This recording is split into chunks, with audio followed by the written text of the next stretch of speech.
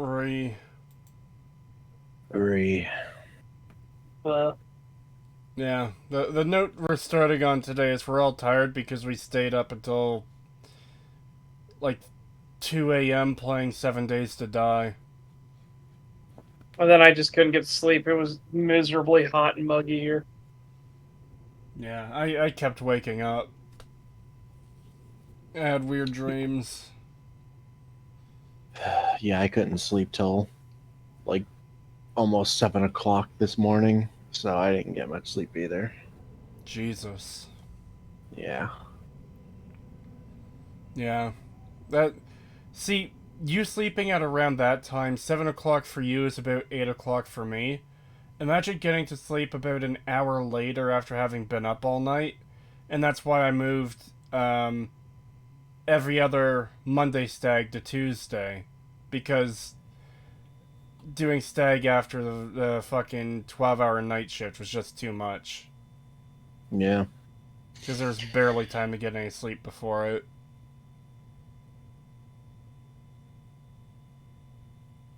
Hey, do you guys want to play 7 Days to Die for the next 32 hours? No. Well, people can go watch the stream we did, so. Also, Go yes, watch that. I've said it multiple times. I am on Rumble now. Yeah. It's been over there for over a month now. Yeah, but not everyone gets the message. There's, like, it's very easy to miss certain updates and stuff, even if you shout them out a lot. That's just kind of the way the world works. Yeah. Or the fact that my Twitch even says, I'm on Rumble now. Yeah.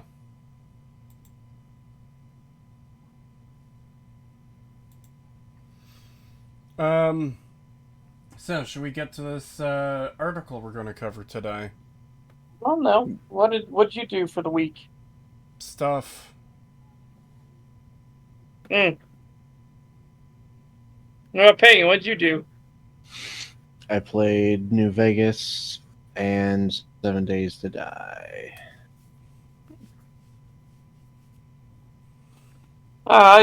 We watched the movie The Untouchables, my community. Good old style movie. Definitely have some old jank. What happens when you film old movies like that and trying to tell a story, you'll have some weirdness that happens. Interesting movie though. Good concept about a guy who goes outside of the law in order to enforce the law properly because everybody's so fucking corrupt. But basically, it's the story of how they got Al Capone. Pretty good movie though. Other than that, I did Minecraft with the Dragon mod on, and that's been just a blast. Dragon mod is just a ton of fun. And we finished Postal 4 today, so hooray! We finished the self-defense playthrough, so that's fantastic. And this Saturday we're going to be watching The Punisher. So some gory, fun action fest, basically. Yeah, wow, wasn't Prohibition great? Yep. I do like at the end of the film when the one reporter who's been kind of nice to Elliot Ness says, "Hey, there's rumor that Prohibition's getting repealed. What do you do then?" Because Elliot Ness was big into like taking down the people that were doing illegal drinking operations. He just smiles and he's like, "I guess then I'll have a drink." It's like fantastic. What a great ending.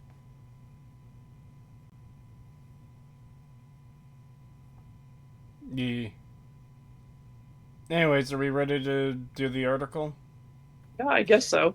Actually, wait, Pagan, didn't you have stuff to talk about the tier list from last week? I know you said you forgot about it, but was there anything you did remember you wanted to say about those videos? Uh, just that probably the Magnum Opus was probably the best one we did. It's a terrible video in its own right, but in terms of entertainment value, yeah, it's easily the best. Yeah, it's the best Yeah. worst video we've covered, and I love it. Especially since the entire premise is a guy getting upset that, essentially that Bethesda fans aren't all mindless consumers, even though there's definitely quite a few of them. Because his whole thing was getting mad at Bethesda fans. Oh, you ate up Skyrim and these other games. You shit all over 76. Yep.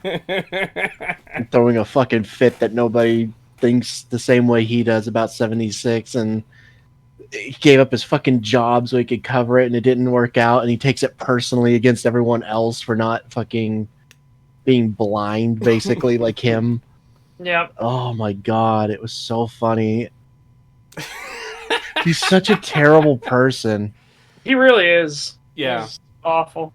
I don't normally like to say that about people unless it's, well, obviously genuinely true. And there's a lot of people we cover who just make bad videos. They aren't actually bad people, but I feel like he easily falls in the category of bad. Yeah, I Yeah. feel like he's one of the few people we've covered where we can genuinely say, like, wow, you're actually a piece of shit. Like, you didn't just make a bad video. Like, every video of yours we've covered, you've either taken people out of context and lied about people, or you've just straight up, like, blamed everyone else for your situation in life because, oh, you didn't mindlessly eat up the things that I like. Or being And a I'm going to reductive, disingenuous piece of shit like, oh, gamers hated this game because there's a woman in it. Yeah, yeah. And it's just like, Jesus Christ, you're actually a fucking terrible person. Fuck off. I hope your channel dies. Oh, it's well on its way there. Because remember, that's what his cope was last time. Was that my channel's not doing well, guys, and I need more, and give me more money and stuff like that. I was like, okay. Even if you disagree with me, please keep watching this video. I really need the views. Yeah. Yeah. Yeah, it's kind of sad. You know, this guy is fucking praying for 76 to be good enough for him to cover so he can make a career out of that instead. Mm-hmm. Yep.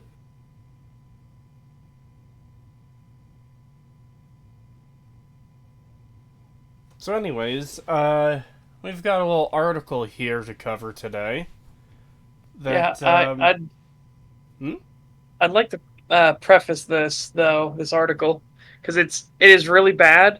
But I think you need to understand the mind of the person that this comes from. So, this person decides, like, about the author here. Ben is a features editor at The Gamer. You can read his work in Eurogamer, The Guardian, IGN, Kotaku, The Loadout, NME, Vice, or on Twitter. Basically a who's who of the least ethical, most corrupt, like, horrific, like, journalists that you could possibly get. He's on the who's who list of the shittiest of the shit. Like, oh Yeah. god. And yeah, the article comes from The Gamer, which we know is probably one of the worst sites out there. Yeah, we've covered them before, and they're really, really bad. They're really fucking bad. So it's all red flags all the way down.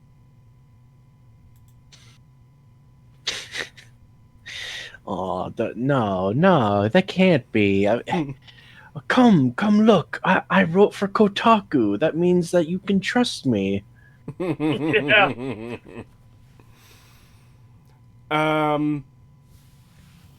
There's no hope for anyone who plays Starfield as a cop.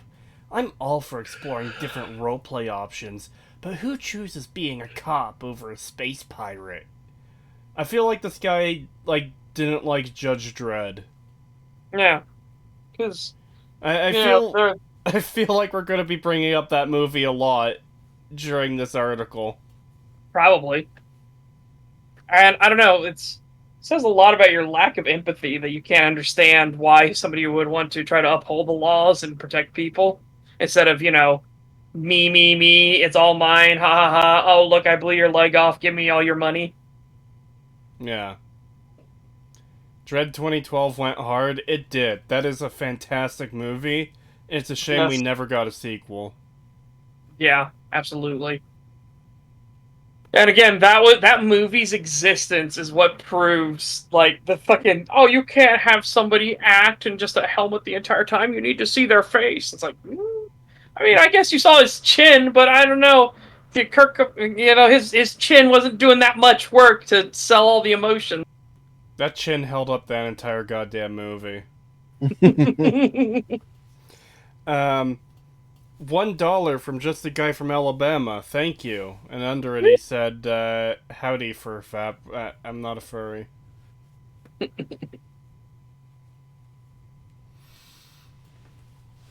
So, I'm gonna start reading. Stop me whenever you have something to say. You can be anything that you want to be. Believe in yourself. Follow your dreams. And don't let anyone stop. Well, that's already fucking... Well, you're fucked. Because your initial premise, your title, and your clickbait like header of your article is about how dare you be a cop. Yeah. Like, you could be anything you want to be, unless it conflicts with my worldview, and then you can't do it at all. Yeah. Well, unless you dare challenge my ideology. To be fair, I did scroll down a bit. I'm not sure how much ideology actually comes into this, because the main arguments I saw while skimming the article quickly is, I want to be a space pirate. Who would play a cop over a space pirate? But knowing the other companies he works for and writes for, this already feels at odds with like their entire ethos, you know? Yeah. Yeah. Write that novel. Launch that singing career at your locals? Wouldn't that just be local? Yeah. Launch that singing career at your local karaoke night in front of a load of old men. What? Why do they have to be old men? Again, this is just to pad out the article. This is a classic. Has to reach that word count. Yeah, this is a classic of we need to fill out a set quota for length of article. Cook the best mushroom risotto. I've never had to use that word before. That your friends have ever tasted. I get it. Sometimes real life gets in the way of these platitudes. But I have full confidence that you can achieve every goal you set your mind to. That goes double for anything you want to do in Starfield. Well, Starfield's going to be exceptionally limited. Yeah, knowing Bethesda games are going to be somewhat limited in the things you... Like, for example, I can't play a peaceful doctor in Fallout 4. I would like to. Well, not really. I do like shooting things, but there are people who want to play like that. You can't play as somebody who rightfully would assume that their child is dead and moves on with their life. That's not an option for you. You can't even play as a character who's smart enough to realize that they've been fucking refrozen. Yeah. Here's one thing I kind of regret leaving out of the Fallout 4 videos is the fact that you go from your character being desperate to find your kid because, oh my god, they just got kidnapped, to just kind of passively accepting that, okay, yeah, maybe the kid is a lot older than I expect. Like, there's never that real acknowledgement until you meet Sean. It just stops being a priority for your character. Yep.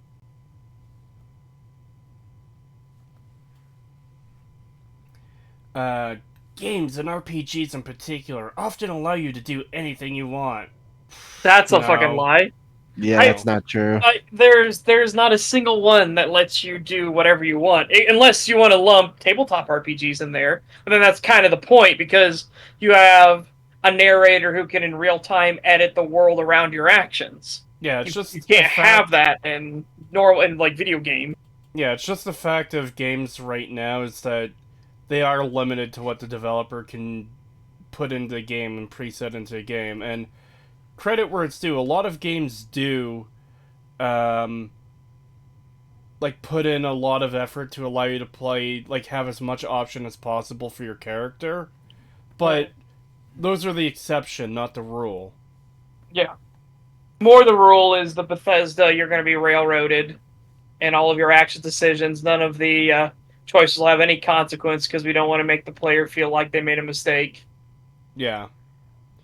Also, just this idea, games and RPGs in particular often allow you to do anything you want. So, RPGs are usually the games that give you a lot of option. Most games are, I was about to say in particular, most games don't allow you to do whatever you want. Yeah, Most I most would be. most games are like, if you're talking first person type games, are linear, or like you play an Yep. RTS. There's still a like set of levels for you to play, rarely with any actual choice. And like, hey, do you want to do X or Y that changes the story? No, Yeah, usually the most choice you get with like certain linear stuff is, do you want to kill this person or not? Do you want to spare them or not? And that's about it. It's like, okay, Yeah, do you want the good or evil ending? Um, yeah, as much as the I like bio. Bioshock, that's essentially what Yes. that choice is. Yeah. Do you want to give the little children, the little girls, a pat on the head and on your way, or do you want to horribly beat them with a wrench and suck out their very soul? Like, and that's it. It's a very binary choice of like, oh, you just want to be a good person, or you want to be a fucking satanic. I'm gonna drain all their blood like a vampire and go blah. Bleh. Yeah, it's really stupid. But here though, Vacuous Zealot says, I'd recommend focusing on Bethesda's terrible optimization, which is the reason why the frames are stuck at 30 FPS. Well, one, the frames aren't stuck at 30 FPS. They are capped to 30 FPS. There's a big difference in wording there. Because as it turns out, they might not be able to hit the 30 FPS for the requirement that Microsoft wants it to be at 4K. So, yeah, that might be a big problem for them. So you're probably going to get lots of 20 FPS to 30 FPS as your range.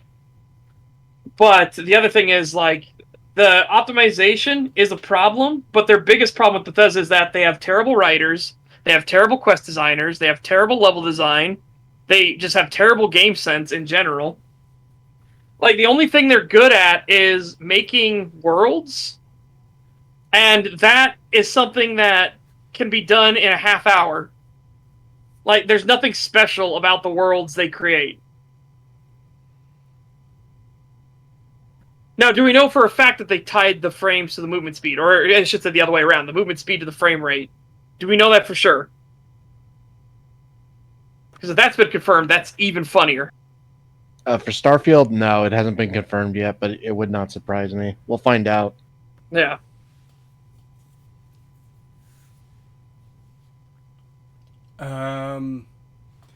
From the moment you load up the game, you're often given a character creator which allows you to customize your appearance, stats, backstories, and a whole bunch of other options. Well, I'm going to stop you there because, again, that's stuff that you didn't get in Bethesda titles. This is one of the few Bethesda titles that I actually...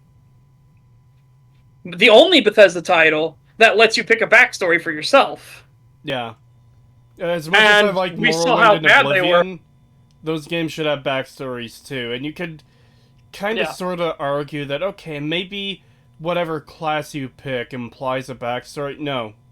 No, you should have an actual backstory. As opposed to, like, oh, your character's an assassin, for example. Okay, but you could come from so many different backgrounds that led you to being an assassin. Yeah. Yeah. I do feel like I feel like Bethesda is kind of going by the book here, where they're like, oh, well, because I feel like they wouldn't have even added this stuff if it wasn't for the fact that, and this is speculation on my part, but I do feel like they looked at something like Mass Effect and was like, oh, Mass Effect did this, we should do that too. Like, we should basically just copy Mass Effect, but do it like, but then also make the game more like Fallout 4. Kinda. That's what I they did feel- with the dialogue system. They looked at Mass Effect and Telltale and said, let's do that. And then Yeah. invented Yeah. the worst dialogue system ever fucking inflicted upon man. Yeah, it's insane how, like, even Mass Effect's wheel like still had enough there where you could tell exactly what your character was gonna say. Yeah, Yeah. it didn't completely change from the barest description to something entirely different. Yeah. My favorite thing when playing a game is thinking of, well, kind of realize there isn't much choice in dialogue in Fallout 4, but be given the option to be sarcastic, and my character threatening to fight someone. Yeah, this is actually something that got memed on really hard in the Old Republic, the MMO, because there's two guys. I want to say it was an animatic that was based off of Best Friends Play, and they were playing the Old Republic, and they would try to do stuff like hey, run along as the dialogue is like, well, I'm just gonna pick run along because I don't want our guy to be evil, and then they pick it, and the guy goes, you better start running because I'm gonna shoot you in the back, and it's like dark side points, and then he's like, oh, what the fuck, come on. Did you say Super Best Friends Play? I think it was an animation based off of them. Because I don't remember them playing the Old Republic, but I do remember them playing Wolf Among Us, and they had a similar problem with, again, Telltale game, where one of the options was Glassum, and they thought, oh, well, I'm going to give him a drink. No. Yeah. No. Yeah, it's stuff like that. Like, that's one of those dialogues that, those dialogue systems that just drives people insane. I don't know. I feel like Glassum is pretty obvious what that's going to be. I feel like if you didn't know what Glassum was going to do, that's partially on you. Fair, yes, I agree. But possibly. It was stuff like, there was an option of, like, go see your daughter, and the guy selects it and he goes, hey, wait a minute, didn't we kill the daughter just before his? And he goes, why don't you go see your daughter in hell? And then he shoots him. And it's like, oh my god.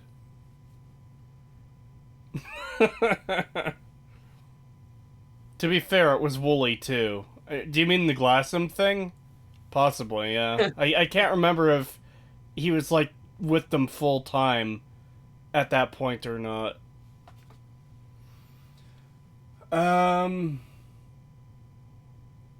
In the game itself, your choices will likely reflect the character you're trying to be. No. What? No. Well, let's just take this. Let's just take this as steel-manning as we can. You're going to choose the choices that you personally want to play. I mean, yeah? That's kind of, yeah? I don't know, that's not what it comes across as to me. I know, I'm trying to steel-man the shit out of it right now. But it's one of those I'm steel-manning it to the point of it being like, the fucking obvious. Like, hey, I pushed play on the game, I want to play the game. I mean, yeah, that's why you push play, right?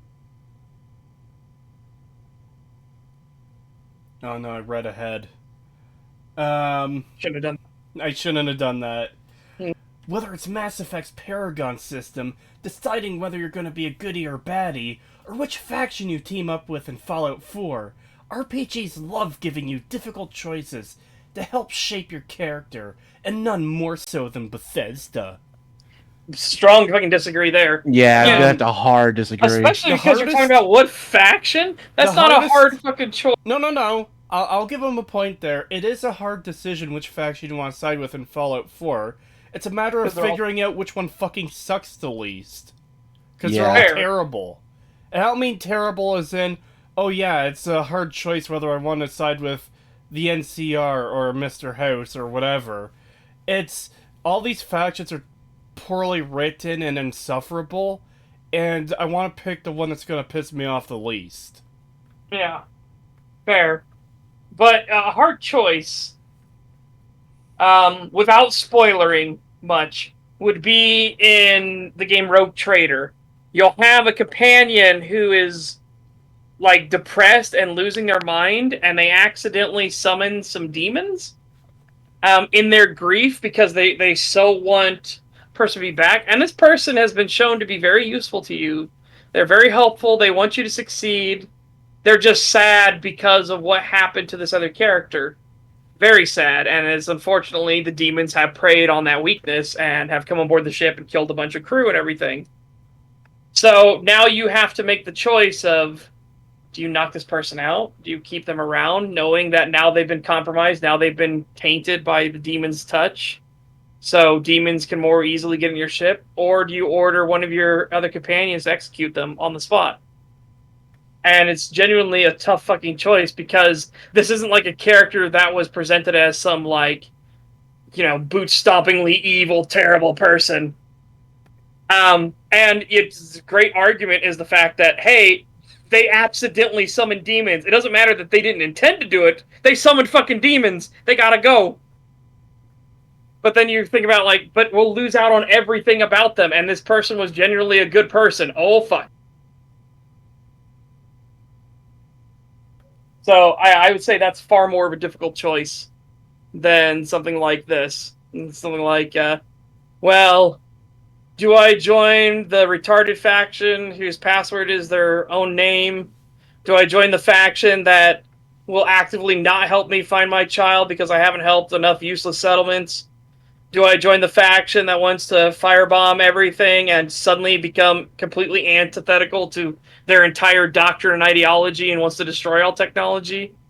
Or do I side with the super big bad evil person because they'll not do evil things in my presence?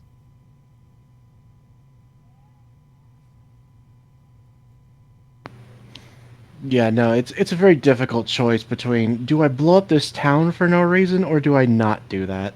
Yeah. Yeah, that's the real hard choices I want to. Do you want to slaughter all these innocent people or not? Very deep, meaningful choices. Yeah, absolutely. We've also got this related article, which I'm just going to read the title of. Starfield will live or die on its sense of humor. Fucking what? Bethesda games haven't really been known for having, like, a strong funny element to them, like intentional funny element to, like, sometimes there's like amusing things people joke about within the games, but it's not as, like, their games have never been, a core aspect has never been story. Yeah, I never feel like the humor actually comes from like the dialogue or characters. It comes from like happenstance and bugs. Yeah. Yeah, or just how incompetent something was done. Like some big grandiose reveal, and then it falls completely flat on its face, but the world takes it super seriously, even though it's, completely fucked everything up. Yeah, like I can't think of a single instance where a Bethesda game made me like laugh because of the dialogue or something.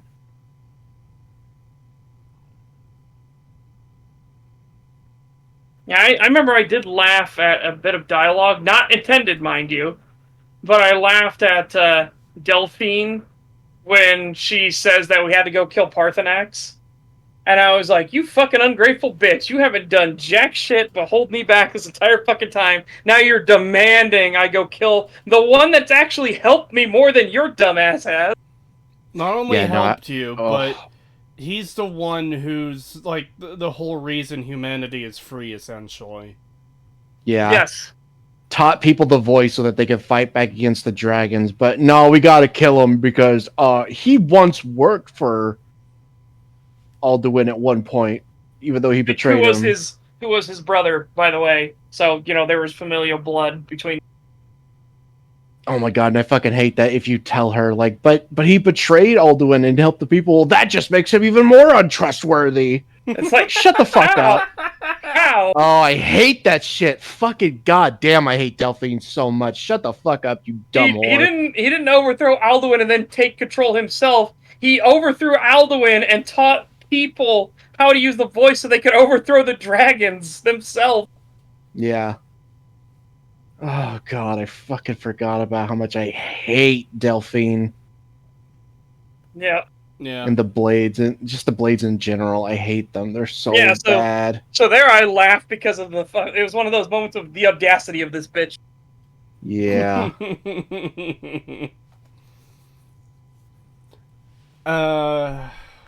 Alright. Starfield is giving you options. Already I don't know about that. the game isn't out yet. We don't know how many options there actually will be. Like, Yeah, we this could don't. easily be an illusion of choice situation. Yeah, we don't even know if there's gonna be like significant choices in this game. Yeah, and again, the choices that we did see were really dire. Like, I don't think people understand how bad it was. The options they showed us for like or talk your way through it, and because you mildly complimented somebody, he's gonna let you in a secure area. It's like, that's what the fuck? Why? Yeah, That's like if you walked up to. It's a good example of It. this. I've got it. This is a top secret government restricted area. Oh, you have a very nice hat, sir. Right this way. Yeah, exactly. Or the yeah. fact that the negotiate option, the thing that's labeled negotiate, actually had bribe on it. It's like bribes aren't negotiations. If bribes are negotiations, you fucking suck at negotiating. Yeah. But the other aspect too, and again, I will give, but they haven't earned it. I will give Bethesda the benefit of the doubt in this one regard, and that is that maybe the debug menu was on when they were recording that, because Bethesda are incredibly fucking lazy. So I'm giving them the benefit of the doubt by pointing out how fucking lazy and incompetent Bethesda is. And the fact that they won't even go back to record footage from Morrowind, they'll instead re-download old YouTube footage and then put a fucking CRT filter over the top of it because they're too fucking lazy to go get footage of their own fucking game. But no, I'll give them that. Maybe they left the debug menu on, and that's why it shows you the exact outcome of the option before you pick it. I'm fucking. Like I said, I'm giving them the benefit of the doubt that it's just incompetence and it's not a feature of the game. Yeah, maybe. I feel like them show. Well, obviously, you wouldn't want to show like a really big choice on, like, oh, we're gonna spoil like basically how you can deal with like a major boss or something. But I feel like we're not gonna get anything like that, and I feel like the only time you're gonna get these kind of options is gonna be with like low level grunts to get Yeah. past them and shit like that. It's never gonna be to like change the mind of some like faction leader or something, or some sort of choice that could completely diverge the storyline in some way. It'll never be that. It'll just be, oh, do you want to, like negotiate with this guard by giving him money, and which isn't actually negotiation, it's just bribery, so you can get past the guard and do this thing for the mission. Yeah. Yeah. Here's my main thing. It's largely connected to what Pagan said, but if we ignore 76, which people will say was made by a side studio, but I'm pretty sure Bethesda's main studio was involved with that a bit. Yes. Their last game was Fallout 4, and ML spoke of Fallout 4's dialogue options, and this is in the Fallout 4 analysis video, saying, oh, you have the option to change the narrative essentially on the fly, where, you're dealing with a situation, and then you say XYZ, and that changes the narrative. You have that control in the game, which is fucking outright lie. It's not true. Yeah. And keep in mind, too, that Fallout 4's speech options, it's charisma checks, because speech doesn't exist as a skill anymore, because skills don't exist. Those charisma checks were incredibly shallow, and very, very rarely led to gaining any new information, or being granted access to anything. It's usually characters held back a slight piece of information that doesn't change anything. That at absolute most gives a bit more context to the player rather than the character. Or they just word what they're going to say slightly differently, and you get extra caps and experience for it. Yeah. And I see no reason why that would be any different here than in Fallout 4. I don't know why they... I can't see them changing from that. Yeah, and it doesn't help that their word means absolute dick. Yeah. Well, and Because not to the mention mill... they're... I was gonna say, not to mention their word, but they kept saying that this is going to be our usual Bethesda quality. So, like, Yeah. it means, like, okay, your usual quality is dog shit, though. Yeah, and it's like when Emil says dumb shit like, oh, you could completely change the narrative by saying XYZ. And it's like, oh, you mean like how when you played the main story of Fallout 4, you were literally railroaded the entire time until you reached Father, and then the only choice you had was join the Institute or don't? Yeah, amazing, great. Oh, so much choice, so much change. Keep in mind, this is also the same idiot that said that, do I kill a guy or do I not is actually a really deep choice. Yeah. Yeah, for Fallout 3. Then I kill him and put his head on a shelf. It's just like, Jesus Christ. He also compared killing a single character in a wedding to the Red Wedding in Game of Thrones. This is a person who's fucking cartoonishly incompetent and doesn't know what he's doing. This is someone who's been promoted far beyond his ability. I know that's kind of an asshole thing to say, but it's true. Yeah. Yeah. And again, like, if people are saying what in chat, no, seriously.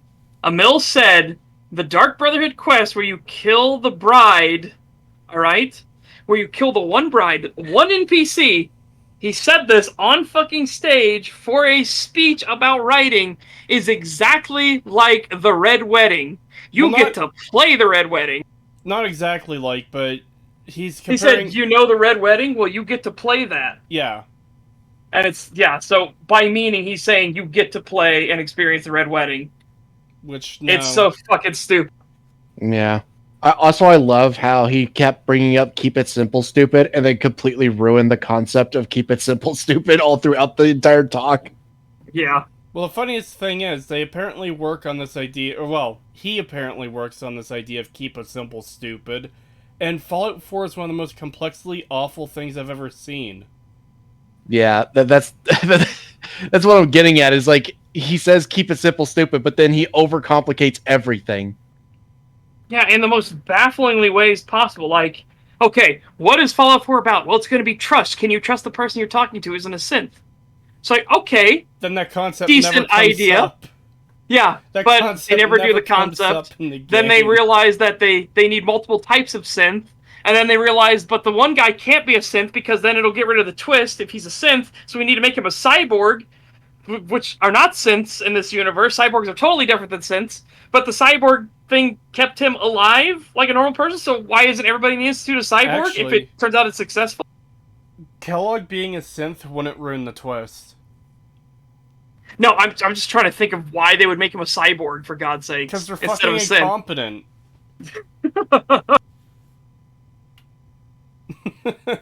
Yeah, it's just Jesus Christ.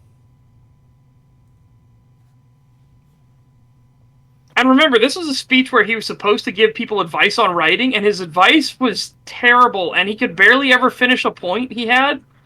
And this is a speech he allegedly prepared for, or at least he prepared a little bit, because he had slides. But, man, I don't know. He had photos of his colleagues, and the one person who didn't want their picture taken, he drew an MS Paint drawing of her. Yeah. Oh, God. But remember, one day, you can get so good at making video games and writing for video games that you'll be able to get feedback for your games and then completely ignore them. Yep. Yeah, again, Bethesda is probably one of the most incompetent, terrible studios out there who somehow gets a lot of money. Here's the one thing I'll say about that is I'm not going to blame the entire studio. There's a lot of artists and like world designers and other people who do their job fairly well. The problem is the core content and the decision makers, where yeah, the Fallout 4 story is shit, Skyrim story is shit, Fallout 3 story is shit, and most of the core content quests of those games are terrible.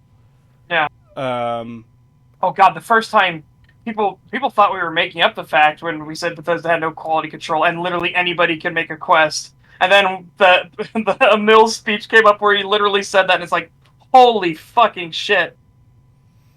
Yeah, we don't do design documents, blah blah blah. Everyone at Bethesda is a well, sorry. We have our quest designers, but everyone in Bethesda can uh, make a quest. It's like, you know what? That is genuinely a good idea. Because it's the whole idea of a good idea could come from anywhere. Just Yeah, because you're an artist or a janitor or whatever else doesn't mean that your idea for a quest is going to be terrible. The problem is the quality control at that point, where yep, someone makes a quest to go tell a cat to go home, and that makes it into the final game. yeah. It's fucking wild. It is just absolute insanity. And again, people hold up a Mill's work like, well, he was good in Oblivion, but he's like, did you actually pay attention to the Dark Brotherhood quest line? Did you really? The Because problem with yeah, it that, was good, but there's a lot of fucking tism in it, a lot of it, and a lot of it I is squarely I laid at Mill's feet. I would say that the first half of the Dark Brotherhood, which isn't focused on the Dark Brotherhood story, is good. So, Yes, essentially, the individual quests, and the reason those are so good is because the unique design of the bonus reward. You don't have to do things this way, but if you do, this is closer to what the client wants, and you'll get a bonus for it. That is genuinely a great design. what's I love crazy that. about that? What's crazy about that is ZeniMax Online Studios actually carried that over into the Dark Brotherhood expansion, where you would go on kill quests and you would have different targets.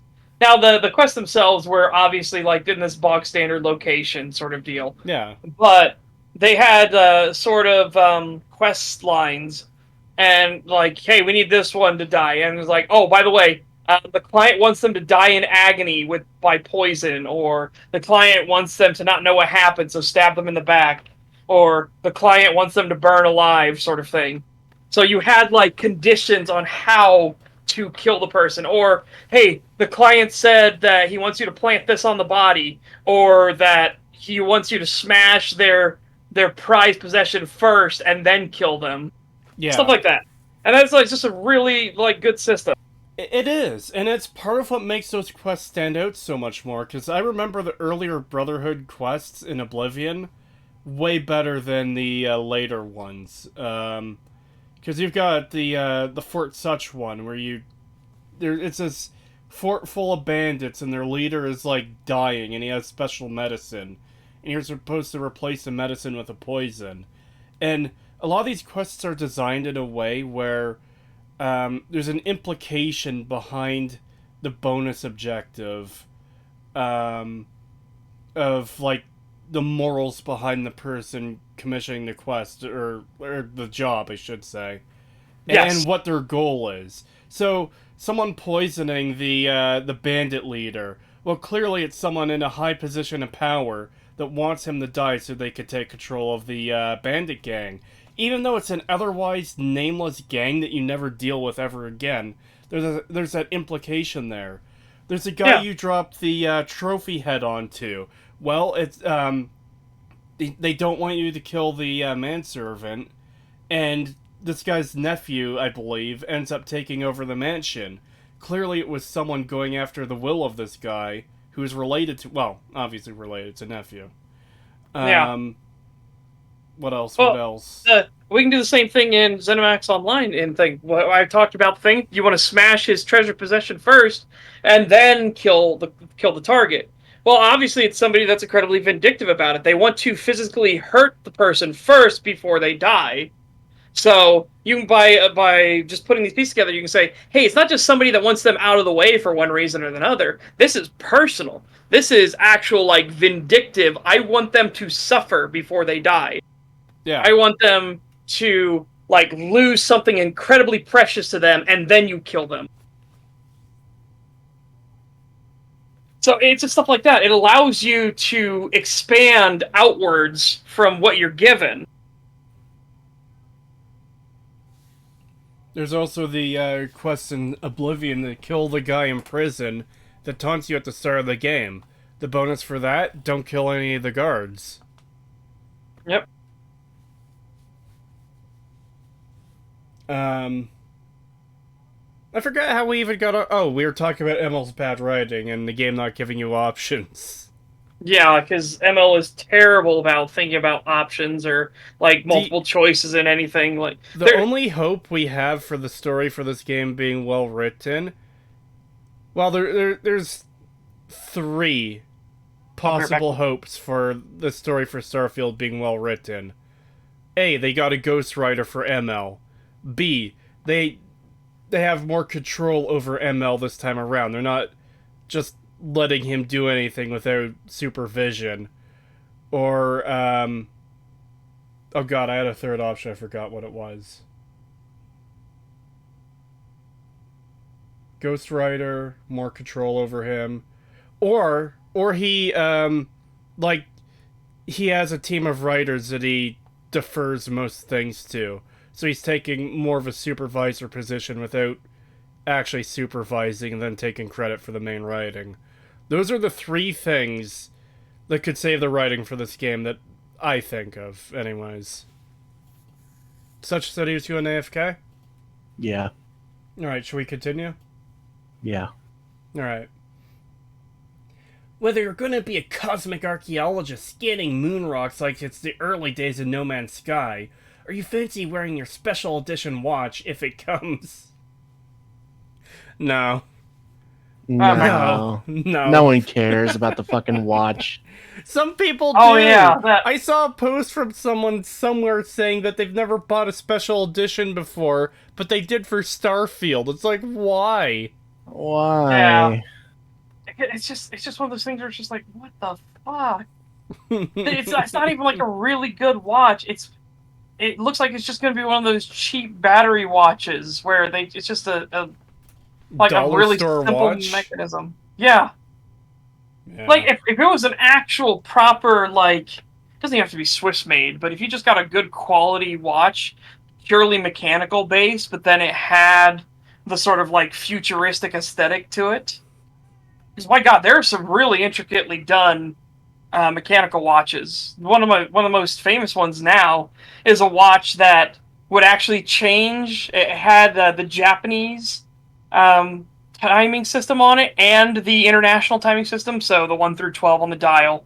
But it also had the Japanese ones, and the Japanese ones would actually change position and size based off of the season. So, again, this is pure mechanical. There is no electronic parts in this or anything. And it just would actually shrink and unwind and everything and actually count the hours on the Japanese clock system through it. And it is a really fascinating watch. It is incredibly intricate. The amount of work that this kid did, and again, it was a kid. I believe he was 19 when he made the watch. Damn. But he was inspired by the Century clock that did the same thing. And he wanted to make it into a watch for it. Patricia noted how funny it was that basically none of the developers in the Direct was actually wearing said watch. I'm not sure that really matters. Well, The thing I'm more concerned about is that none of the developers in the Direct actually said what the game was fucking about. Yes, that is a much bigger deal. That none of them said what you can do or really what the story actually is. Because they showed off some of the worlds, some of the groups, like towns, that you can deal with, and characters. But we still don't really know what the story is about for a game that's releasing less than 2 months from now. Yeah. And the way that they showed it off, it almost kind of seemed like they just expect you to do random shit and fulfill roles within the world yourself that should otherwise be filled by an NPC. But the problem is, this is a single player game. That's not really going to work very well. Yeah. You're just not going to have anything to do. You're going to get bored. And also about Bethesda, because again, this guy hypes up that Bethesda are really good about difficult choices and you get to shape everything. It's like, so what if I join the serpent worshippers? The serpent worshippers. Then I'll talk with a lisp. Because that's not going to get fucking annoying. But I join them, can I make them a force for good? Can I make it to where they go on a crusade to stop the pirates? Can I make it to where that they help the exploration group, which apparently were the last exploration? Oh no, sorry, they corrected that to the last legitimate, or the what they say? The last True. true explorers of True. the universe. And it's Yeah. like, okay, that does not fix the problem there. That makes no fucking sense still. But Also, this is one of those things like I'm sorry, but I guarantee. Well, I guess I shouldn't say that. There's always a chance they could potentially do that. But given Bethesda's track record, no, you're not going to be able to make the serpent people like do the massive 180 or not be bad guys or go against their teachings or try to educate them on a new and better way to do things. there's also the fact that we were actually talking about this before the stream started, because we were talking about the cowboy character again and how shit his beard looks, because it looks really out of place. But one of the things I mentioned was it's so typical Bethesda that they would think of a space cowboy character, and then they would make him a literal cowboy. Because that's how making a space cowboy character works, apparently. Even though we have examples like Firefly and I almost said Malcolm Reynolds. I almost said Space Cowboy, Cowboy Bebop, where where these are space westerns. The characters are essentially space cowboys, but they don't literally wear a fucking cowboy hat or talk like actual cowboys did. Because it's more of an overall, what's the word? Because it's not pure aesthetic, but it's kind of just the idea behind it, I guess. It's the way you carry yourself more so than it is like the way you look. Yeah, exactly. Whereas Bethesda takes the idea of space cowboy and they just, oh, it's a cowboy in space. He looks exactly like a cowboy. It's the same problem with the fucking Snake faction, where, hey, here's a group where, what are they called again? The Serpent or whatever? Point is, they're snake. I don't remember what they are. Point is, they're snake themed. It's their icon, and what are we gonna do with a faction snake theme? Oh, I don't know. How about the most boring thing ever? They talk like this. Yeah, and what I got from it was it's basically a faction you can join. That's the equivalent of joining like the Fallout 4 Raiders, and like not even the Nuka World version of the Raiders. Like literally just joining the vanilla game Raiders, where there's like nothing to them. Brokeback Quasar.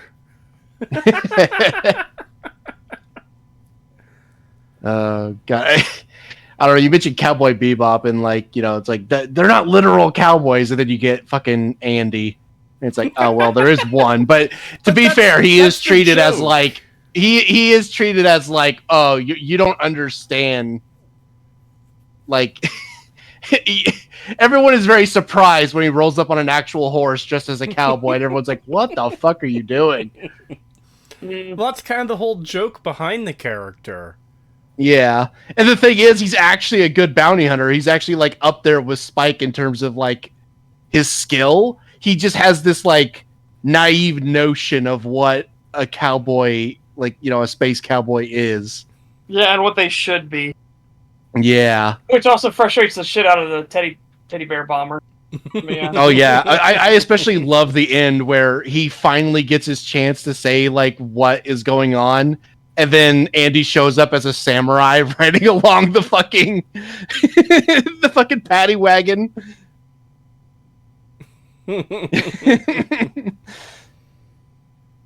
All right.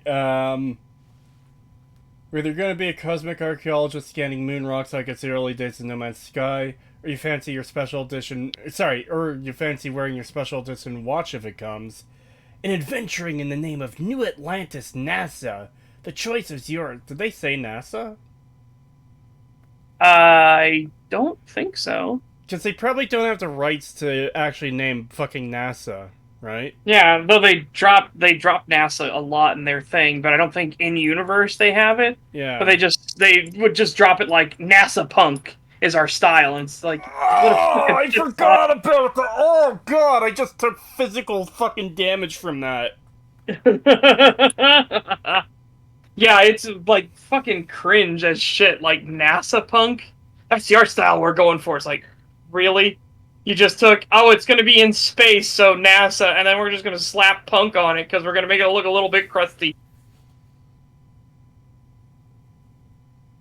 That was what Bethesda said their art style was for Starfield, NASA punk. Oh my They were very fucking proud god. of NASA punk. I completely forgot about that. My mind purged that to fucking protect me from that. Oh, I hate it so much! Yeah, that was really odd. Anyways, the choice is yours.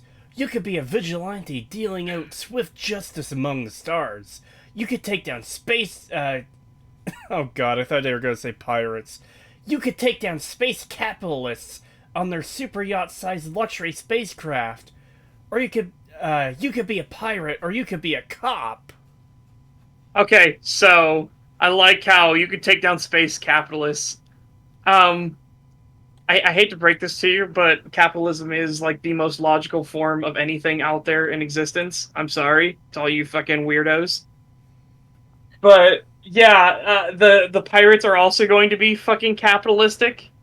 You just Yeah, I hate to was just break about to this to you. say. That's how they operate. Yeah, that's I know, literally a part of like rogue capitalism. Yes. I know you guys haven't seen the new Indiana Jones movie, but there's a scene in that movie where there's a few characters in the room, and they're like, you stole that from me, and I stole it from you, and I stole it from you. That's called capitalism. It's just like, fuck, I hate these people so much. Yeah.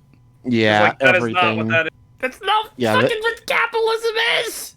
Yeah, it's not. Stealing! That's a different It's thing! so annoying how they constantly have to fucking try to do that shit where like everything is capitalism and everything that is bad has to be capitalism. And it's like, well, you shut the fuck up. You're a Yeah. goddamn moron. I just love this random ominous message in chat from the Voices Will Not Stop. The fog is coming! Oh no! Quick! The meds are kicking in. Oh man, yeah, I. It's so funny too when he's like, "Oh, you could take down an entire space yacht of space capitalists," and it's like, But "Oh, they so you didn't- mean They didn't. so you mean like the majority of people in just in Including- general in this world because Including everyone." the fucking cops and pirates. Because I'm Yeah. gonna break this to you. Guess what? If you're a pirate character and you need to go upgrade your ship at a pirate friendly port, you're gonna pay the motherfucker to do it. Capitalism, baby. Yeah, it's so stupid. It by that logic, it's literally like you could attack literally anyone in the entire like West, like including, you know, like Europe and shit. And you could just justify it as, well, I'm attacking capitalism. It's like you're literally just attacking normal people everywhere. Like if they live in the West in any regard, it's fine to attack them apparently because No, even in the capitalism. Here in the East, again, what was the joke about China? Was that it's the People's Party of Capitalism, because it's still a highly capitalistic system. Only it's a highly capitalistic system that also judges your worth to the state to determine how much your capitalist value has. It's capitalism with more steps and more draconian, like dystopian measures. Kinda, yeah. 5 pounds from Threadnought, thank you. Why would you be a cop when you could be a pirate? Well, why would you be a celibate when you could be a Forcey fun-timist? Oh my god. Yes, Threadnought, we know what the euphemism was for, obviously.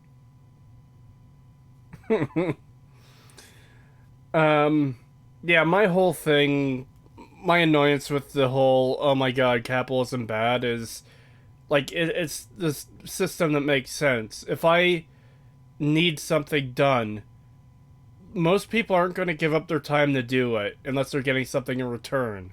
Because, like, okay, let's say I have a skill that is desired by someone else, like they want me to do something for them. Like, why should I spend my time doing that if it's like a complete rando I don't know? When I could be doing it for myself. Well, then they offer me something in exchange for the use of the skill to do something for them. Okay, you've now made it worth my time, and we've engaged in a form of capitalism where you're trading something of value for something of value, whether it's an item or like work done that you need. Yeah.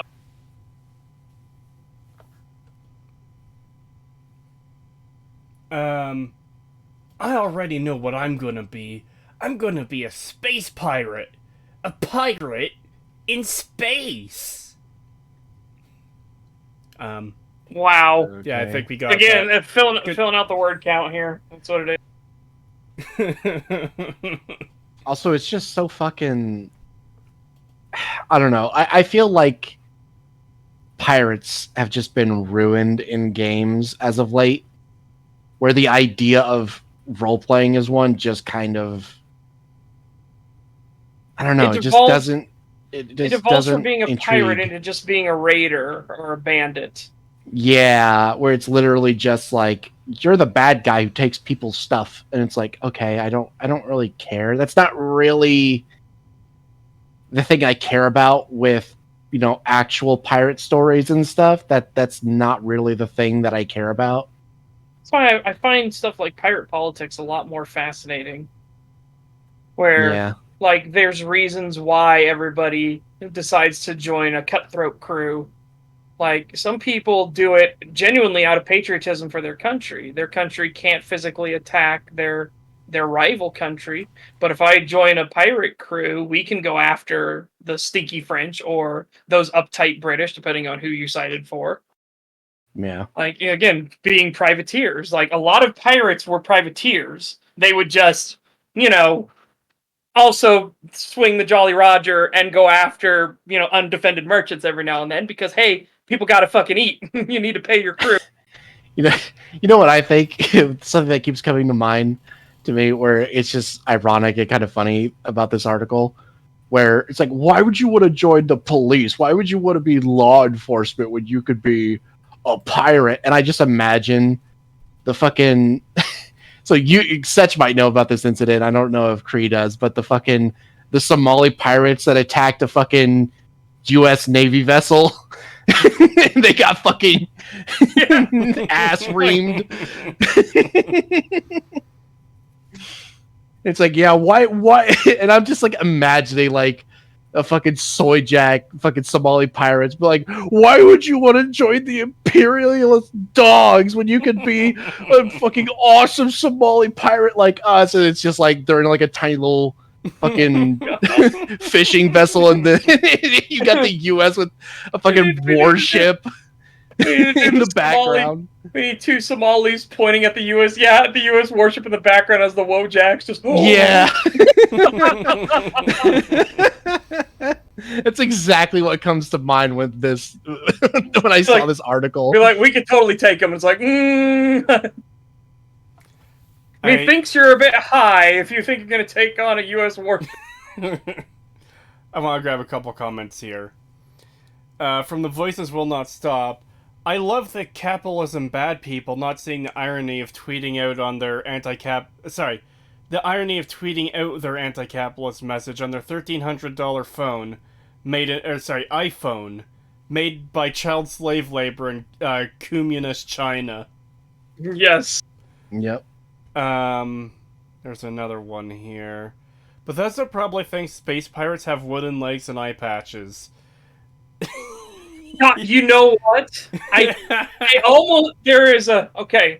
I don't say it's gonna be like absolute, but there is a vastly more than zero chance that there is going to be a guy who will have a metal like replacement leg and an eye patch.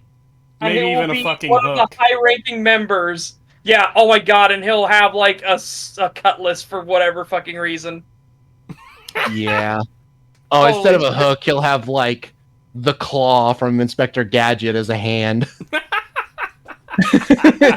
God damn it, that just reminds me of Liar Liar. Oh look, it's the claw! You're scared of the claw! It's coming to get you! Another comment from the Voices Will Not Stop. I'm gonna be a pirate in space. A chungus hecking space pirate. Ho ho, feeling bold and brave today, are we? Yeah. Dude, I genuinely love the fact that Space Station 13 has space pirates, and they literally fly around on a wooden galleon and actually have like the full pirate regalia, including the hats and everything, and they use laser cutlasses, See, and that's their weaponry. This is the best fucking part. Their weaponry on their space galleon is old timey fucking black powder cannon. It is genuinely hilarious to be on a bombardment by fucking space pirates. It's But really see, funny. that makes sense in Space Station 13 because the entire point of that game is to be as silly as fucking possible. Well, it's funny you say What's that. even better is that the space pirates, they're all skeletons. So they're just their whole thing is that they're skeletons that just wanted to be pirates because they're undead and they're like, "Yar, we're going to be ye old tiny." See, now I'm just imagining like a regular ass skeleton, like, oh yeah, my name is Bob. I like, and you know what? I'm a skeleton named Bob, and now I want to be a space pirate. Yar, and start talking old timey pirates suddenly. Yes, and they Yeah, do. well- And even better, they rename. It's actually in lore. They rename themselves more piratey sounding names. So to join the pirate crew, you need to be a skeleton person in the first place, and then when you join the pirate crew, you need to rename yourself like old piratey names. So you'll have like first matey gangplank. Yar. Well, Chad has said it like a million times now, but yeah, I was thinking it when when Seth started saying that, the first thing that came to my mind was Treasure Planet, because that's literally what that movie was Yes. like old timey actual pirates, but with like a bit of space technology thrown in. Well, that's because they just took Treasure Island and just said, "What if we just make it in space?" Yeah. Jinx. $5 from Tom the Cat. Thank you. Space pirates. Pirates in space. People in space who engage in piracy. Space pirates. Yeah, he could have, upped that word count a bit if he reworded it in the article several more times. Also, else too, there are multiple routes to becoming a skeleton person. One of the most terrifying ones is to have a geneticist regrow your nervous system into your bones and give you ossification, and then you turn into a bone person. But you could get a necromancer could come aboard from the Wizard Federation, and the Wizard Federation wants to teach the station a lesson, and they zap your ass, and now you're a fucking skeleton person instead. You could go down to Lava Land and accidentally consume the wrong thing and immediately have all your skin melt off and turn into a creature of pure nightmare. Like, there's multiple paths to becoming a skeleton person. Yeah. So people just took the logical thing of like, wait, there are skeleton people. Okay. And as a debuff for being a skeleton, when you talk, which yes, skeletons can talk, even though they shouldn't be able to, you say ack ack whenever you speak. So you'll be like, I saw them over there, ack ack. And they're like, you know what if we just dial this up a little bit more? What if we do space pirates? So they talk like a pirate, and they don't need spacesuits or anything like that to board the enemy vessel, yar, because they're skeletons. They don't give a shit about the vacuum of space. Oh god, it is just funny. There are fantastic videos of a space station being under bombardment by pirates, and you'll have two people standing there, and they'll be like, "What the fuck's going on? We've got pirates." And like, "Are you sure?" And then a cannonball comes flying from off screen and hits the person that says, "Are you sure?" and detonates them, and the other person, after they get up off the floor, is like, "Yep, pretty sure." £5 from Threadnought. Thank you. Metal leg and a bionic eye, like John Silver in Treasure Planet. Bonus points if he has a pet mimic. Ah. Oh, also, yeah, they showed off in Starfield the fact you're gonna get magic, and I'm just like, ugh. What? Yeah, remember at the end of the Starfield Direct, you had the character was badass, fucking intimidate walking down the corridor as he's getting shot by a bunch of enemies. Then he just raises his hand, and all the enemies go flying up in the air like, Oh my god, I forgot about that. yeah.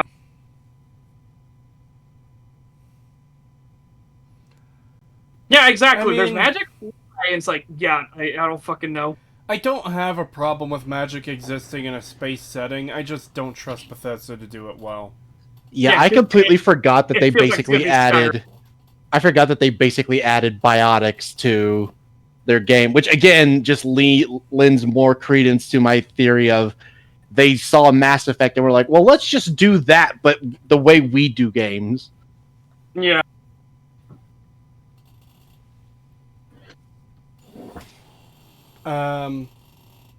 You can't tell me that any other fictional occupation in Bethesda's NASA punk, fucking kill me, will be as cool as becoming the love child of Blackbeard and Neil Armstrong. So that's what I'm gonna be. I'm pretty sure. I'm gonna tell you right now, being a bounty hunter is probably gonna be way cooler than being a pirate. Yeah. Like, I feel like that's gonna be the most sought after job. Like, that's gonna be the thing everyone wants to do when they get this game. Is they want to be a bounty hunter. In reality of what, and again, people want to be bounty hunters in real life for a reason. Actually, bounty hunting is genuinely a really thrilling thing, but it doesn't make a lot of money. So, you know, you kind of have to be in it because you want to be a bounty hunter.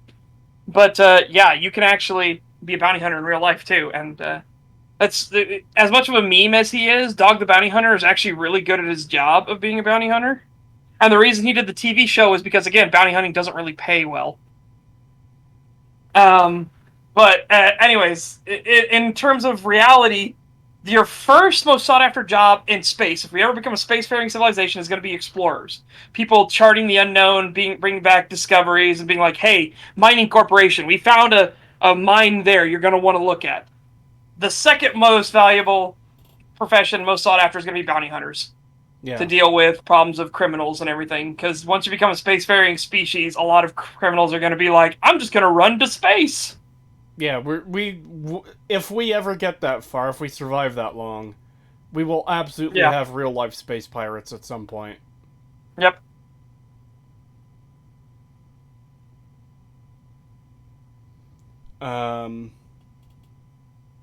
Yeah, Space Bounty Hunter would probably be a lot more fun than Space Pirate. Yeah, absolutely. Yeah. Because you get to go hunt down the dangerous space pirates. Let's hope you can actually play that way in this game. I don't... Yeah, who knows? I don't have high expectations for that. Yeah, I don't either. But I'd still rather be a space cop as well than to be a space pirate. It's like, the only difference between a space cop and a space bounty hunter would probably be, like, there's a lot more bureaucracy involved with the police force. But other than that, it would still be pretty similar. Yeah, whereas the space bounty hunter would just be like, hey, bring us the target. Here are the requirements. He needs to be alive. Or, like, here's the requirements. We need proof that he's dead. So bring us his head or something like that. Yeah. That could be anything I want, remember? Well, yeah, you don't need to bring that up again. Yep. I was sold on the life of space piracy when I first heard the name, and doubled down on the idea when Bethesda showed off some of the boarding options for spacecraft in the game. I mean, the boarding thing does look pretty decent. Yeah, and I appreciate that. I'm glad that they thought of that, too. Like, hey, you're not just going to take out a vessel, they surrender, and then you get it. No, you're going to have to go clean that shit out. It's like, yeah, okay, cool, I like that. Yeah. I hope it'll function well. Again, a lot of things are going to come down to the execution. Because, like I said, when they showed backstories and traits, we were like, that is a great idea. Thank you, Bethesda, for actually putting that in. That's a genuinely good idea. Then we read what the backstories and traits were, and we're like, okay, but you did it terribly. What the fuck is wrong with you? Yeah, I can't wait for it to be like, oh, you need to, finish clearing out this ship for you to take it. And then you get in there and, like, none of the enemies spawn correctly.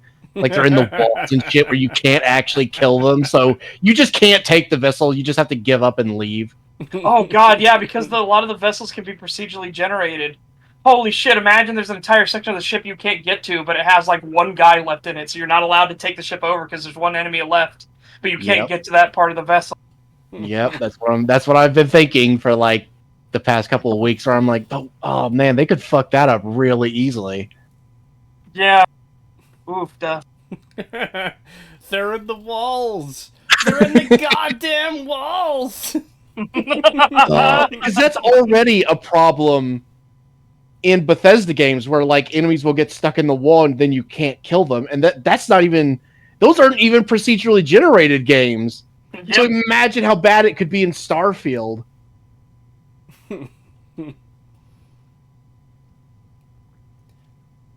Maybe I'll be a master negotiator pirate, bartering my way on board unsuspecting vessels before pulling out my laser pistol and just starting blasting. That would be just start blasting. Remember, this guy wrote for multiple publications, everybody. As we said, it was a who's who of who are the worst publications. Why the fuck are professional writers so shit at writing? Yeah, the term professional writer or professional game developer has just become such a fucking insult. It's like, please don't call me a professional. Anything but that. Yeah. But there are two aspects of this. One, genuinely, a lot of piracy back in ye old times of Age of Sail, a lot of piracy was actually very peaceful, or what's the way to say it? It wasn't as high octane, like they weren't shooting up every ship they found and blowing it up and sending it down to Davy Jones' locker. Well, it's kind of like how Western movies overblow, like, the High Noon Showdown type thing, where, like, that wasn't a common occurrence, apparently. Well, raiding ships was a common occurrence, but the way that it happened... That's what I'm getting at, is there's a difference between, like, blowing a ship out of the water and then, like, boarding them and taking their goods. Yeah. So the way it would happen the vast majority of time is the fact that they would get close to the ship, they would bring up the Jolly Roger, and the ship would surrender.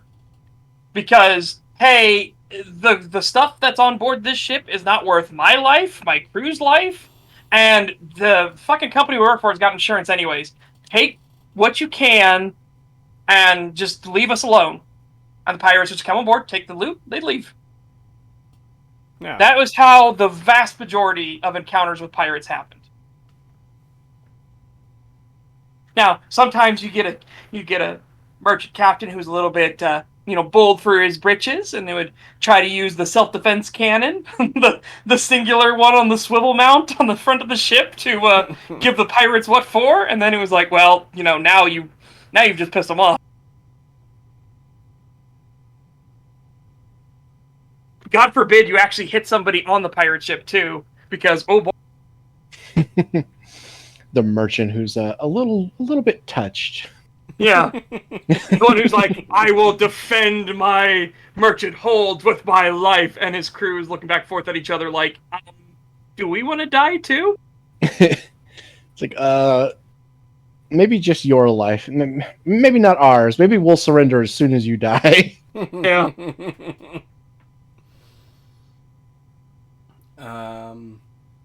Maybe I'll be more honest about my motivations.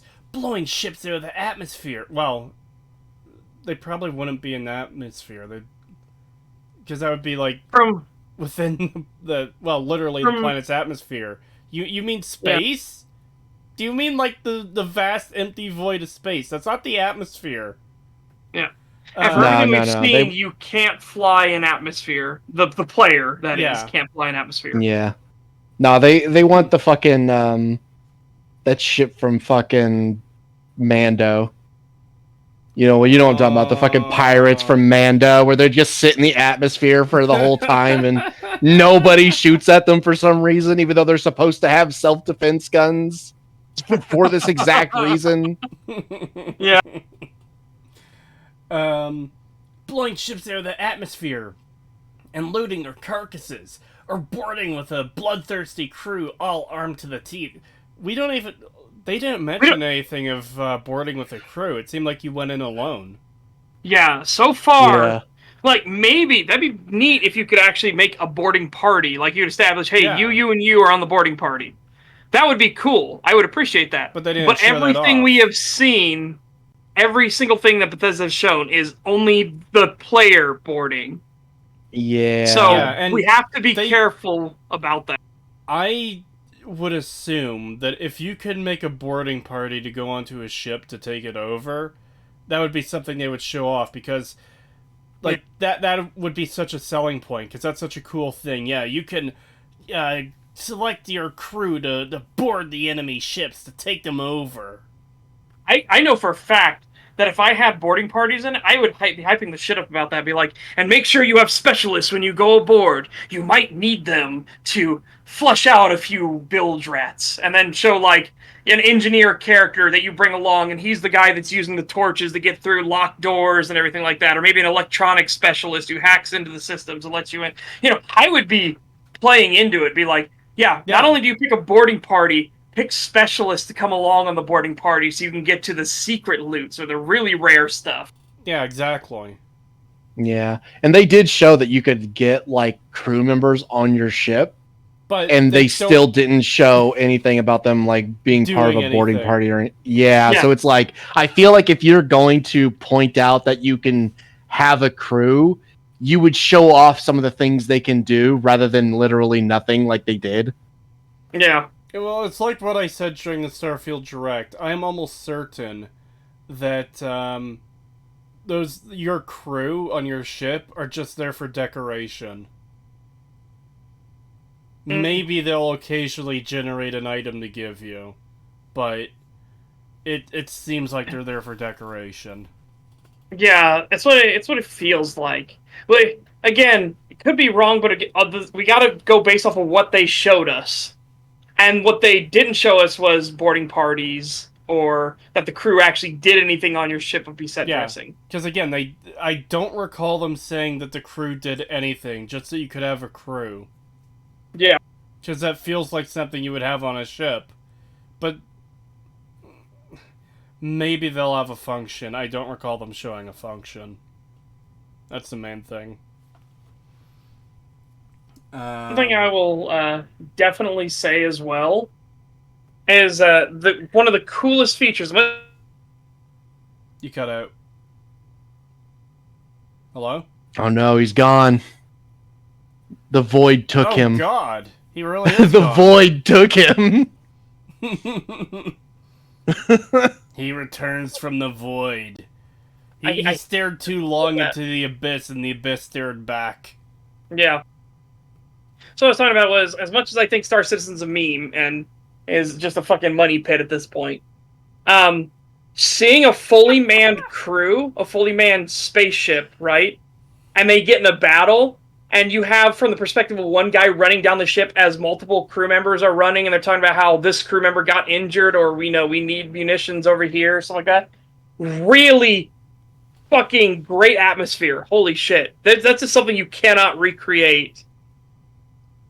And I would love if that would happen in more of these space games where, like, you'll be at the helm as the captain, but you're not, or sorry, you'll be at, like, the head as the captain, but you're not at the helm, so you, as the captain, can roam the ship as you're getting in these fights. Mm-hmm. That would be really fucking cool. Yeah, that would be cool. Also, fucking chat. One of the coolest features, what? Gone. And then, of course, the fog is claimed such, the fog is coming. I was going to read that one. Again, this is something that's happened with Discord within the last few months. I want to say like 6 months, maybe. It just starts where it'll just lock up out of nowhere, close itself, and immediately reopen as if nothing happened. It's so fucking weird. Yeah, I don't know why Discord keeps crashing so much. It didn't used to do this before. Now it does it all the time. Yeah. Yeah, it doesn't happen that frequently with me, but I have had issues with it crashing like that randomly. Like, enough to the point of being annoying. Yep. Yeah. Where was I? One thing I know for sure is that no ship in the system will be safe from my wrath, and that fancy schmancy cruise liner is the first in line for a break-in. You'll probably be able to do it. I know in fucking Fallout 3 you could take out all of, Megaton on, like, normal difficulty with the basic gear you get from the starting area, the vault. Yeah. That's the other thing, though, that I was curious about in the Direct. They said you could take over, like, the other ships that are clearly modular, but the cruise ships don't appear to be. And they didn't say you could take those over. Yeah, So- and I'm gonna say, I hope if you do attack like a cruise liner or something like that, you get one insane bounty on your ass. Oh, hopefully, yeah. Like- Probably like, not, those but should- hopefully. Those should be one of those targets that's like, it's a juicy target, but you need to understand the fucking hell that comes, the fallout that's gonna come from attacking one of those things.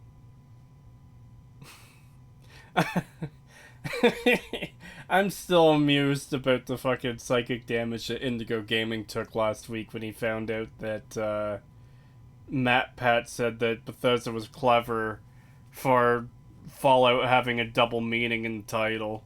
Yeah. That's, yep. This is all just wild. Yeah, it's always funny whenever Indigo gets surprised about something on stream. It's the best thing ever. Yeah. Like, are you serious? Oh, Poor bless Indigo, Indigo. I He's do- precious. I do feel kind of bad about that, but it's also funny. Yeah.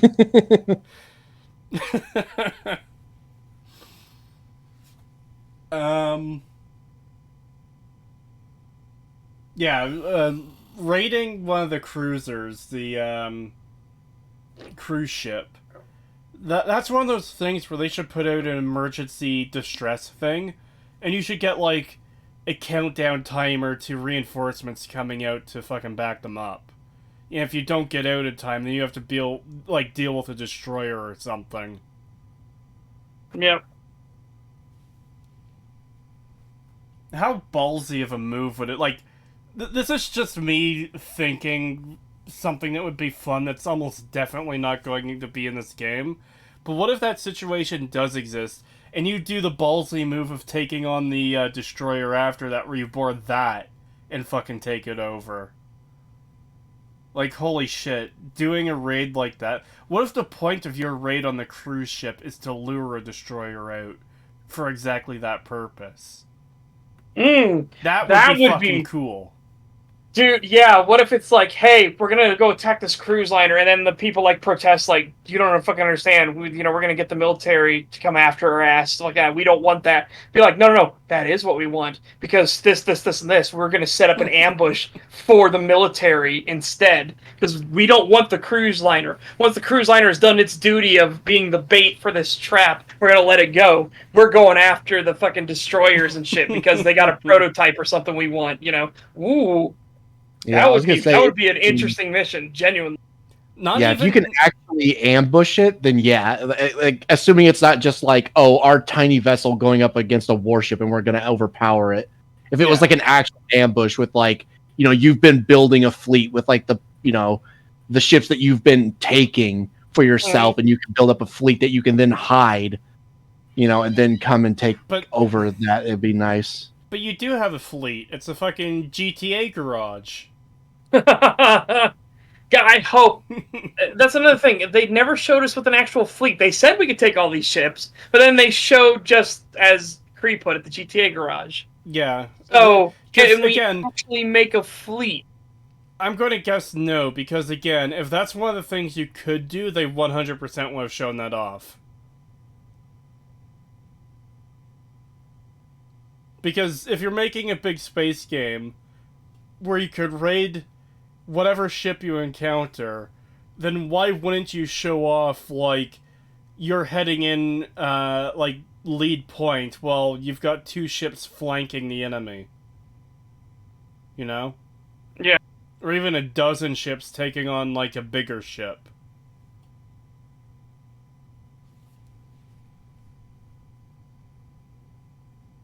£5 from Threadnought, thank you. The fallout from attacking a cruise liner, like Fallout 3 such, damn, that's harsh. Oh god.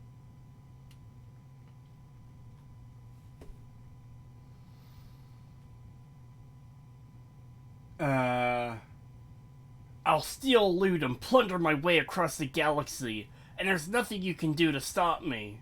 Okay.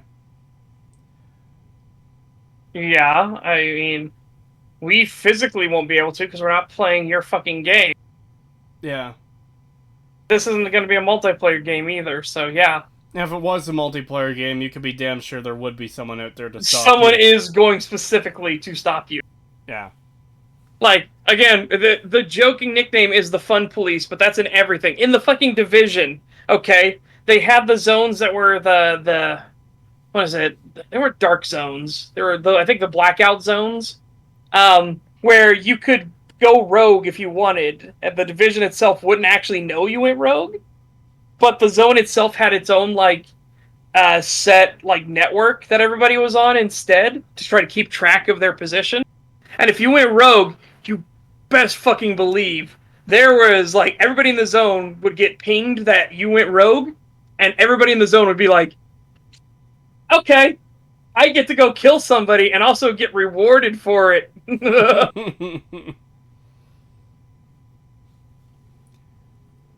Someone will try to stop me, I assume. That would be the cops. It was previously revealed that you could play Starfield as a cop, an insider on a pirate vessel leaking information to the authorities. That's fine, I'll need an enemy in my playthrough, but I can't for the life of me understand why anyone would play as a cop in that game. Well, again, it's the same reason why I say the argument for being a bounty hunter. I think bounty hunter is more likely. But if you were going to play police, you could be that you want to protect people, or that you get a thrill of going up against the most dangerous prey in the galaxy. Like, I'm an officer that's here to protect you. I am going to protect you against people who intentionally want to do you harm and take your shit.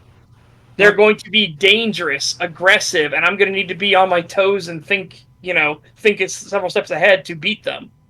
Not just That's that, a thrill. not just that, but generally people like to play as a good guy, and Yeah. like a cop fighting off evil space pirates, and not like a dirty cop type character, but a legitimate like paragon of justice and virtue type character. Yeah, a morally upstanding officer who would actually like, uphold the law as it's written and, tries to protect people. It's like there's no reason people wouldn't want to play a character like that. In fact, I feel most people would generally want to play that type of character. Well, we do know from like statistics in games that do have choice that people do tend to take the good options over the bad. They want to be the good guy generally. Mm-hmm. Yeah. A lot of people just because they want to see proper and true justice triumph over evil. Yeah, and a lot of people do genuinely feel bad for some of the characters, like in a game, like even though it's just pixels, like every once in a while, like you'll do something, where it's like, okay, I'm gonna play the evil character this time, and then you kill some character that you really like, and it's like, oh no, I really like that character though. And it's like, I don't know if I want to do this. Well, I think I mentioned it on stream before. The first time I really felt bad about doing anything in a Bethesda game wasn't a Bethesda game. It was fucking New Vegas the first time I killed House and I, like, electrocuted him and blew him up. It's like, oh, that actually made me feel bad. Yeah, that also really makes me feel bad because it's like, oh man, I just undid like decades worth of planning and like all the good that this dude could have done, and I just fucking ended him because the NCR is a bunch of fucking whiny babies. Mm-hmm. Yeah. The fucking sheep's path, baby. The sheep's path. I felt bad when I freed the slaves in Morrowind. Wow. Really felt like a slimy outlander in Wafetcher piece of scuttle. Gee.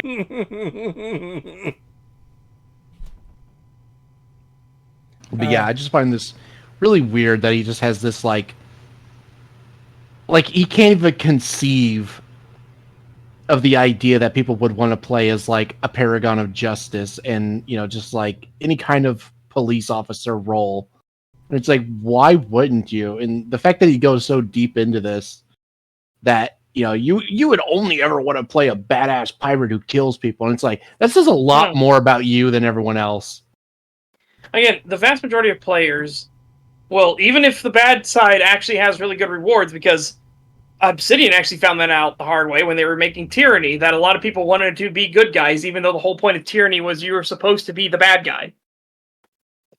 So they had to make a good guy path, and it wasn't really well fleshed out or anything like that, because it was one of those like, yeah, but you're supposed to be a bad guy in this game. But people wanted to be good guys. Like, the reward isn't really the thing that matters. Most people just in general want to be good guys. I think, personally, that most people are in Starfield are going to play the good guys, but they're probably going to be bounty hunters. Like, instead of being the cops, they're more likely to be the bounty hunters that, go out on all the daring adventures and everything like that and bring back the bounty to the police.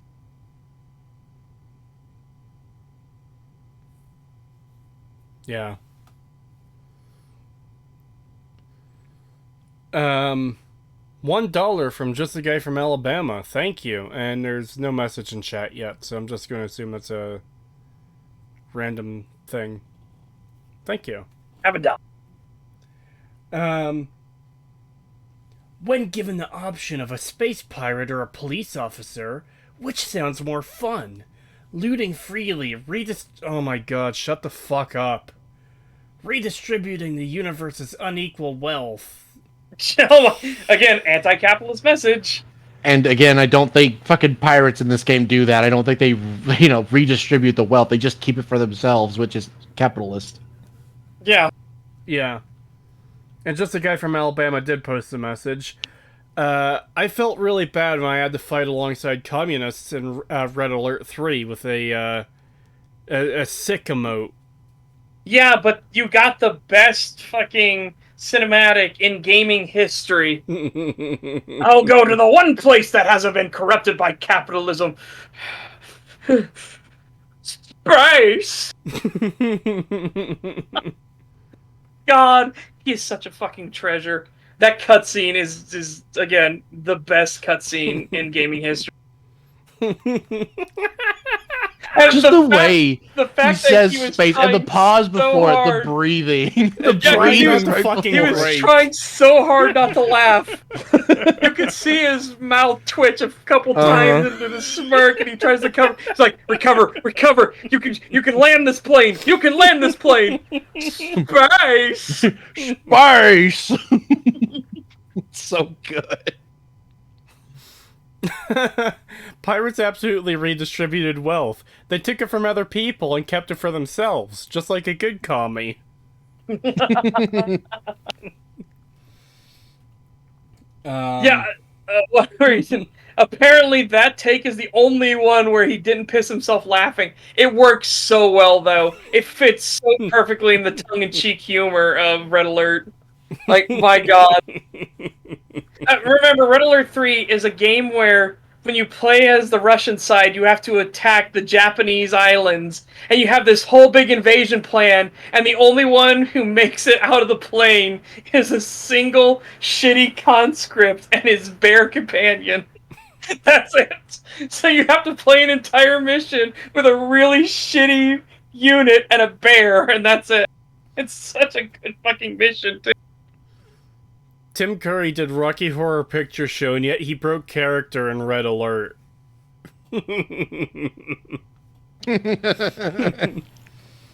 God, it's just so good. Redistributing universe's unequal wealth, and making a barbarous name for yourself, or working for the man by rounding up petty criminals and pointing your gun at children to make yourself feel bigger before returning home to your loveless marriage to have perfunctory sex with your boring partner. Jesus wow, that Christ. Could have been more slanted if you fucking tried. Okay, so yeah, I think I was correct when I said that. No, it absolutely is a worldview. It is It absolutely and this is political. again 100%. fucking called it. This is ideology, pure and simple. This is Look, a cretin I was who just. giving the benefit of the doubt, and they threw it away.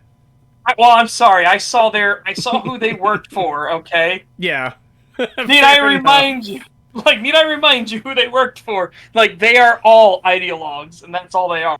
Also, I really love the characterization of this. I'm gonna be a space pirate plundering and murdering, blah blah blah blah. And those cops, they're going after petty criminal. No, they're going after the space pirates like you. Yeah. Yeah.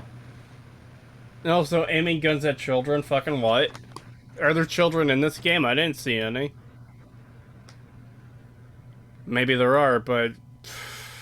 Man, I do not recall seeing a single child in that, direct. To be fair, they weren't really highlighting it, though, so maybe they were, like, in the background somewhere, but...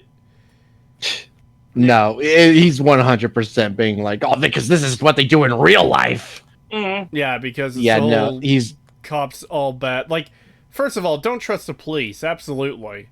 But also, they're not, like, pure not evil every single either. officer. Not every single officer is going to plant evidence on you and try to destroy your life. Okay. Yeah.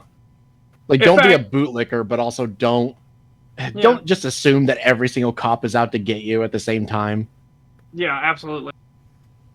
And also, honestly, you're more likely to get good eggs within the sheriff's department because they're an elected, they have to actually not be insanely fucking corrupt.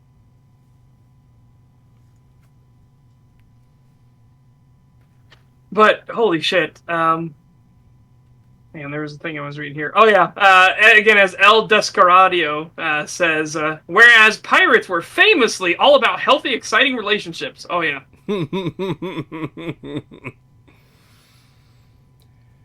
I know which I'm choosing, and I'm not gonna be a cop.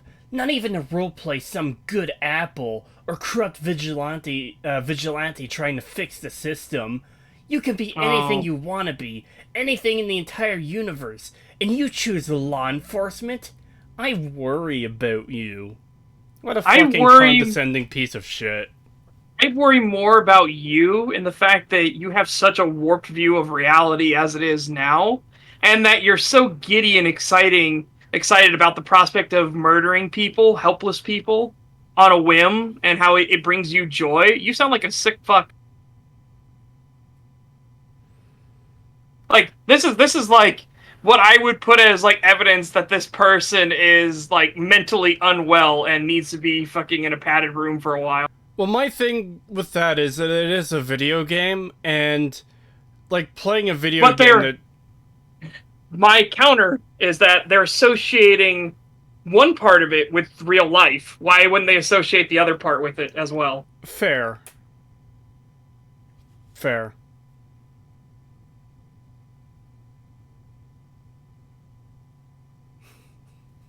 I have decided to make judgment calls about your personal character based on how you play a video game. Literally, Jack Thompson. Yeah. Now, granted, there are some people where you worry because of the way they play some games. Like, the people that get giddily excited about Gordon Freeman being a mass murderer and everything. those I would be kind of like... Gordon Freeman was a mass murderer. Yeah, those I'd be like, yeah, that does say a lot more about you than you think it does. Or the kind of person who does a quest wrong and kills an innocent person, and then upsets the quest giver, and then like starts shouting no one kills that character in game because they said something. No. And then actually has to open up VATS because he didn't kill him on the first.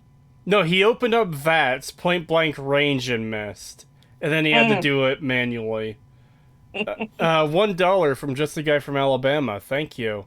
Imagine being presented the possibility of playing as Judge Dredd and wondering how someone would want to. I mean, a Judge Dredd run of a game, like an open world RPG type game, sounds like it'd be really fucking fun. Yeah.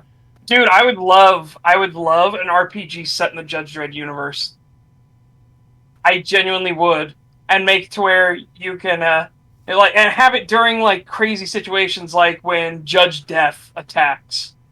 I think that would be really fucking cool. When you brought up Judge Dredd game, I was gonna say we still need to play that fucking Yes, we Judge do. Dredd versus Death game. I have it on my fucking GOG account. I am waiting for you. I have it on my Steam account. Did I get it on Steam or did I get it on GOG? I think I got it on GOG. Oh. Do we need to have it on the same platform to play? I don't think so. Question mark? Careful, Creetosis. Stabbins might DMCA the stream. Yeah, you gotta be careful.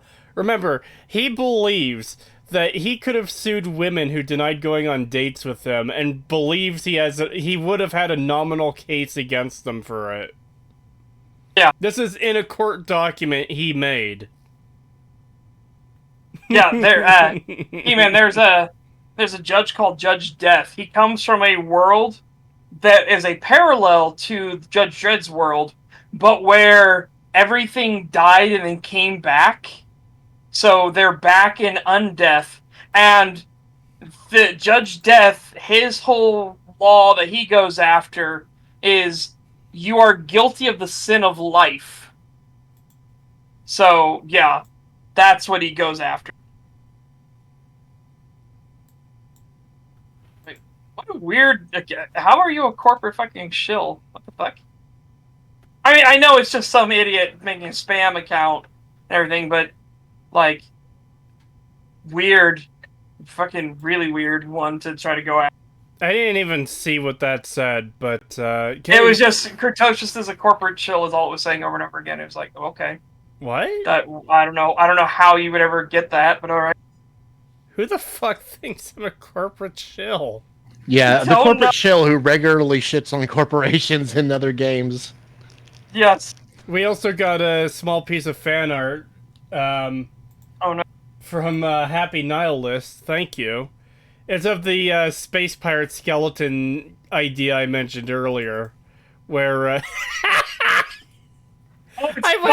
Sorry, I went to go change the image. I saw this was fucking there. That image always makes me laugh. Oh my god, it's actually both. Oh god. It's a tie-in of Spaces 13 as well. I used to be Bob Eck. Now I'm Mick Bones the Savage, feared across the 7 stars. Arr. Oh god, I have to resize this massive fucking image. I used to be Ak. There we go. A skeleton going from a normal skeleton to a space pirate.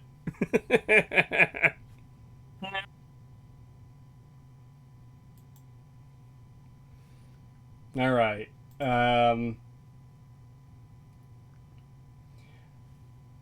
Next paragraph. Maybe I'm being a little harsh. The choice isn't between a space pirate and a cop. It's between a space pirate and space cop. Again, padding out that word count.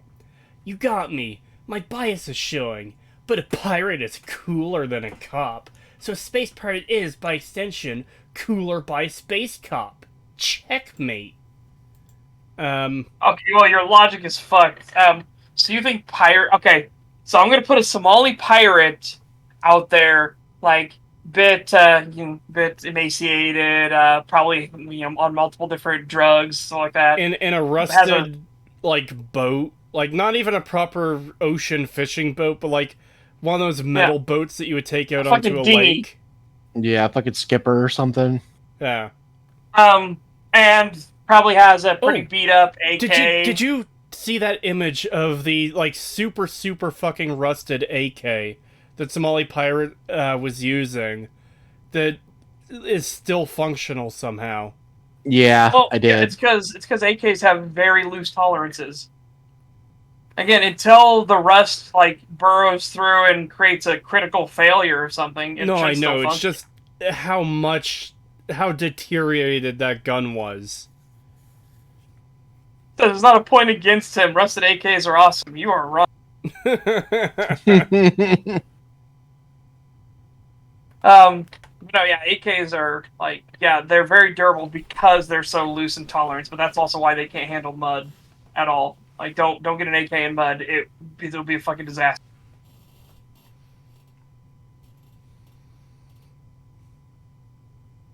I'm sure. And also, for pirates, to be fair to the Somali pirate, you're out in salt water, sea air, so salty sea air. Yeah. And salt water, in particular, rusts metal real good. I'm sure people play Starfield as space cops, but I won't pretend I get it. There's not even any PvP action in the game, so it's not as if you're getting the thrill of running. So it's not as if you're getting the thrill of ruining someone else's fun. You're just being a dick to NPCs under the guise of law and order. This is getting pathetic. Yeah, but he's trying what? to say at least we're honest about it. It's like no. If you're doing an actual righteous space cop, you are upholding the law. You are protecting people. You are keeping them safer.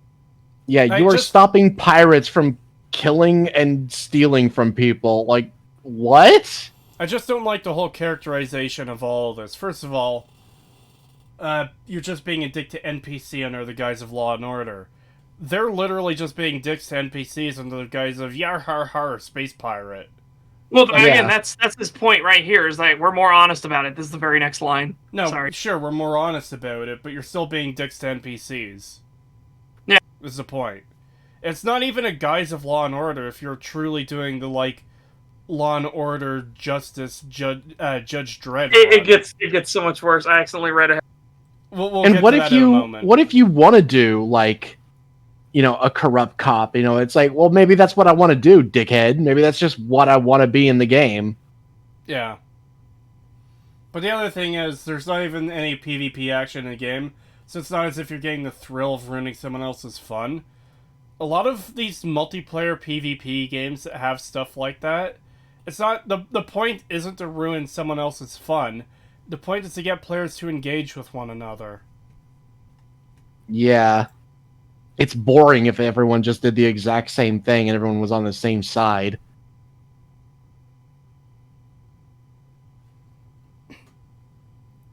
There's $1 there from just a guy from Alabama. Thank you. Mr. Krabs overdoses on Jet in West Side. Well, alright then.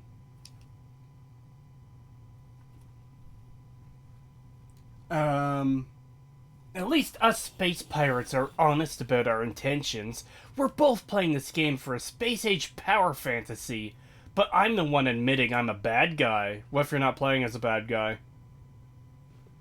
Yeah, again, what if you're playing a space cop that's genuinely there to keep law and order, to protect people, to help people get back what gets stolen from them, to go after the space pirates that murdered and likely R'd their family?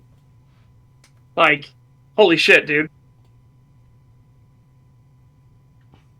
If you're role-playing as a space cop, I'm going to assume that you think you're doing the right thing, that every lawbreaker in the galaxy is good for nothing and belongs in prison. You won't interrogate their motivations, you won't try to understand their motivations, you'll just arrest with impunity to try and massage your fragile ego. So this is the same fucking criminals. This is the same criminals or human cope that we see, the same nonsense the left constantly pushes. It's like, I don't care what your motivation was for molesting that child. I don't care what your motivation was for murdering that entire family while they slept. I don't give a fuck. Your actions are irredeemable. I'm just imagining now, like, fucking... It's like, it's like, I should be able to do crime, man. Like, everyone should be free to do crime and be a space pirate. And it's like, oh, but you'd be the first one to call the cops when I try to skin you alive.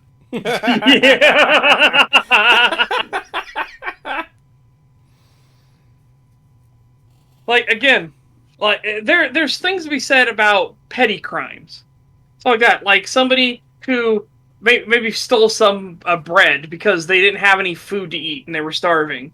It's like, there I can understand. But when you get to this whole nonsense of, like, you won't interrogate their motivations, like, why would I interrogate a pirate for their motivations? A pirate isn't a petty thief. A pirate is a hardened fucking criminal.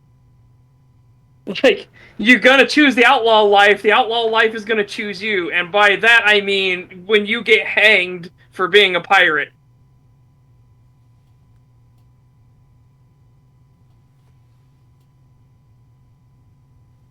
No, he said it's not a PvP game, so he knows it's not a PvP game. He knows it's not multiplayer at all.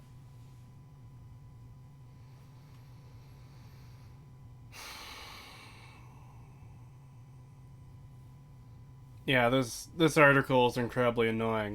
Like I said, I'm close to saying a gamer word. I need to resist the urge, because this is just incredibly fucking stupid. He's acting like you're going around intentionally going after the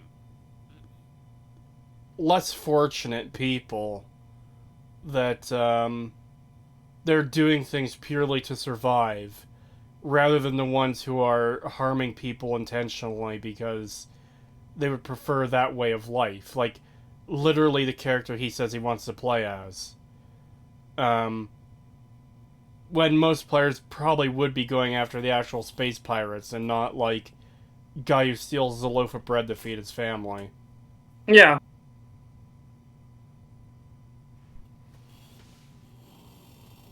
And then also just being insulting to anyone who might play that way, too.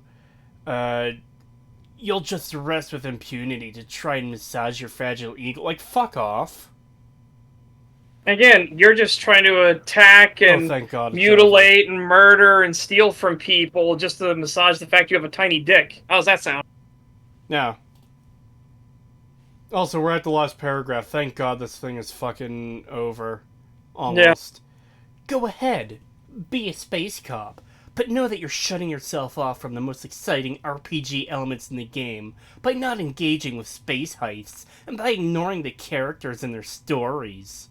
Well, how? That's assuming a fucking lot. Yeah. Like, you don't know how the game actually even plays. What if the space heists are just generic, oh, you got money from knocking that over, hooray, and that's it?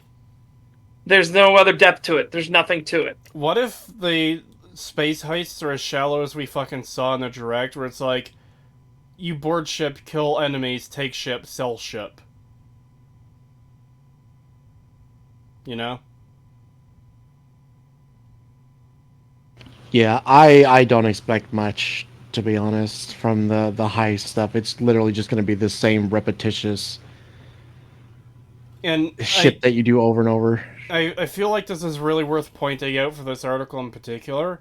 Bethesda isn't known for having, like, big, long, evil options in games. Like, even if it's an idea they've had previously, they never went very deep with it. The vampire factions in Morrowind have, like, 2 quests each. And, obviously they didn't have development time to make them into fully fleshed out faction paths, but it's the fact that they focused on most of the main content and didn't have the, like, real bad guy run. I guess you could argue the Dark Brotherhood in Oblivion and Skyrim. But even then, those aren't too bad. But then you have Fallout 3 and 4, where being evil is just, like, killing people, essentially, for the most part. Or enslaving them. Fallout 4 was so bad in terms of, like, not having a bad guy option that they tried to put one in with a DLC, and there was so little to it that as soon as you finish the Raiders quest, there's, like, nothing to do with them ever again. Yeah. And in base Fallout 4, there isn't any real bad guy option. One of the comments I got on, I believe it was part 1 of the Fallout 4 analysis, was that the railroad, it was someone quoting, I believe, Desdemona, saying, oh, if we knew you were a threat, this room would have been empty when you got here, as a way to deflect the password issue. Explaining that the password is a test, rather than an actual, like, security measure. But the thing is, you can literally go around slaughtering every character you meet, and then go down there and they'd still be there. Yeah. So it doesn't even work. And it would actually be a little bit more interesting if the game did recognize that you were a bad person, and then they weren't there when you went to meet them. You have to find it like another way to do the thing. No, we can't have consequences in games, Creetosis. We just can't Oh. have that. Alright, I guess I'll Okay, just go kill myself instead. what if the player misses out on our expertly crafted missions and characters and dialogue that we spent so long developing? They need to see the railroad. We can't possibly have the characters potentially miss out on seeing them because they decided to kill a bunch of people. Total railroad death is the only way. Yes, agree. There's one single thing both the Brotherhood and the Institute got right in the entire game. It was wiping out the railroad. In fact, that is the one thing both factions get perfectly right. $5 from... I hope I don't butcher this first name. Sierra? I'm used to seeing that spelled with an S rather than a C. Sierra Anderson, thank you. Hi, Stag Crew. Backwater VOD Watcher. Feels wrong to get so many giggles without a thanks. Best of luck. Ah, thank you. Why does the black guy who's a member of the railroad talk like such a bad stereotype? Bethesda, I'm surprised you didn't have him exclaim his love for... Oh my god. For watermelon and KFC. Bigot Thesda? Yeah, the character does come across as a bad stereotype. Yeah. But that seems to be all Bethesda can write in terms of characters, too, so, you know.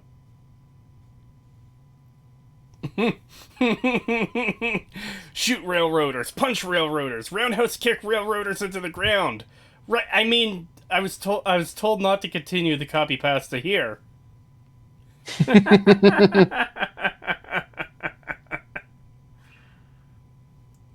Roundhouse kick a railroad NPC into the trash can. Put them right in the dumpster where they fucking belong.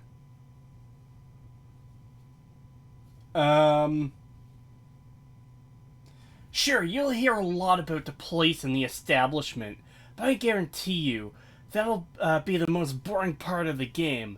Do you go around real life finding out facts about the government and ignoring all the people in your street? Like I said, you could be anything you want to be, but if you want to be a space cop, maybe dream bigger. If you want to be a space pirate, maybe dream bigger. Also, what? I'm sorry. What was that one thing about, like, do you pay attention to... Do you go around real life finding out facts about the government and ignoring all the people on your street? Yes, that most people do exactly that. That also seems like the antithesis of the entire point, because before he was saying, like, aiming guns at children and arresting people for petty crimes. Wouldn't that be paying attention to people in your street for, like, the little bad things they do and ignoring the government? Yeah. Oh, God, I love that these people could never be consistent with their fucking complaints. It's always some, like, backwards bullshit that veers off at the end. Yep, why wouldn't it be? Why wouldn't it be completely fucked, Pagan? What's wrong with you expecting, consistency from people? Oh, I don't expect consistency from these commies anymore. Like, there's no reason to assume that they have coherent thoughts. To be honest, they're not even really people. It reminds me of that quote. I'm going to paraphrase, but a guy was asked, a soldier was asked if he ever felt bad for killing people, and he said, I don't know, I've only ever killed commies. Yes, based. Yes, I would like your finest fleet of helicopters, please. $1 from just a guy from Alabama. Thank you. I never noticed him being a stereotype. He just seems as retreaded as all the other characters in the game. He's he's a sort of black person stereotype that's out there. It's not like the main one, but you know. Yeah. I'm gonna add someone to the call because we're going on to another video here. Yes. That article's fucking terrible. It is. Hello. Hello. Ray. He's fucking dead. Wow, you just dragged a corpse in here. Oh, I heard something. Your life. A corpse is a corpse, of course, unless you talk to the horse, of course. What? Anyways, we're continuing the video from last week, which, just to remind everyone, was fucking terrible for the 6 minutes we got into it. Yeah, and I didn't get to see hardly any of it, so this will be completely new to me. Okay, so I'll summarize the 6 minutes you missed last time. Capitalism bad, capitalism bad. New Vegas is definitely a critique of capitalism, trust me, bro. I'm not going to actually provide any details or information to back this up. I'm just going to claim it over and over again. And Outer Worlds is a game that I didn't pay attention to, and that's a critique of capitalism, too. That was essentially everything in the video. A Fallout 3 video, by the way.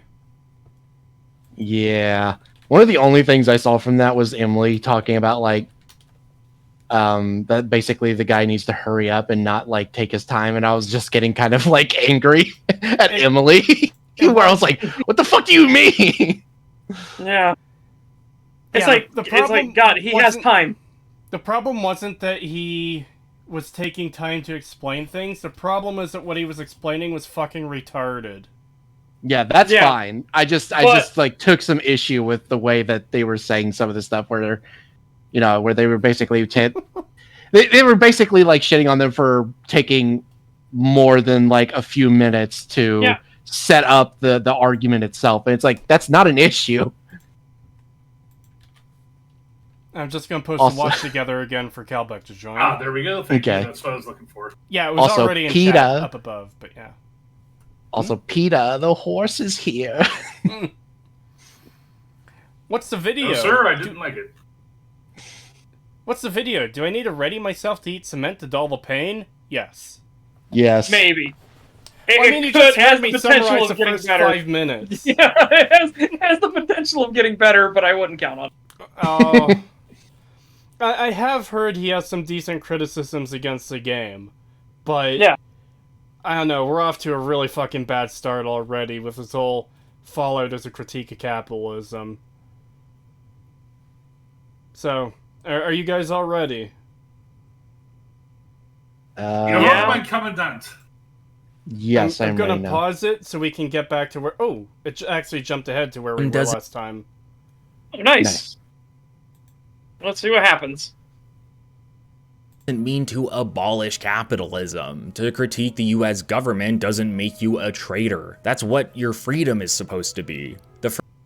Oh yeah, and I remember, yes, we agree on this fundamentally speaking, but what you want is the destruction of capitalism. What you want is the destruction of the country. It's not that you're critiquing the country itself to try to better the country. It's that you want to destroy the entire system because you think it's evil to the core, right? See, that's a problem.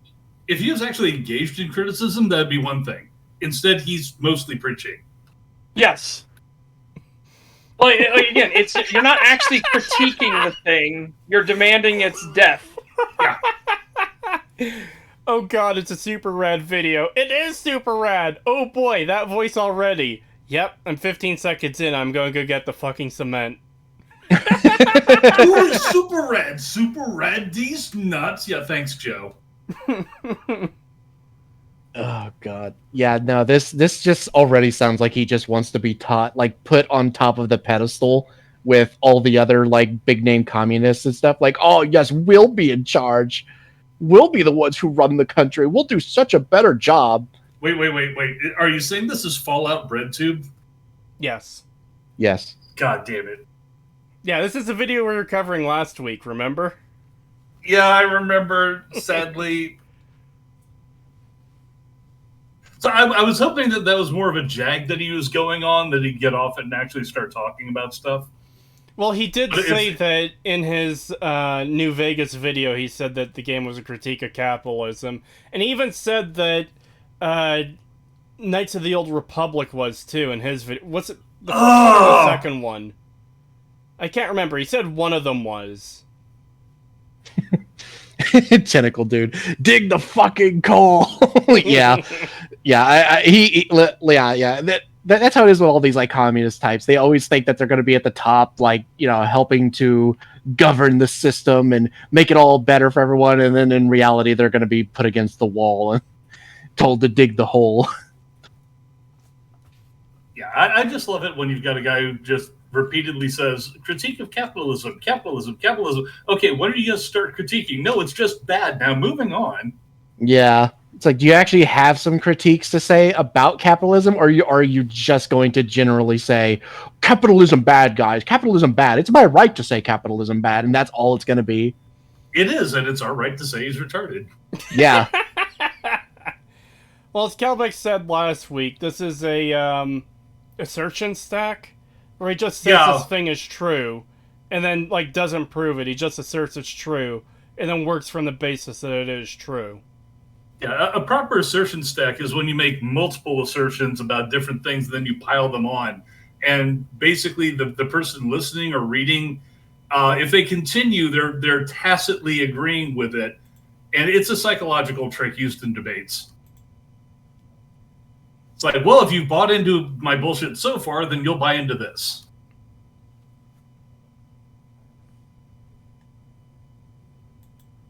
Freedom to critique and make better. And one of the ways we work towards making it better is creating media that discusses these topics through writing, painting, programming, and so much more besides. Fallout has a lot to say on the topic of a war and its never-ending cycle, how it's always the same. War never changes is the main quote of every Fallout game. It looks to discuss how societies have a tendency to cling to the past. Fallout takes place far into the future, but is always stuck in the 50s. Even That doesn't have anything to do with capitalism, though.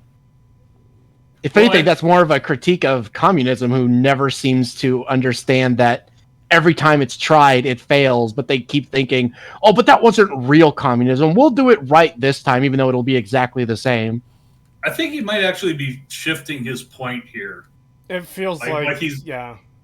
Maybe, but even then, it's like, but now you just lack self-awareness. It's like, it's ironic. I would say the more important thing here is that it's not the country is stuck in the 50s. By 2077, it's retro 50s. I really hate the meta argument that people come up with to basically ignore the lore, ignore any concept of a timeline. Just say, no, it's meta 50s. This is how people from the 90s thought people from the 50s thought the 2077s would blah, blah, blah, blah. It's like, no, that may have been the basic theme, but that's not how it's actually written. This is retro 50s, people remembering better times, because in 2077, the economy was shit. People often didn't have jobs. Prices were high. The war was looming, and people wanted to remember better times. That's why you had retro 50s. So he's making this argument of, well, we haven't socially advanced since the 50s. No, you have. It's just this was the baseline cultural impact, and there's a difference. I think one of the greatest signs that things did progress since the 50s is the fact that there doesn't seem to be any racism pre-war. Like, there is against ghouls after the fact, but, like, obviously society has advanced quite a bit since the actual 50s. Yeah. Right? Yeah. I think I was saying last week that I'd written an article about the economics of Fallout, and one of the things that I touched on was, I mean, people was like, well, you have all this music from the 50s, yeah, and the 40s and the 30s. And why would that be in 2077? Oh, it's all public domain. It costs the radio stations nothing to play it.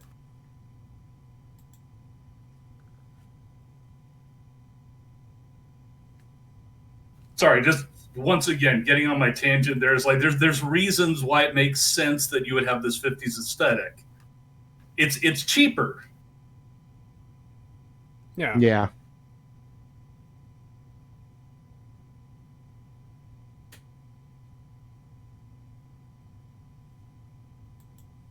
Even after the bombs drop, go back to the way of life they have learned from the 50s as it was preserved within the vaults. Some like Kaisar even try to go further, attempting to rebuild Roman culture. There's an entire DLC in New Vegas discussing the concept known as Old World Blues. It's a series that wants to explore the inability to let go of the past, the struggle to change one's outlook when presented with new information that may be contrary to what they once believed, to discuss greed and its prevalence within these societies that are under a capitalist system and how said system is designed to vilify others. Oh! System designed to vilify. Capitalism does not give a fuck about vilifying. It doesn't vilify anyone. Yeah, capitalism vilifying things actually defeats the purpose of capitalism. Capitalism wants more, not less. Yeah. You want It doesn't more care customers, who not less. you are. So yeah, I was mistaken. I thought he was moving off the point into actually talking about the game more generally, but he comes right back to capitalism. Yeah, no. So again, that just kind of ties back into what I said before, where if anything, it's a critique of communism, not capitalism.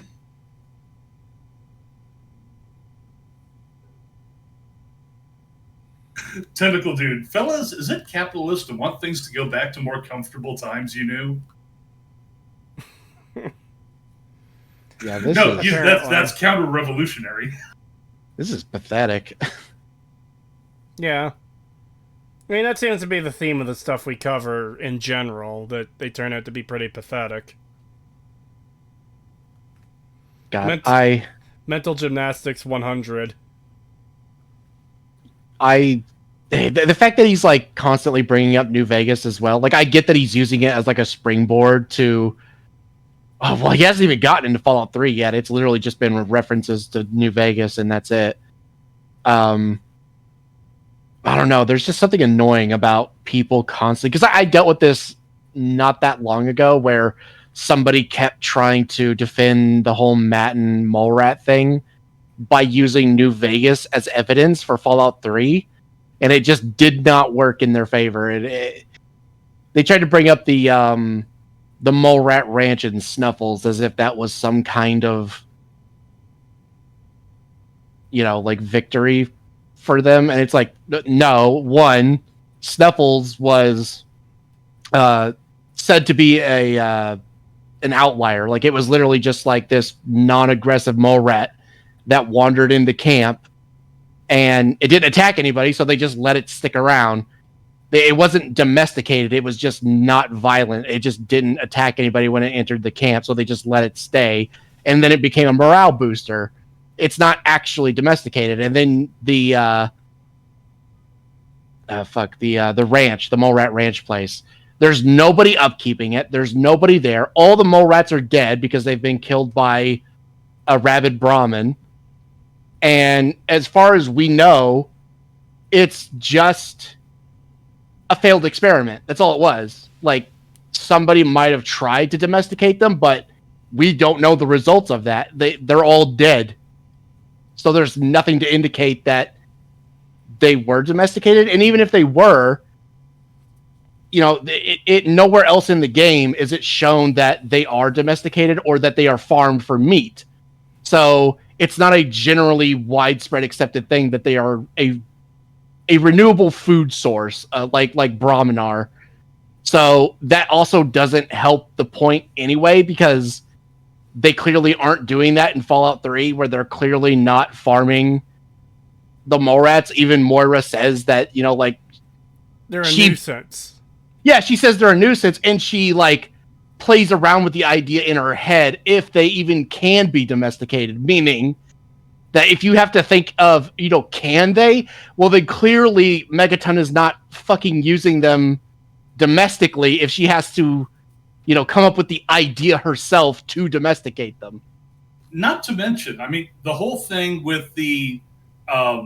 she has a stick that is for repelling mole rats. She just wants them to go away. because she's trying to be humane about it. Yeah. But it causes them to actually explode. Okay, so now you have a stick that kills mole rats really easily.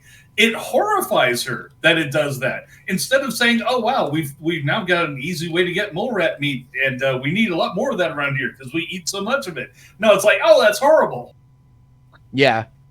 She gets upset that they die. So it's like, oh, so what? So either this is further proof that they're not domesticated in any way and that they don't actually hunt the meat, or she's so fucking stupid that she wants to chase off their only food source and the town just lets her do it. Yeah. So either way, it doesn't look good on the game. I mean, really, I thought the entire argument was essentially based on this is literally the only nearby meat source we can find, therefore that must be it. Yeah, it is, but people try to, like, expand on Matten's claim of, like, well, there's no reason that they can't, domesticate them and shit like that. Like, there's no reason that they can't be the food source. And it's like, okay, well, it can't be the food source because they're not repopulating them. So if they kill the 3 mole rats behind Megaton, there are no more mole rats to eat.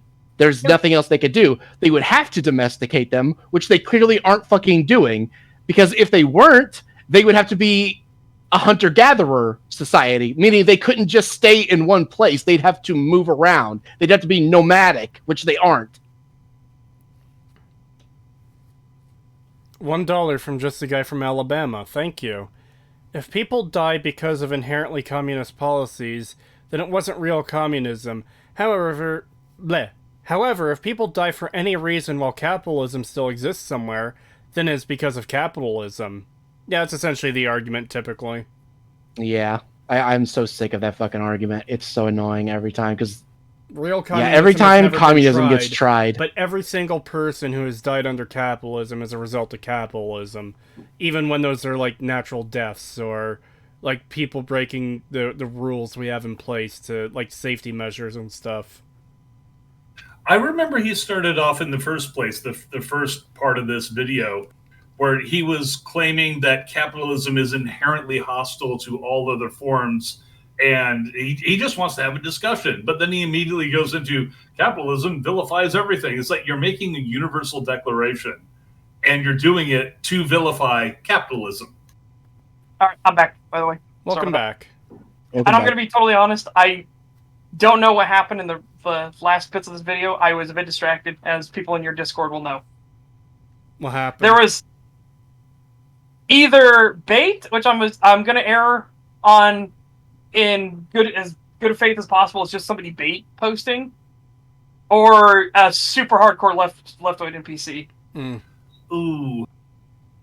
Like, so again, it could be either. You can't really tell the difference anymore these days. Yeah. Oh, I see. I see the gentleman. Yep. Absolutely.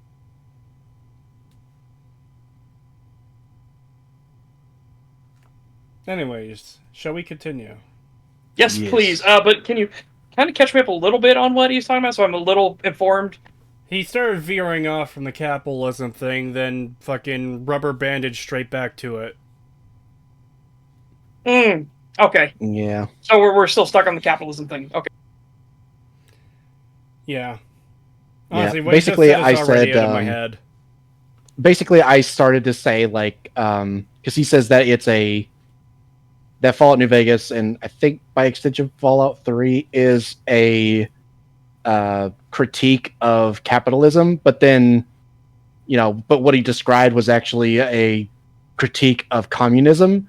And then we started to talk about, well, maybe he's not talking about that anymore. Maybe he's veering off into the actual games, but no, then he just circled it right back around to capitalism again. So, which again just reinforces my statement of, well, then no, it's critiquing communism more than capitalism in that regard. Yeah. All right. And then I had a massive tangent about Fallout New Vegas and the mole rat thing from. It was informative and thoughtful. Technical dude, bait or mental illness? Call it. Again, you can't fucking really tell these days anymore. Specific in focusing on the concept of morality, due to the designer's choice to focus on the karma system more than the other game. But it doesn't really. Karma is such a weak system. We discussed this to death, but you can nuke Megaton, and then because you give a lady several, like, Nuka-Colas, suddenly you're good karma. That was one of the earliest memes about the game. Yeah, like... People would draw cartoons doing exactly that. Nuke Megaton and then, like, dumping 100 water bottles on a beggar. Yeah, and literally get the Messiah of the Wastelands or whatever fucking tag. Whatever the max karma was. Yeah. And when you do stuff like that, you end up with situations where 3Dog will be like, let's hear this latest story of the Messiah of the Wasteland. They fucking nuked Megaton.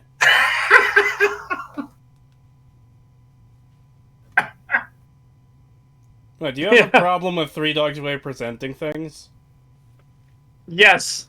3Dog is so awful in this game. Oh my god. Yeah, he genuinely is. And I love that people are like, 3Dog is literally Mr. New Vegas. If you hate 3Dog, you hate Mr. New Vegas. Like, no, they're not even remotely the same. It's like, on the vagaries, sure, they're a radio personality that gives updates about the wasteland. One of them talks in vagaries of, like, stories he's heard and rumors came to him. He doesn't speak like, and I know exactly who did it. It was that shitter from the Vault 101. How dare he? It's like, okay. This just in. Jesus nuked the town. To be perfectly honest... No, I'm not kidding. I'm not going there. Never mind. To be perfectly honest, Megaton had it coming. Oh no. Well, actually, they do. I'm sorry. Jesus walks in, nukes Megaton. They had a cult there. Fuck those guys. But no, seriously though, Megaton, as is presented in the game itself, actually does have it coming. Because you settle in a crater, of all things, not on top of a hill or something, but no, down in a crater, and your center of town is a nuclear bomb. An unexploded one that is armed still, by the way. It just didn't go off the first time. Okay. Yeah, that's a great idea. Yeah, the phrase "too dumb to live" comes to mind. Yeah, exactly. Or the Texas phrase, some people just need killing. Honestly, they could have legitimately made the quest better by just explaining it away as Darwinism. Like, these people choose to live beside a bomb. If it explodes, they get what's coming to them.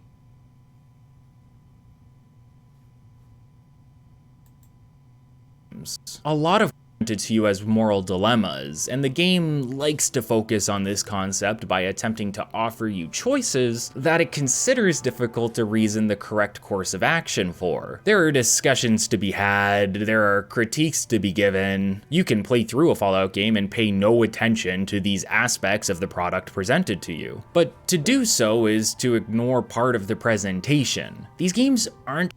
Okay, but I thought you were going to go more into that as it tries to, like, I'm sorry, do I nuke the town or do I let it live is not a deep moral question. Yeah. Like, that's a question of sanity at that point, not a question of morality. Yeah, like I could make a few hundred caps by just murdering a whole bunch of people who actually have more on them if I just went in and murdered them manually. Yeah.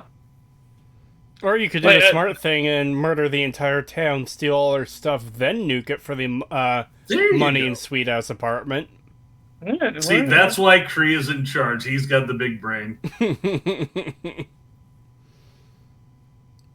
Yeah, I was expecting a little bit more out of the whole morality thing there than what we just got. Maybe he will get to it, but... I would assume he'd have to. Again, you have a 5-hour video. I'm rounding up slightly, chat. It's 4 hours, 57 minutes, 49 seconds. But you have a 5-hour video, and you say morality is a big part of it. I hope you're saving it for its own section or something, because I think we need to have a serious discussion on morality in this game, because the morality in this game is fucked. Completely. Here's the section on moral decisions in Fallout 3. 30 seconds later, moving on. Yeah. Moving on, back to why capitalism is bad. Yeah. $5 from Tom the Cat. Thank you. As the voices said, if Nagasaki and Hiroshima received a few bottles of water from America, no one would have problems with nuclear warfare. Oh. Oh god, I quickly read through that thing that you guys were that you were talking about. Such yeah, that's woof. Yeah, that's got to be bait. I'm like you said, best faith interpretation is bait. So I've run into people who unironically make the arguments that guy was. I just like at the end of this, like, nope, not getting into it. That's the same thing. I've heard the same exact thing. Yeah, I've also run into those people. I'm just hoping that they're not actually that dumb.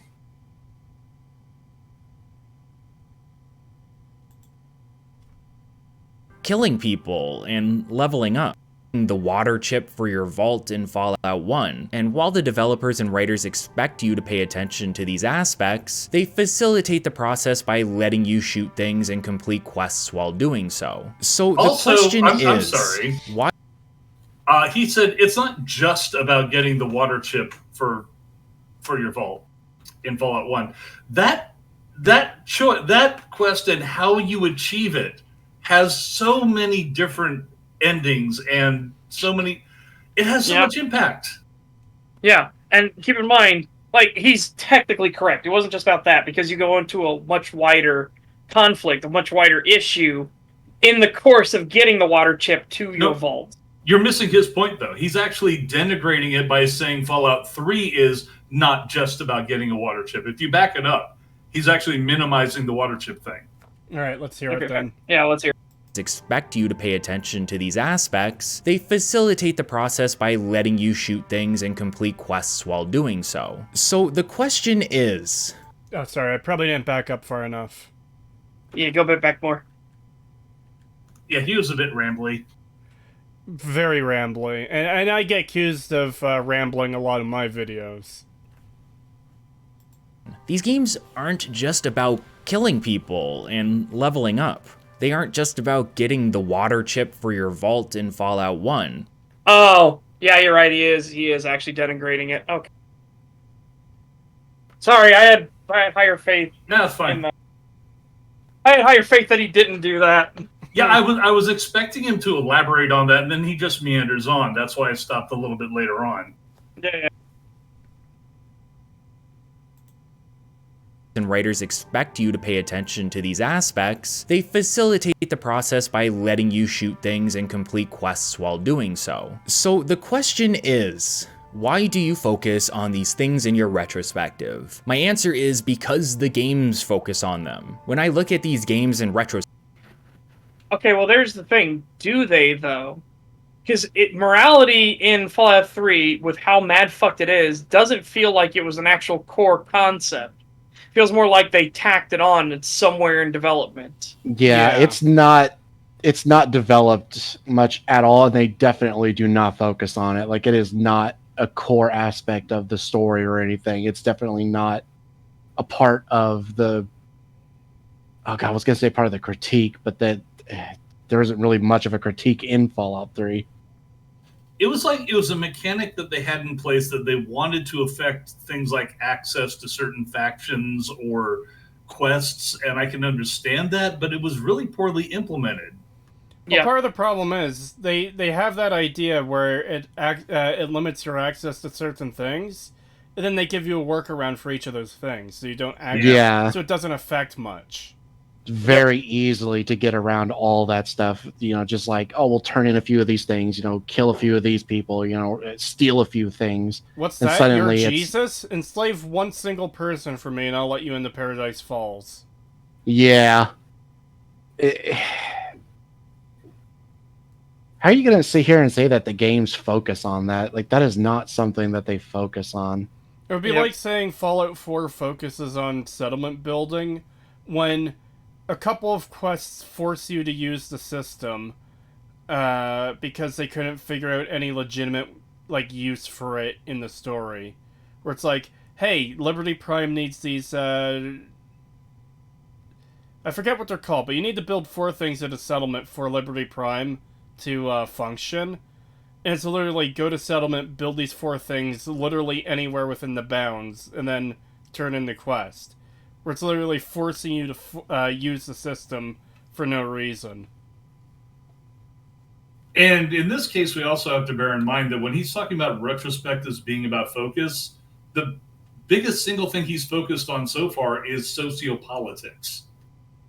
Yeah, and that's the thing. It's like, I don't think these games, neither Fallout New Vegas or Fallout 3, focus on things like capitalism or stuff like that. Like, Because they do focus on like maybe democratic elected governments and dictatorships, sure, but not capitalism. Well, if they were focused on capitalism, it would come up a whole lot more than not at fucking all. Yeah. Yeah. And again, it's not just between democrats and dictatorship or democracies and dictatorships. You mean you have theological things too. So theocracies get involved as well. So again, that's what the Brotherhood of Steel are. They are a religion. They may have come originally from the concept of like, we need to protect the world from this kind of disaster again, but it's obviously evolved into a religion for them.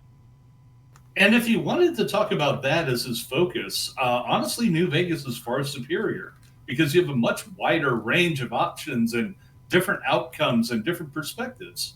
Yeah. Yeah, there's different systems there. It's not just democratically elected group or the dictatorship. It's like you have autocrats and like what Setch mentioned with the Brotherhood and like their like religious system. And all likelihood, House will set up meritocracy as his core governance, because again, when you prove to be very useful to him, he doesn't try to diminish your accomplishments or anything. In fact, he praises you for your accomplishments, especially if you do them in particularly good ways.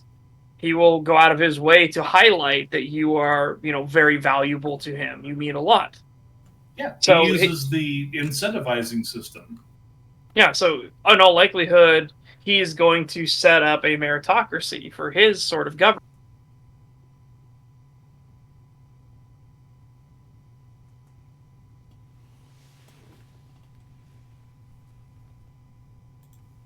Respect. I am not just gameplay. I am looking at the storylines, mechanics, theming, and development. I am talking about things because I want to. I am not selling this video to you. I'm making it for myself because I like it. Because Well, I can understand that sort of thing, but I do feel like if you do this, if you do a video like this, like the whole thing is I want to make the Halo Reach video.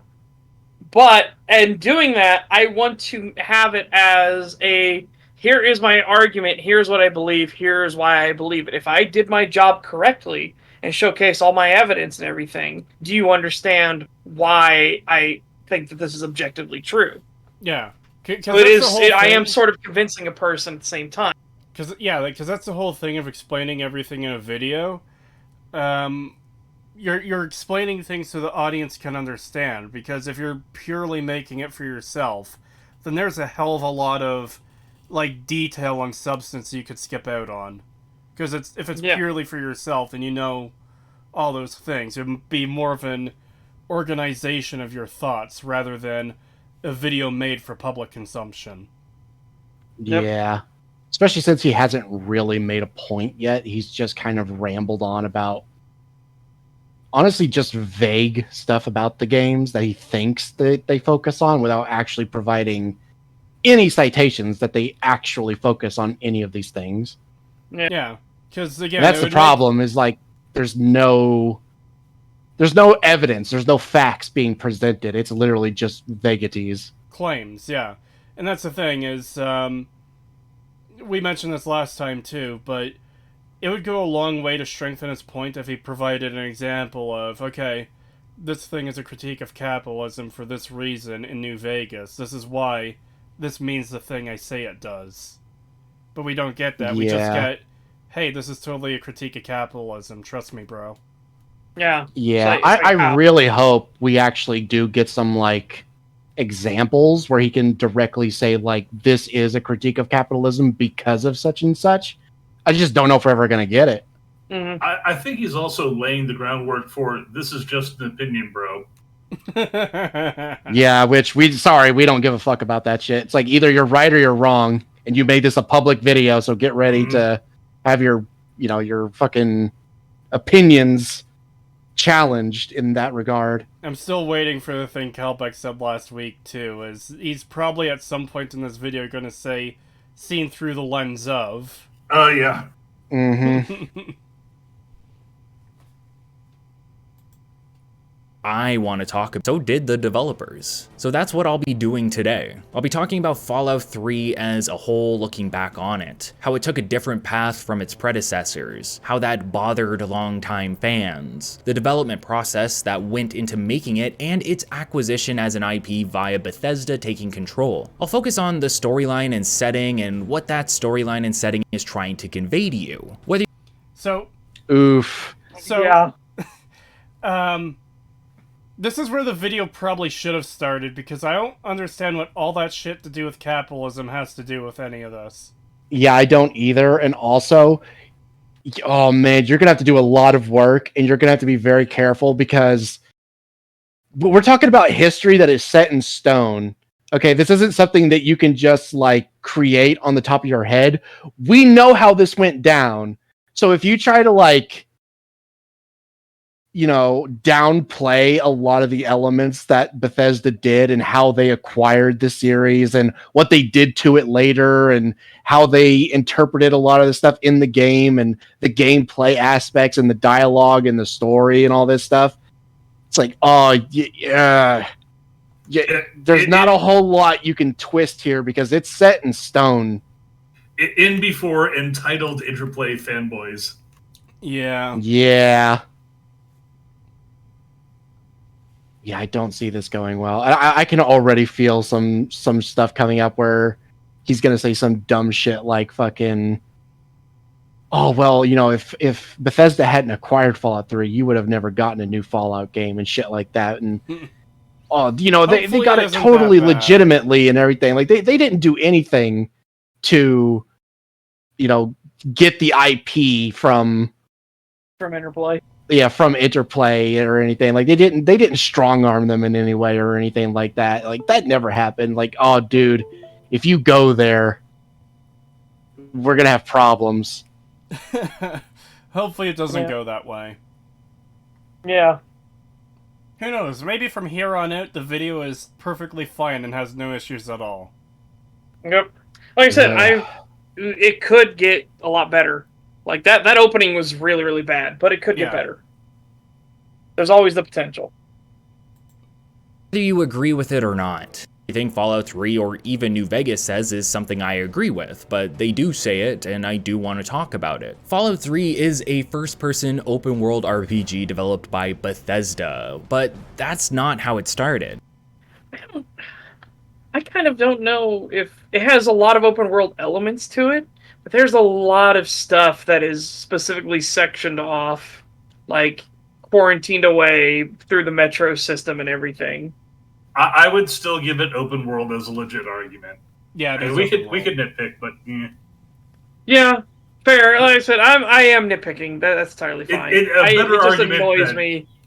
Yeah, that it's not really an RPG so much as a looter shooter with some RPG elements. Yeah, that was trying to be the next Call of Duty or Halo or Gears of War, which, God, what a fucking... Yeah, I still can't believe that they tried to fucking say that shit. It's like, I would have kept that secret. I would have said, oh yeah, we wanted to make an RPG open world sandbox first. Not, no, I wouldn't say that we wanted to be the next Call of Duty shooter. You know, like, because good God, the shooting was so bad. It's like, if that's what you focused on, holy fuck. Yeah. I think it's funny when Bethesda fanboys refer to people who criticize Bethesda as things like Obsidian fanboys or Interplay fanboys. Smells like projection to me. That is one of the most common things with actual fanboys, is they'll accuse you of fanboyism for the opposite thing. I've been called a fucking PlayStation fanboy for saying that the Starfield Direct was lackluster. Just to point out a quick little fact here, I've never even fucking touched a PlayStation 3, 4, or 5. Yep. Let Yeah, me alone either. own one or play one. Poor Yeah, the Emily. The last consoles I've owned was PlayStation 2 and Xbox 360, and since then I have been nothing but a PC gamer, and even I've been like accused of being like a console fanboy, and it's like I don't even play fucking console. What? Yeah. I think Emily got like hammered with that constantly because of her video, and everybody calling her a Sony pony and everything like that. And it's like, Jesus Christ, no. The first PlayStation 2 I bought was like 5 years ago. Maybe 4 years ago. No, it was 5. 5 years ago. Hey, I've never built a decent console since the Atari 2600. Yeah. I have never owned any PlayStations. I was always Nintendo. I still have mine from 1984 and it works perfectly. Get off my lawn. I have a really, really old PlayStation 2 from like 1994. It's not that old. The PlayStation 2 came out in like, what, 2001 or something? Oh, yeah. No. Yeah, no, it wouldn't. Probably think the PSX. Yeah. Okay, yeah, then I got the PS2 in like 2001 or something. And I played like actually I don't remember when I got it. I just know like one of the first games I ever played was Spyro on the PS2. And then I moved culture, I see. And then I moved over to stuff like Medal of Honor, and oddly enough, one of the games I played a lot was PSYOP. I never played I never had PlayStation to begin with, so it was my friends. But whenever I was over at my friend's house, I would maybe touch Spyro every now and then. But then it'd be like, "Hey, do you want to play Resident Evil? Do you want to play Parasite Eve? Do you want to play Siphon Filter?" It's like, yeah, let's do it.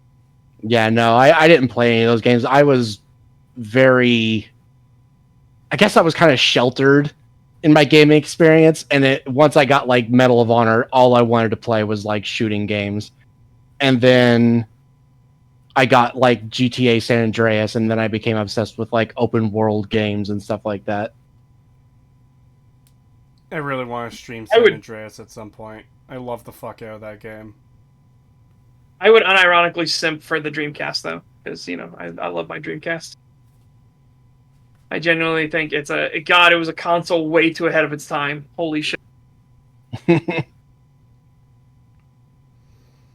I will never forgive Todd Howard and his chucklefucks for massacring the Fallout games. I remember getting super autistic about the lore when I played New Vegas, and Fallout 1 and 2 are so fucking interesting. But hey, a Chartlement needs your help or whatever. Go do this for 100,000 hours. Yep. Fucking Chartlement.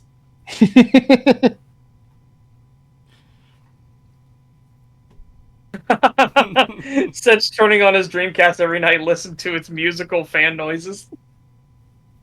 No, but seriously, I think every single Dreamcast owner had to have, well, I had Shenmue as well, but had to have Crazy Taxi. Holy shit.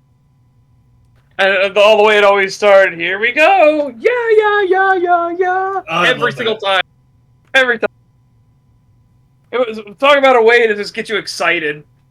The only way to experience that better was in an actual arcade, going right by the console as it lit up. Yes. God, when it comes to arcades, though, man, mm-hmm. the quarter muncher for me was the Lost World arcade machines. No, the light gun game where you actually changed, like, you had multiple different paths to get to multiple different endings, depending on how good of a shot you were, or if you decided to take certain shots or not. We should do a podcast at some point on arcade memories. Oh, dude. Because, man, I could go on. So, there's a thing, Penny Arcade. It was originally named for the idea of penny auctions. And at Penny Arcade auctions, you would actually go to the arcades, and you had to bring your own extension cord. That was it. You brought your own extension cord, and you could play all the arcade machines, because the stipulation for it being sold, unless you allowed them to say, hey, it's not working. The stipulation was that it had to be a working game. So you needed to prove it was working. So as a kid, oh my god, my grandfather would take me and my sister. We would drag our little extension cords, be running around the fucking auctions, like, yeah, plug it in, I'm gonna play Lost World. Yeah, plug it in, I'm gonna play Blitz. Yeah. It's just, oh god.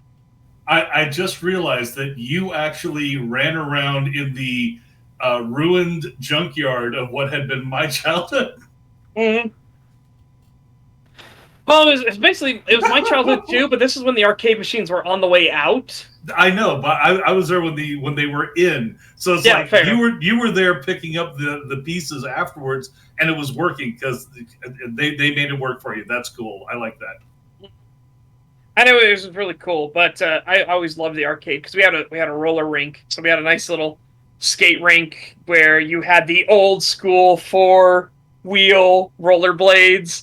And it was a wooden thing, and you would just have like a disco ball going, and everybody would be skating around, just having a good time. And then on the edges, the periphery, arcade machines everywhere. Yep. I remember. And it would stink. It had this particular reek to it that, I don't know the best way to describe it, but my god, if you got hit with that waft, it would immediately bring you back to being at the arcade. The old roller rinks. Because obviously everybody's sweating up a storm as they're skating around and everything, too. Mm-hmm. So you have this, like, woody, sweaty smell that's just permeating everywhere. And the first thing that would go out at those places are the ventilation systems. Yes. And everybody had pizza. Everybody had pizza. Yes. Jesus Christ. You had the sloppiest, greasiest pizza that, you know, the moment, like, you let it go, it would, like, immediately waterfall straight down. If you tried to pick it up, not just like, sweat, but people are blowing ass as they're going by. Yeah, it had a stench to it for sure. A roller rink, or a skate rink. They're both the same thing, but basically it's just an area with a slight bowl that's made of wood.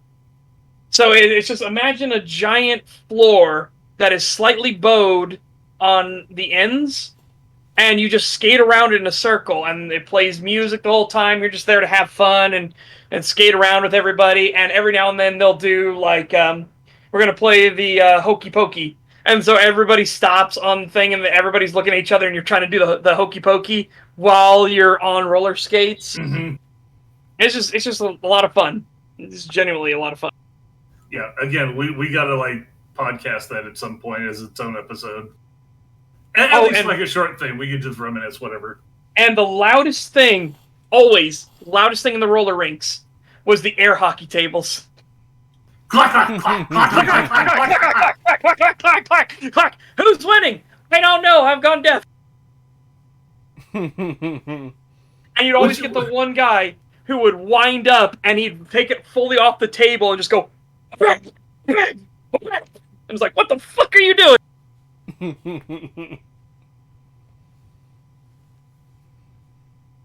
Anyways, catching and slapping. Anyways, go ahead. Yeah, the video. That's right. We were doing a thing. Yeah, we got to get back to the fun stuff. I understand wanting to escape it. I want to escape it myself. You guys good to continue? Yes. Yeah. Mm-hmm. Fallout game, Van Buren, was going to be created by the same developers who had developed Fallout 1 and 2. Black Isle Studios, under the umbrella Entertainment, began work on Van Buren, but the project was cancelled in 2003 due to the legal and financial issues that were plaguing Interplay. Interplay would later lay off the entirety of Black Isle Studio staff, with multiple former employees going on to create Obsidian, and later Fallout New Vegas. You missed a step there. You missed a step there. Yeah, but there's also another company they made too. It's not just Obsidian. Yeah, that's what I'm referring to. You missed a step. Yeah, begins with a T, and it made some of the most beloved games ever. They only made 3. They only made 3 games, and every single one of them is a cult classic hit. Also, the legal stuff he was talking about, it wasn't with just some random other corporation or studio. It was with Bethesda, because Bethesda decided, well, we said you could make an online Fallout, but now we're gonna tap dance back on that, and actually we're gonna sue you for doing the thing that we said you could do. That was the legal trouble. Contracts. It's legitimately in the contracts and everything that they can do. Yeah. They can make a Fallout online game. And then Bethesda decided to fucking railroad them and say, no, actually, we're going to sue you for that, even though it's in the contract that you can do that. So when this dude just says, like, oh, well, they went through some, legal and financial trouble, it's like, oh, but it was Bethesda that did that. It was Bethesda that caused the issue in the first place. And it was also Bethesda that sniped it from Troika. Yeah. Who were the original devs. In before he brings up Brotherhood of Steel as an example of... Oh my god. Like, them fucking over Fallout before Bethesda did, so it's fine. What I didn't know until a couple of years ago is how many canceled projects that there were actually for the Fallout property before Bethesda got it. There are like a half dozen that were at least starting development before they canceled them. So it's like, you want to talk Brotherhood of Steel, you got to look at some of these other ones. Some were genius, some were crap. Not everything's going to be a gem. Yeah. God, it's just so annoying, though, whenever somebody brings up Brotherhood of Steel. And it's like, okay, but then we also had Fallout Tactics before that, and that was a pretty good game. Like, it wasn't the best, but it was decent. Yeah. Oh, and I'm sorry, the whole bit with them suing in the first place. Well, you're going to do an online game. We might want to consider doing an online game, so we're going to just type the rights from you. Yeah. And when you think about what online game did they eventually come up with, possibly the worst game in the entire IP to date. Yep. Yeah.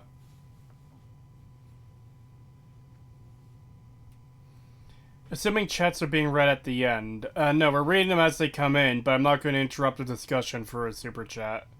Yeah. Also might have missed that before we pressed. Like, I saw it when it came in, but I've got a short memory. And, yeah. $5 Australian from Nathan Harrison. Thank you. Pagan plays the PlayStation 2 MOH. Meanwhile, I cut my teeth on the PS1 versions. God, Underground was crusty. MOH. Medal of Honor. Oh. Yeah. Yeah. While you were playing Medal of Honor, I was practicing the blade. Back when it had one of the funniest missions ever, when you were undercover and had a camera, and you would walk up to the Germans and be like, "May I take your picture?" And they'd go like, "Oh yeah, jawohl!" And they would pose, and then you would just immediately switch over to a pistol, shoot them. But they would always do like super dramatic poses, like it's always fucking fun. I always enjoyed the Medal of Honor games, even if they were a little fucking goofy and also a bit of a retelling with some of the historical accuracy. But I don't know. I generally enjoyed them. There was also a skating game I played a lot too. I don't remember which one it was. I think it was like Tony Hawk Pro Skater or something. I played that a lot. The only skateboarding game I have any respect for is Skate 3. Skate 3. I played Skate 1 a lot on the Xbox 360, but I never bought the sequels. Going back to it, I would probably actually put Brotherhood of Steel up against Fallout 76 as a technically better game. Yeah, probably. It's functional. It actually has a story to it. It's coherent. It's got crap gameplay. It's got a lot of problems, but it was also for console with all the limitations that implied at the time. But yeah, did you want to get the rest of that super chat? Yep. Because we used something anyway. $1 from just a guy from Alabama. Thank you. Such dress car. Jesus titty fucking Christ. I just read that shit show in the Discord, and it's definitely either bait or the ultimate commie bot. Yeah. Yeah, I'm not sure what that was. It was pretty bad. I'm gonna flip my platinum coin to decide. $2 from Lantern's Glow. Thank you. They really did wait for like 30 years, huh? I'm not sure what you're referring to. Over between getting the online IP for Fallout and actually doing an online game. Oh. Oh, so they got the rights to the online game like a long time ago. Yeah, that's what they were fighting with Interplay over. Because the sale of the property reserved a cutout for Interplay to do an online game within X number of years. Yep. But apparently the terms of those were vague enough that Bethesda came in and said, "Oh, you don't have it complete and running by now." It's like, you didn't say it had to be complete. Yeah. And they were working on it, because I was in the beta test for it. Well, more alpha, but yeah. And again, the community got Fallout 2 working online, which is fucking fantastic. And apparently you can still play it today, and it's still being updated today. Yep, it is. I fucking hate Bethesda so much.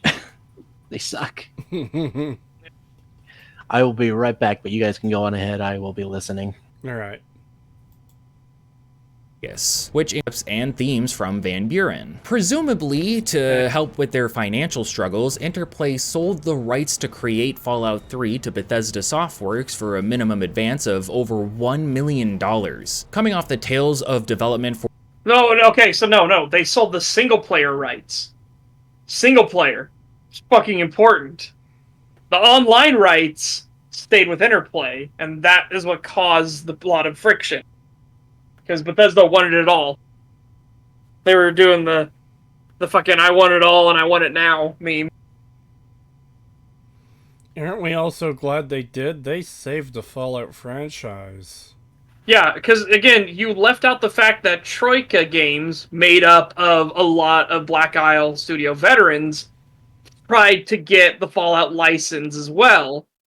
And then, once Bethesda saw that they had competition, they came in and they literally just dropped a bomb and sniped it.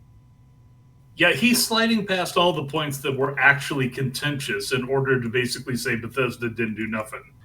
Yeah. That's what's coming across as, which is actually kind of funny for someone who's so critical of capitalism. Yeah, because Bethesda engaged in the ultimate form of capitalism. They literally let their dollar speak. Maybe he is leading up to Bethesda is bad for doing things this way, but that's the way it is now. Yeah, but I don't feel that it's going to go in that direction. Maybe I'm wrong. Maybe I'm right. Who knows? We'll see as we get there. Yep. But yeah, you would think the guy fucking pushing anti-capitalist messaging would point that out as being a problem. Yeah. For one of my personal The Elder Scrolls 4 Oblivion. This agreement also stipulated that Bethesda would have the rights to create an additional 2 Fallout games after the release of Fallout 3, and the royalties of all 3 games would be paid to Interplay. The announcement for the game was made in 2000. Again, which didn't happen, and also, it was single player. Again, you're missing out the fact that Interplay kept the multiplayer, the online right. It's very fucking important for this. Who the fuck was that Big Chungus? That was ML. That was ML before he went on his crack diet. Well, I guess it worked.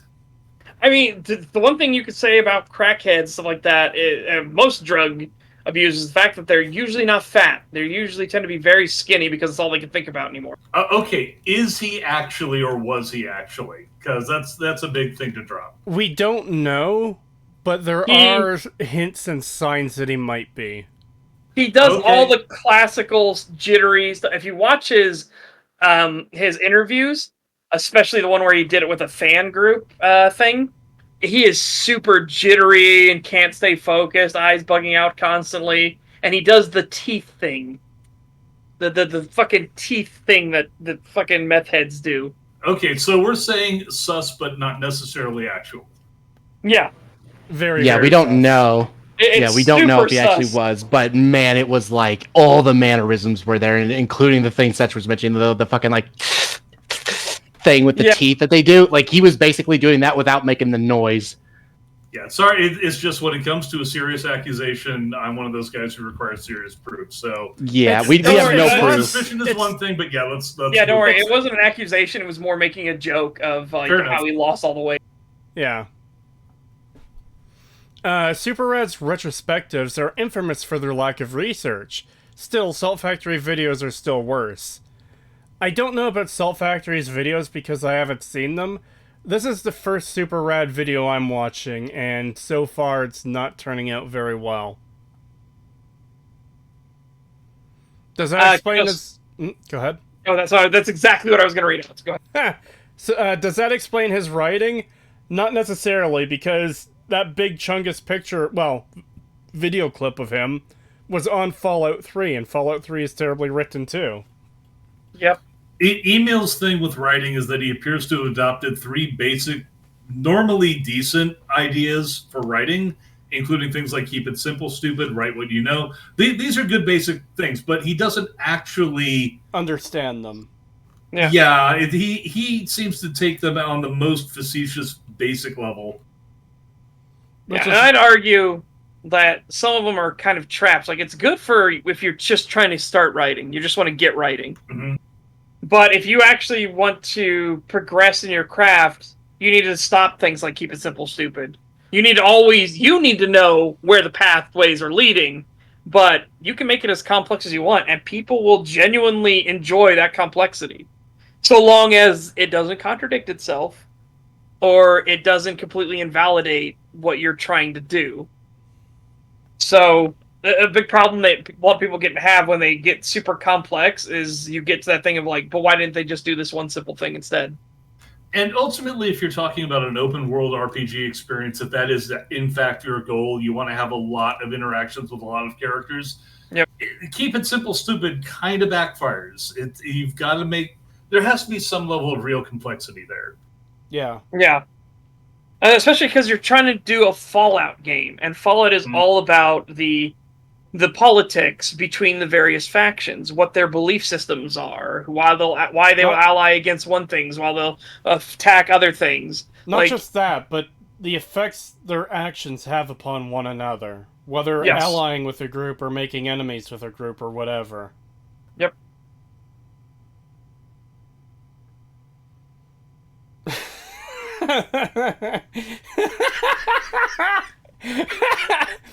They feed us poison, settlement system, so we buy their cures, Creation Club content. Well, they suppress our medicine, crack.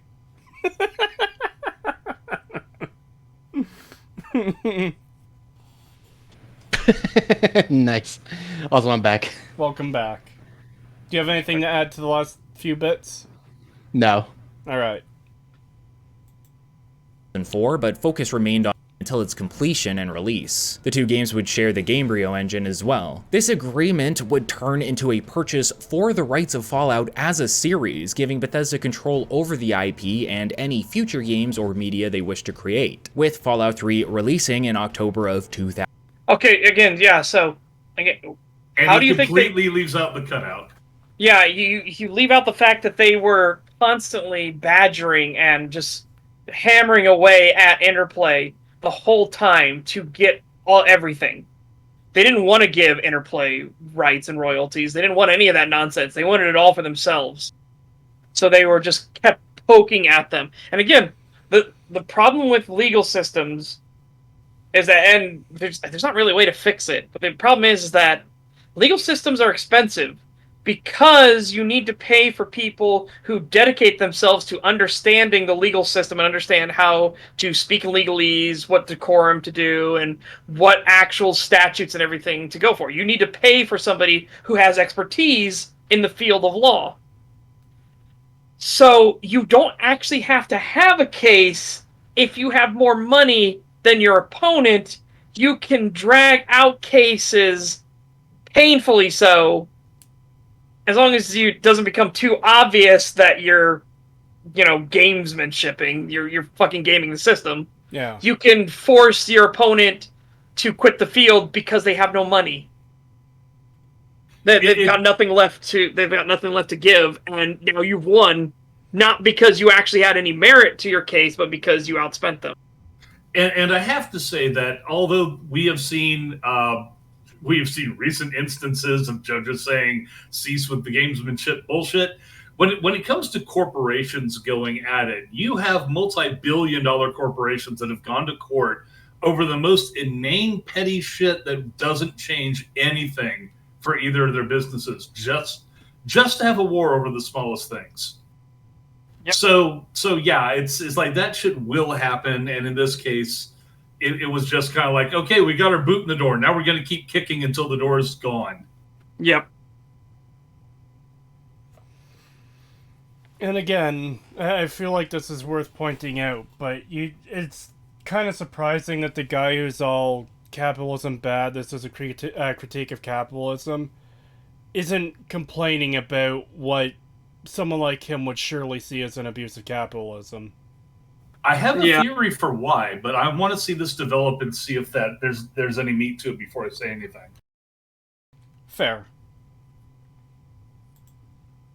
Vegas, Fallout 3 was a revolutionary experience in terms of games at the time. The concept of an I need to see what he's going to say. What made it revolutionary? That's what he's going into right now. An open-world RPG was strongly tied to, but not limited to, the Elder Scrolls series, of which...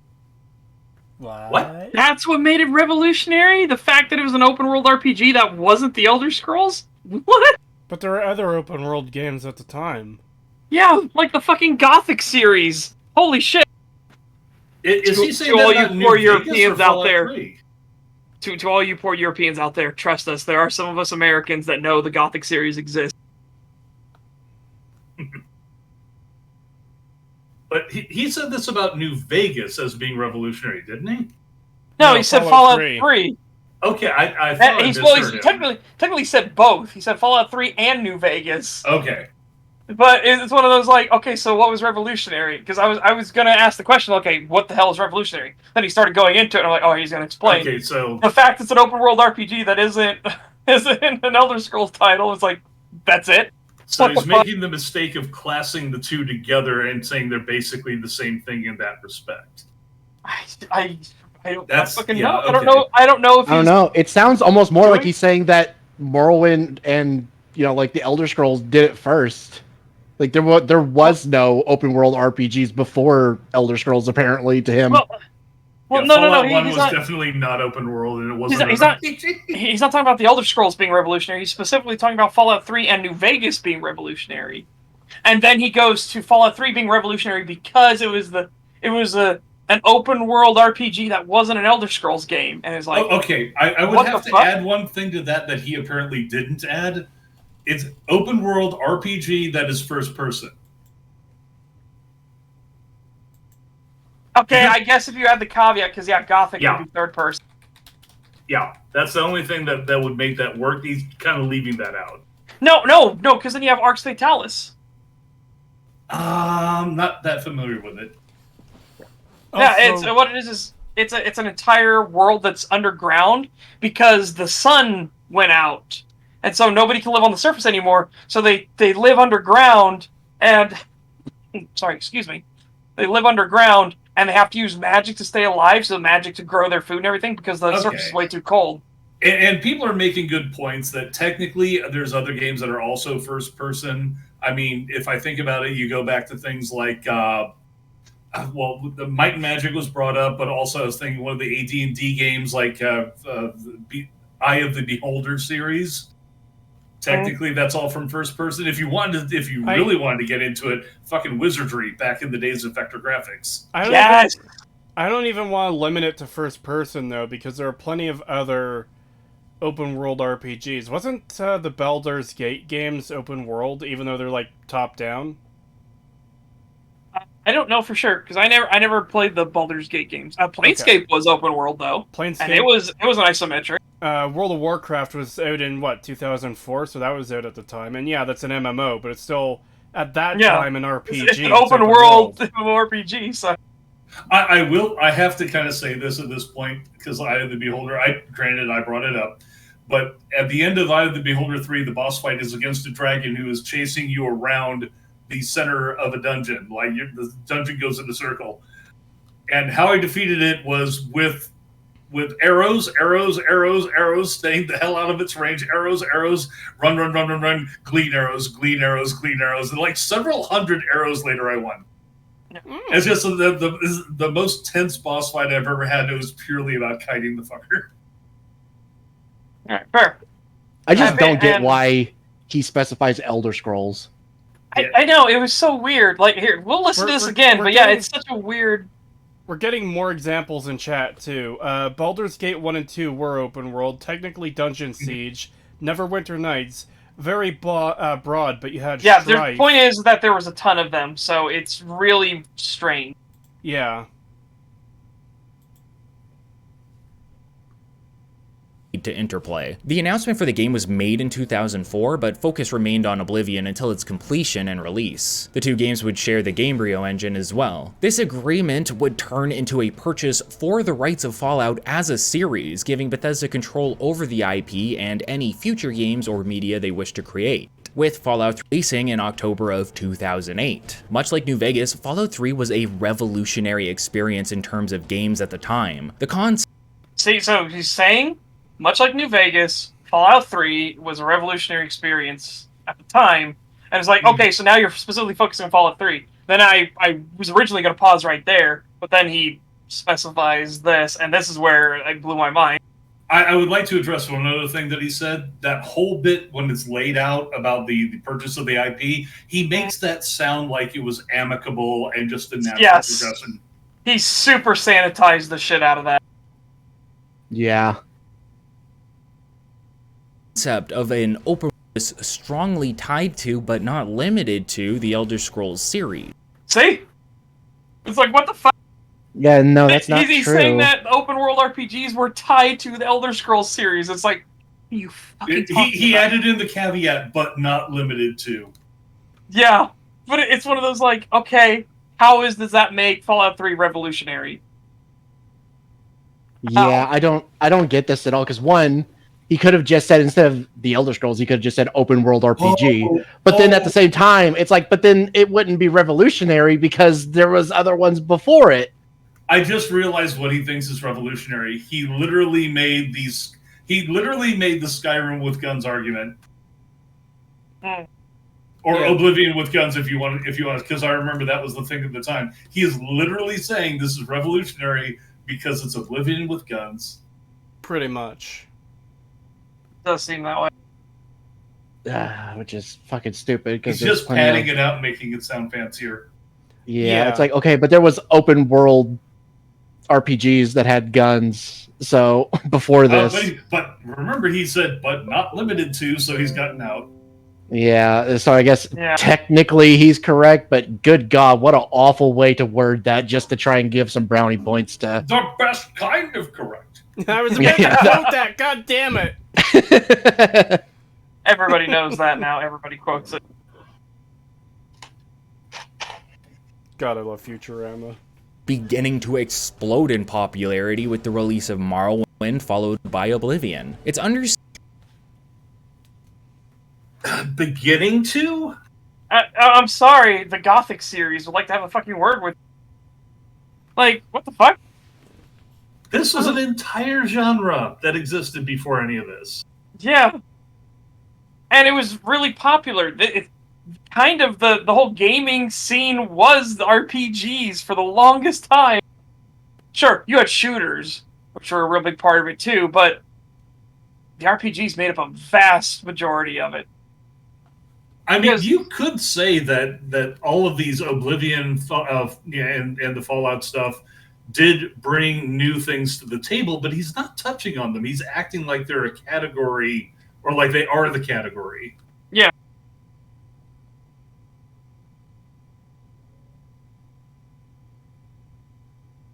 that a lot of eyes were on Fallout 3 from individuals who had never heard of this before. I had never heard of the series until the third game's announcement. With no experience in CRPGs at the time and an affection towards the gameplay. Please tell me. Okay, please tell me you were just saying CRPGs just to say it, and because if you, please don't tell me you think Fallout 3 is a CRPG. Holy shit! I think he's actually using that to differentiate it from Fallout 1 and 2. I mean, fair, but I just have this horrible feeling like he's gonna talk about like this is what got him interested in CRPGs, and I'm just gonna be like, how? How would this a game that's not an RPG get you interested in CRPGs. The things that are so heavily RPG, it actually can become painful.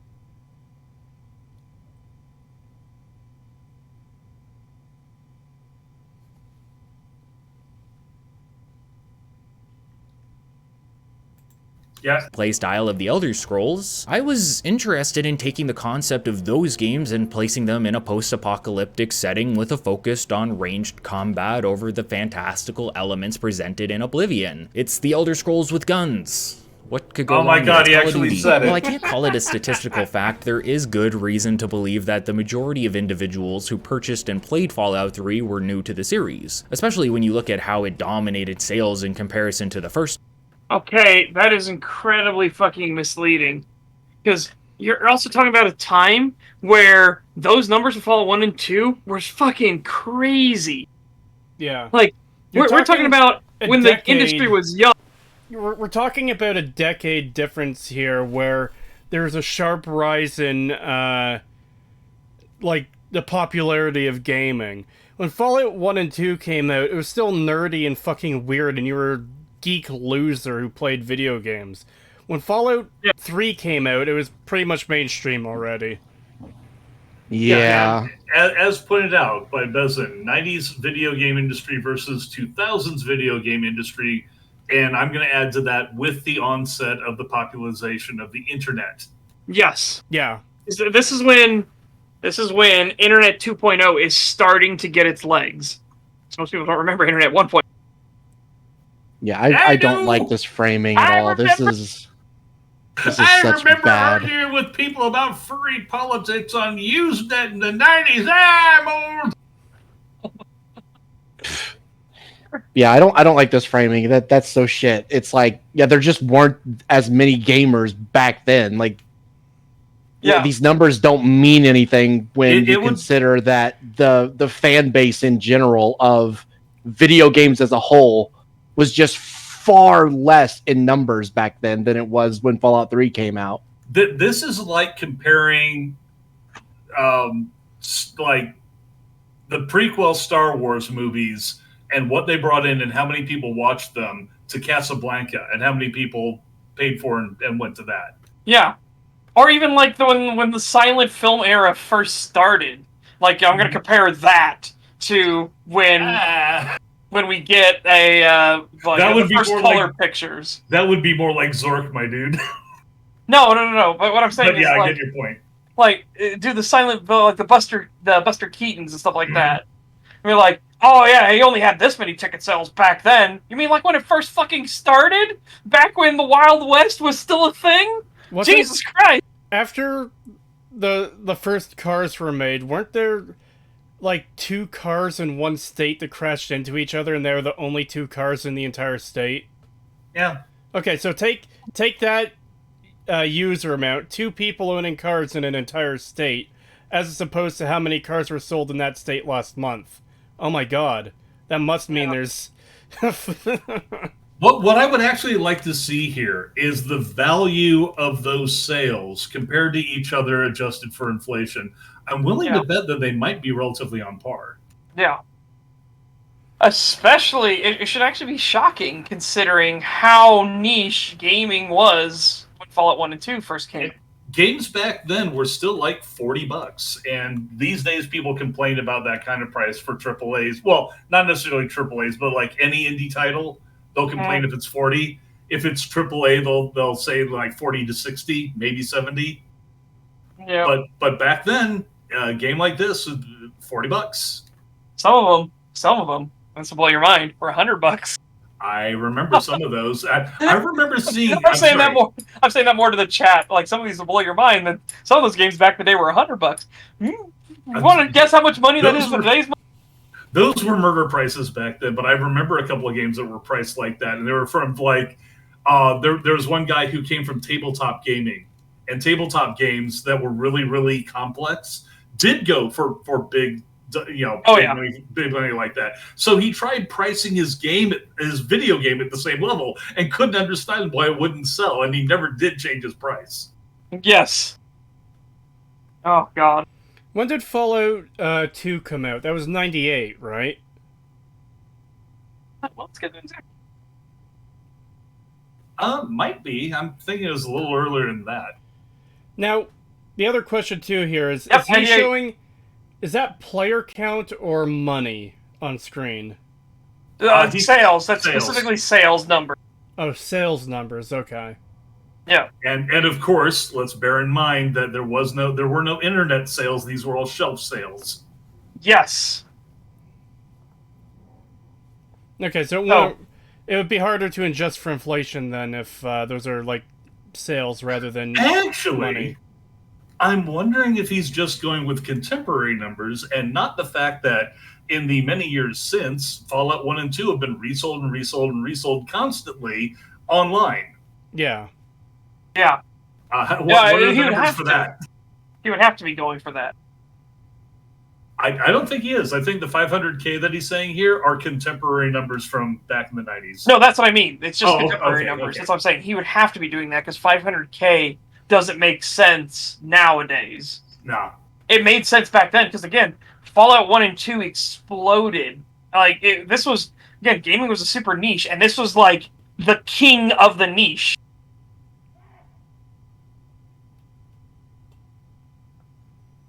All right.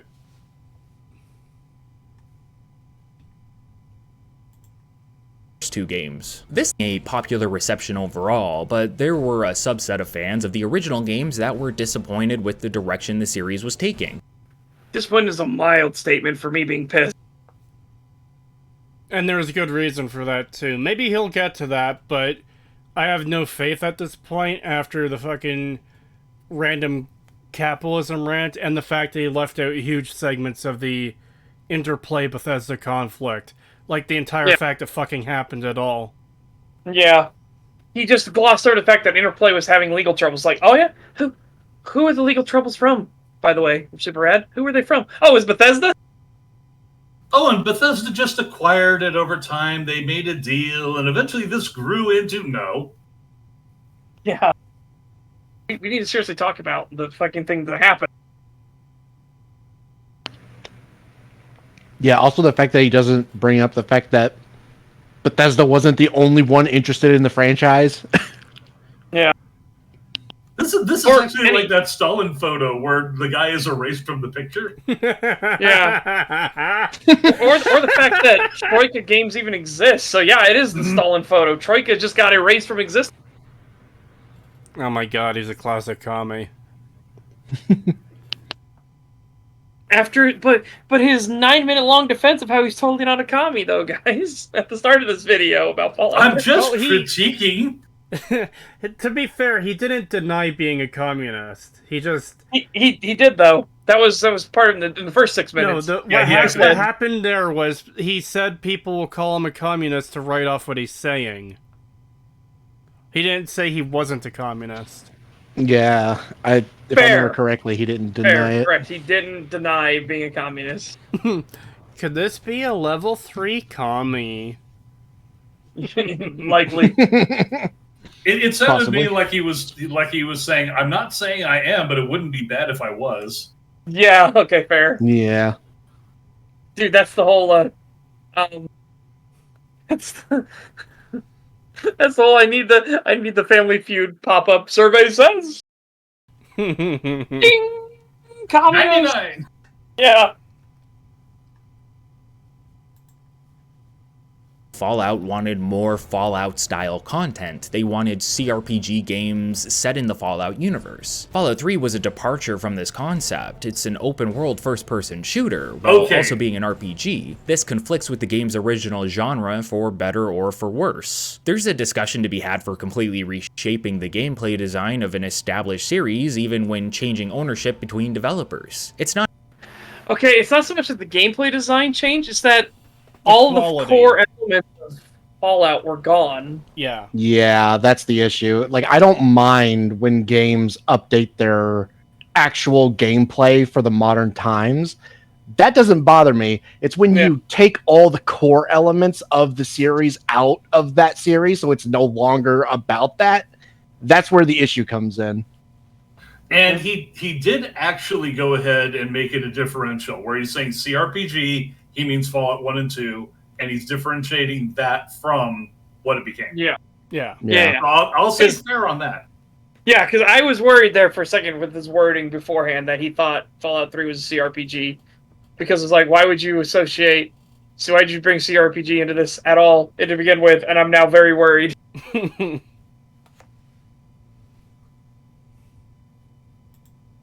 Not to take, in my opinion, but there will always be criticisms to be had. Take Monster Hunter World, for example. I am someone that enjoys the old school experience presented in the games that came before it, and I can critique some. Okay, so, again, you have 5 hours. You have plenty of time here.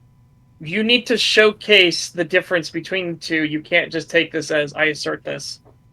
Like, Yeah. Because again, you're doing a comparative now to those who liked Fallout 1 and 2, which you said yourself you did not play, and you hadn't even heard of it when Fallout 3 came out. You had only heard of the franchise once Fallout 3 existed and was announced. So yeah, and from what I've seen of people who play Monster Hunter World, it's relatively the same game, but with slightly updated graphics and more open world with better AI. And I don't know, basically from what I could tell, the core of the series is still there. So this would not be a good example for Fallout. Yeah, because gameplay style is one thing, but the core of what the games are can translate through different styles of gameplay. You could have a Telltale-styled Fallout game, a Telltale game that isn't shit, by the way. I know it's a fucking non-existent thing, but let's imagine it for a second. You could have a Telltale-style Fallout game that that is still true to the core of the series. Yeah, just remember the Sam & Max series exists, and a lot of people like that, so... Thank you. Let's ignore that for a minute, and just focus on, like, The Walking Dead and stuff. Press X to not nuke Megaton. No!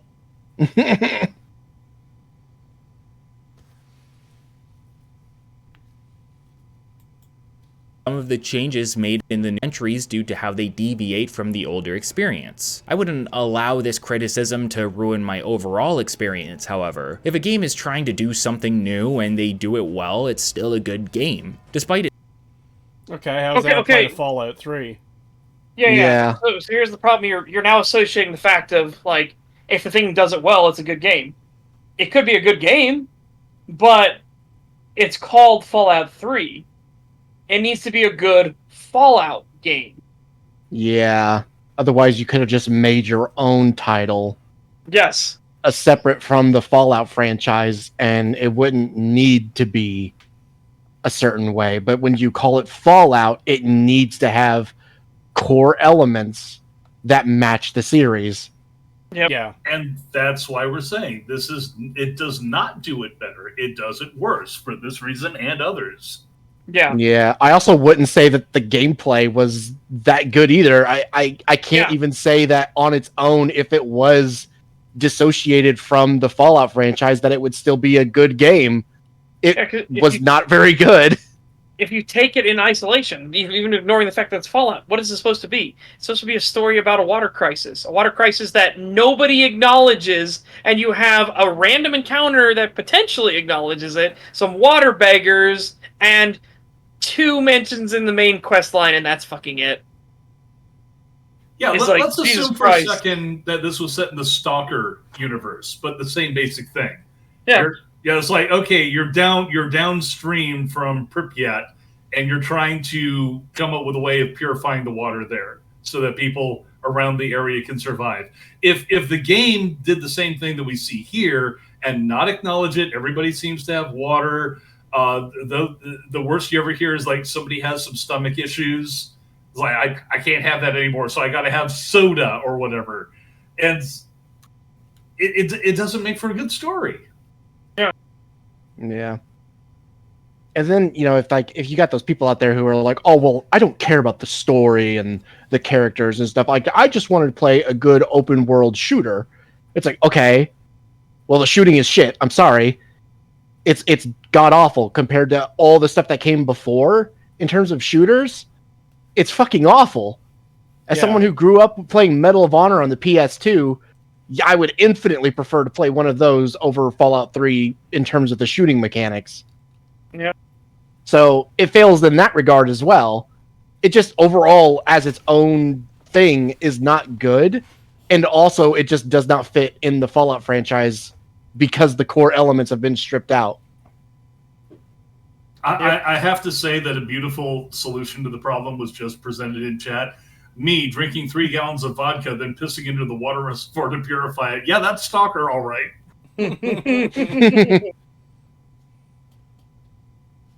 Just use an artifact to purify the water. Easy. Yeah. Yep, there you go. I love the artifact. The artifacts are genuinely a fun thing in the Stalker games. If you go out of your way, because you don't ever have to touch a single artifact the entire game if you don't want to in Stalker games. There's nothing that forces you to do it. But if you go out of your way to go hunting for artifacts, and you can get some wild, crazy shit going on.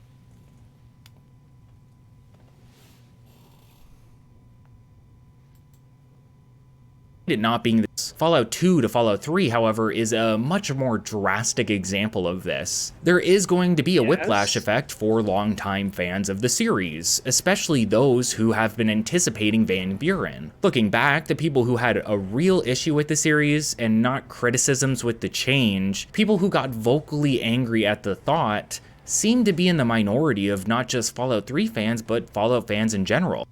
No, I don't believe that for a second. Yeah, that's bullshit.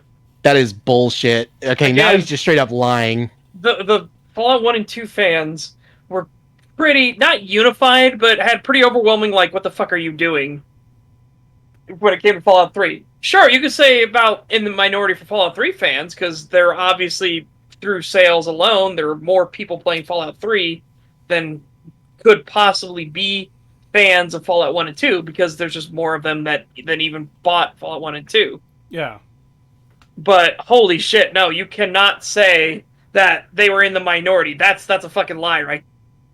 Especially not in the actual community. I was not part of that community. I enjoyed both games, but at the time I was never really into any kind of online fandoms.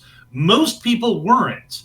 And that's still true today. If you were to look at Fallout 3 fans or Fallout 4 fans, or even Bethesda fans, and compare them to the total number of people who bought the games and played them, they are, again, a minuscule vocal minority. If he wants to be pushing this, then all he's talking about is a difference in scale.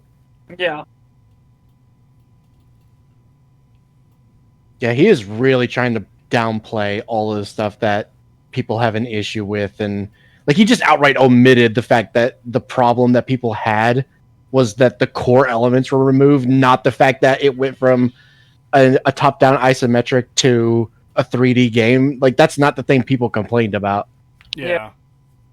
Oh, I did see people who were arguing about that, but those in fact were the minority of the complaints. Yeah, like I didn't see much of that, but whenever I did eventually get into, the community, which was years later, by the way, but whenever I would see people who were originally fans of Fallout 1 and 2 talk about 3, like, that was mainly what they would bring up, was stuff like the core elements being stripped out, it being dumbed down, and people either generally saying, like, Fallout 3 was, I guess it wasn't terrible, but I still wish it was, like how it was in Fallout 1 and 2, all the way to people being like, I fucking hate Fallout 3, it ruined the Fallout franchise, how could they do this? And at first I didn't understand those people. I was like, how could you say Fallout 3 was a bad game? And it wasn't until years later when I really started to pay attention that I was like, no, they were right, this game does fucking suck.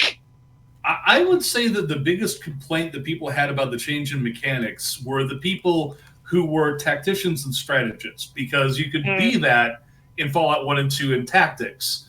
But in Fallout 3, you had much more in the way of twitch mechanics, and the inaccuracy of your weapons meant that if you weren't firing in bats, you didn't really have what you would consider to be tactical options. And even then, it's so on the fly that it's more of a twitch shooter. And that was a genuine complaint people had, and you could understand it if you cared to. Yeah. I remember my first time playing Fallout 3. It was on Xbox Live voice chat with a friend. And that friend had told me, oh yeah, a lot of fans of the original games don't like this game. That they've got issues with like the how it's so different from the original. Not in terms of like the first person FPS stuff, but the core of the games was wrong. Or core of the game, I should say. Yeah, Very that's the first time I sentiment I played it. noticed. Yeah, that's the sentiment I saw a lot as well once I got into the community and started talking to Fallout 1 and 2 fans. That seemed to be the overwhelming majority of people that complained about the game was the core elements have been stripped out. Like Calbeck said, there was definitely a few people who complained about, you know, it The becoming style a change. like a third person or a 3D first person shooter game. I did see some complaints, but they were rare, and they were rarely like the focal point of the complaints. It usually stemmed off of the argument about core gameplay. I'm saying that when I did see those complaints, that's basically what it was. The concern about switching over from the feeling of playing a game tactically and strategically to, oh, this is a Twitch shooter now. Yeah. Yeah. Anytime, like, I've seen this argument a bunch of times before, and it seems like a way to dismiss the legitimate criticisms of the major changes to the core of the game as, oh, you just don't like that it's in a different gameplay style. You're in the minority, therefore you're wrong.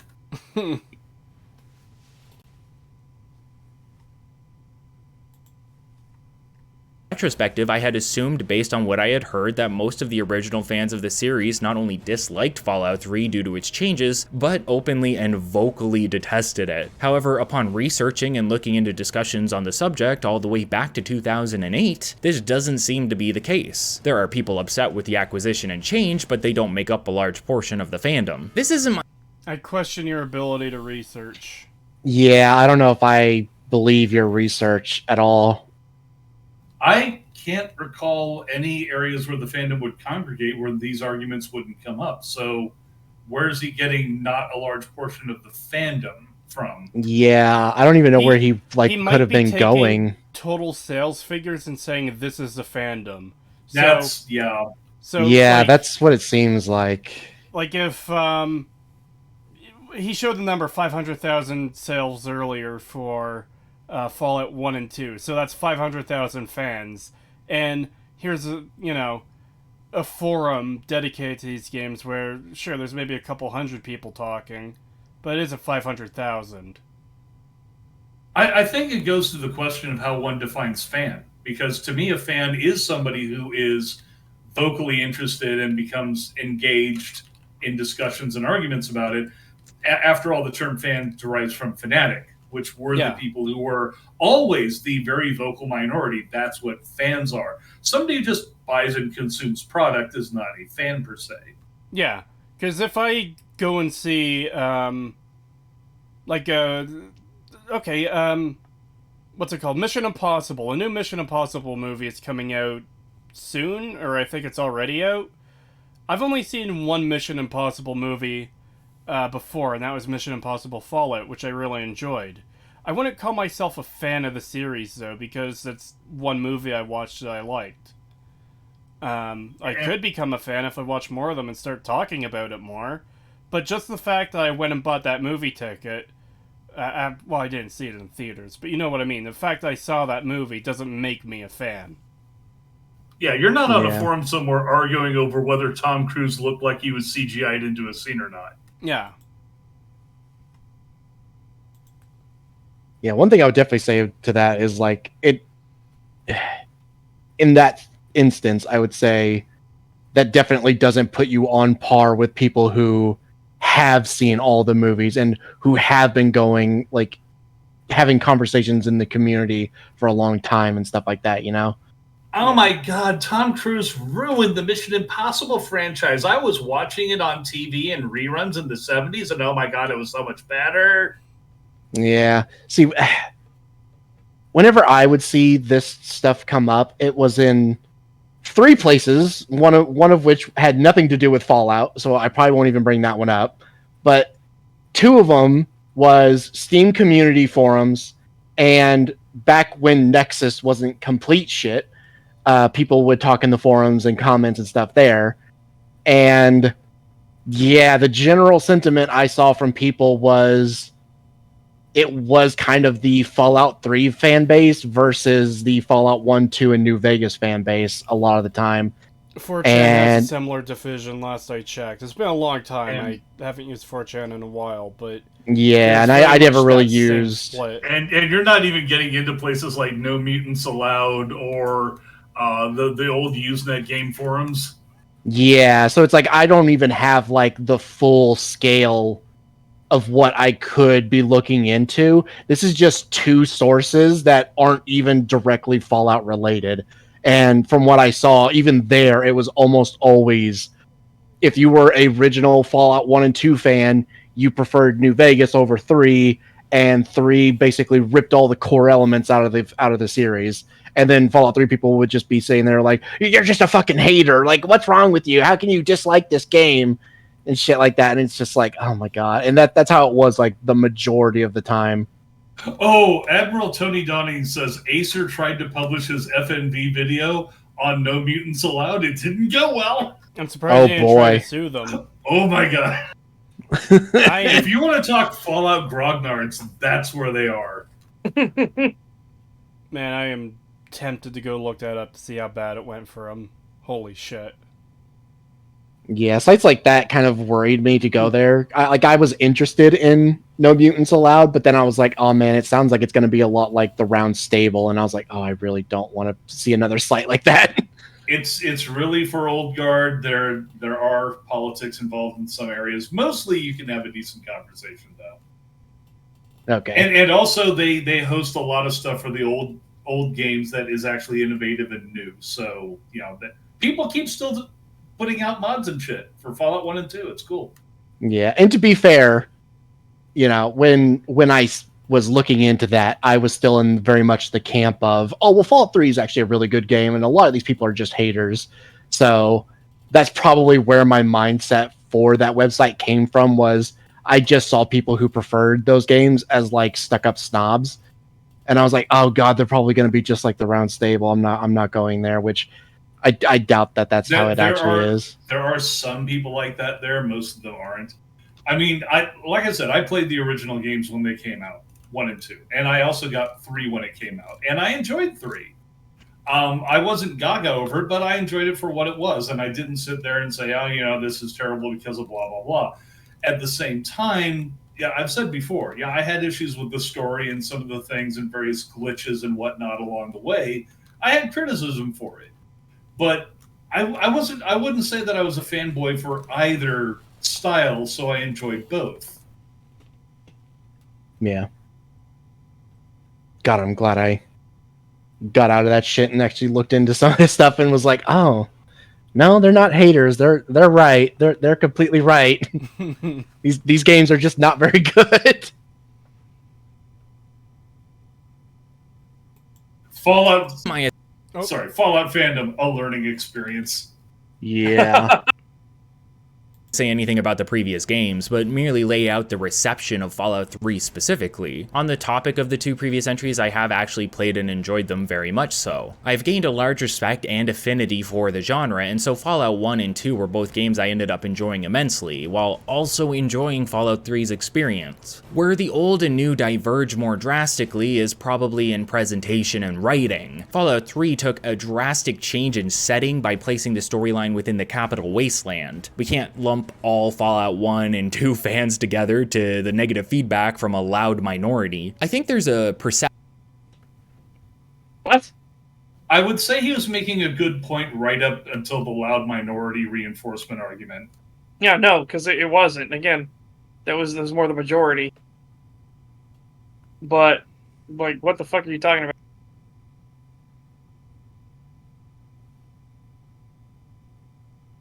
I guess I think I misunderstood what the hell he was even talking about. Hold on a second.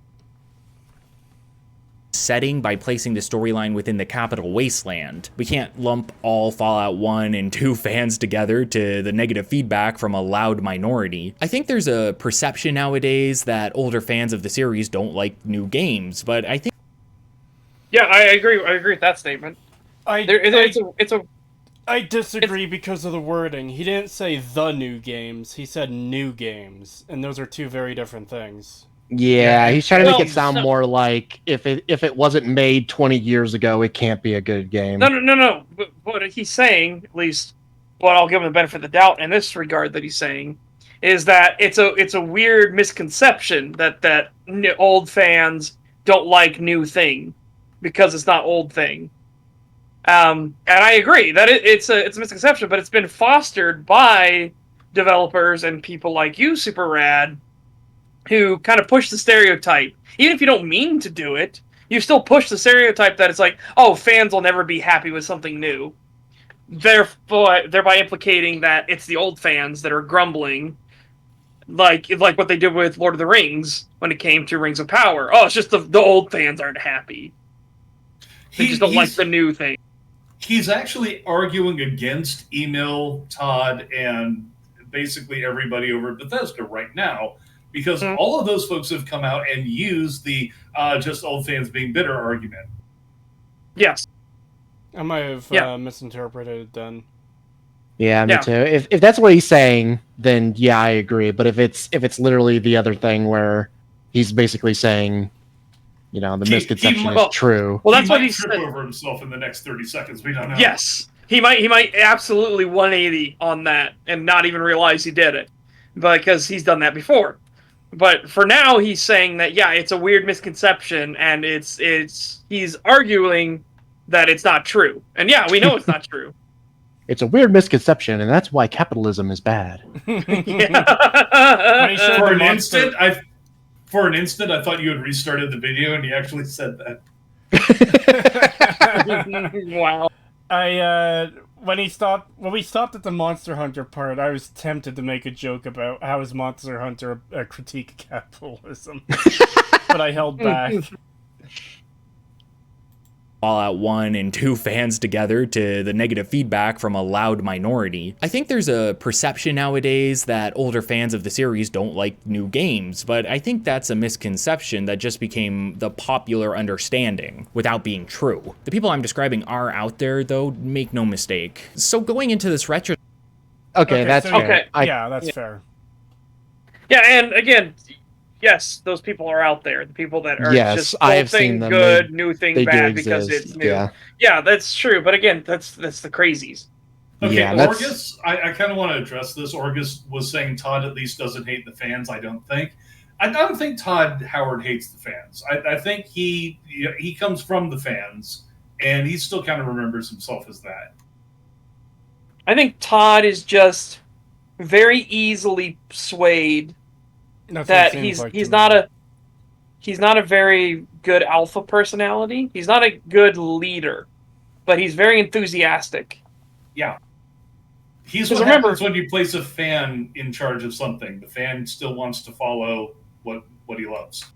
Yeah. So you got to remember, Todd originally was not a game creator. He was... What was he? Was he an accountant? I can't remember what his actual role at Bethesda was, but he begged them to let him stay on the team. Well, no. Where's he Q&A? The story I heard was when he was in high school, he stopped by and begged them to join because he wanted to make games, and they said, "Come back when when you're older," because he was still essentially a kid at that time. And then he did, and yeah. I know Patrician and Indigo Gaming talked about it the other day, that Todd was actually in Bethesda for a while, but he wasn't in actual game creation or anything like that. He was in like QA or something like that. He was an offshoot. And he just begged them, like, he wanted to make games. He was there, he wanted to make games, and they gave him that opportunity. And that's likely where Bethesda got the mentality of giving everybody a shot to do everything. I just remembered like his first actual company photo where he's on, quoted in a magazine or something. He's wearing a Photon Arena laser tag helmet, and I was just going, brother. Yeah, because that's where he came from. Yeah. But he's very passionate, but he's easily excitable, and he's not very rigid on any of his stances. He can be easily swayed out of anything or into anything, as we found out with the whole Fallout 3, in fact. Because it was a mill that wanted it to be set in Washington, D.C., not Todd. Todd wanted it to be on the East Coast, or sorry, the West Coast. Like, that was Todd's vision for the games, but a mill kept pestering him over and over and over again. And Todd even says, he's like, no, I don't really want, no, I don't want, maybe, yeah, you know what, yeah, okay. It's like, that's not somebody who sticks to their guns. It's somebody who can be swayed easily, and I think a mill knows that. It's clear Pete Hines knows that, because Jesus Christ, if Pete Hines was PR for any other company, like, holy shit, his ass would have been fired. Yeah, he'd be gone. Perspective that my perspective is that of a player who started with 3, continued into New Vegas and Fallout 4, and has played and respects the older games in the series. And while there are some comparisons I'd like to make between Fallout 3 and the original games through writing and presentation of the narrative, there's less I'll be comparing in terms of gameplay differences. This is a look at Fallout 3 as a Fallout 3 initiate. What Fallout 3 did right and wrong on its own with respect to the older games, but not solely focusing on said comparison. Changes to lore, lack of respect for source materials, and retcons can have their place in the discussion, but we are looking at Fallout 3 present and forward more than backward. I'm sorry, but again, it's supposed to be a Fallout game. Like, yeah, it's whatever else you want to say about it, it is a sequel, and it needs to respect that history. Yeah, it has a 3 on the end of it. It isn't Fallout irrespective of by itself, nothing else. Or it isn't like the Capital Wasteland, this new RPG by Bethesda. No, it's Fallout 3. If it disrespects the lore and shits all over everything and contradicts everything that came before it, that's a fucking problem.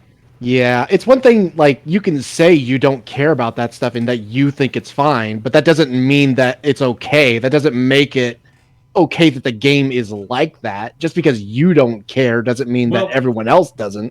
He didn't actually put it that way. He put it more in corporate speak. In terms of, well, you know, we're focusing on Fallout 3, going backwards and forwards, and therefore looking too far into these changes and things would be... He's basically trying to claim it's off topic. Yeah, and I don't like that because I'm pushing back against that. He's skating past it, but I'm just trying to say he's not framing it as this not because something I don't like. Maybe, but that's what it comes off as, and it's hard to take it as anything other than that because it literally doesn't matter. It doesn't matter what he thinks. If he's being disingenuous, which I'm not ruling out, you'd be right. But I'm saying that's the bar that we're looking at here. He is framing it in corpo speak, trying to be polite about it, basically politely shoving it out of the way so he can get on to what he wants to talk about. But it could be that he is just being disingenuous to avoid the points. My problem with that, is you could take any sequel to any franchise and ignore a good deal of its problems because, well, this is the starting point here that we're talking about. We're not looking at that older stuff, even though this contradicts that older stuff a lot. And that's a big problem on its own. Yeah, and that's what I'm saying is like regardless of how he wants to frame this in any way, it's like I'm gonna push back against that and just say, well, you're wrong. Like, I'm sorry, but you are. Yeah, because that is a problem.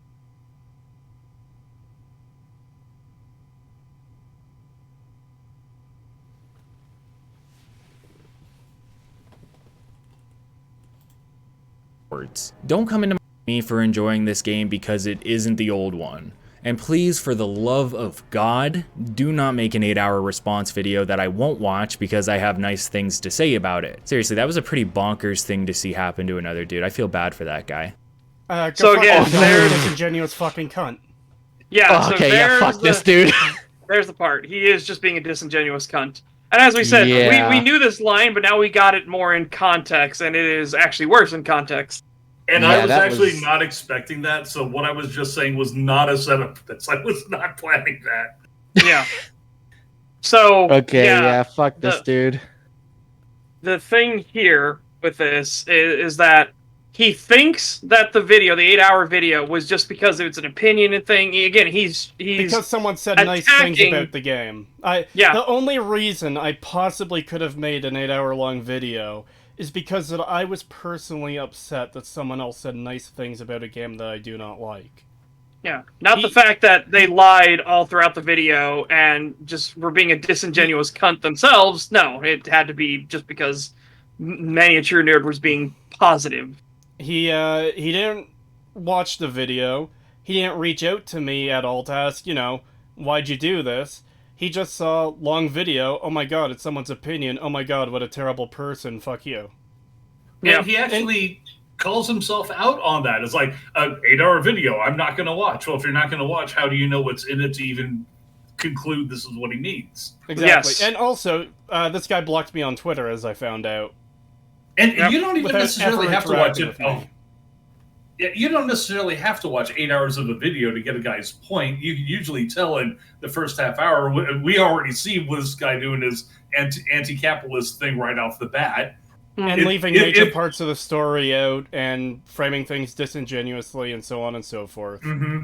Yep. I just find it funny that he said that in a fucking video that he made that's almost 5 hours long. Well, but oh no, those 3 extra hours, that's where I draw the line. That's where it's a problem. You see, Pig, and the difference is my video was a response and his isn't. Yes. So that's more what he's getting. Longbird is competition for long. Yeah, this is fucking stupid. This dude's a fucking idiot. Yeah, he's a fucking retard. I actually did not realize that this was that video. Yep.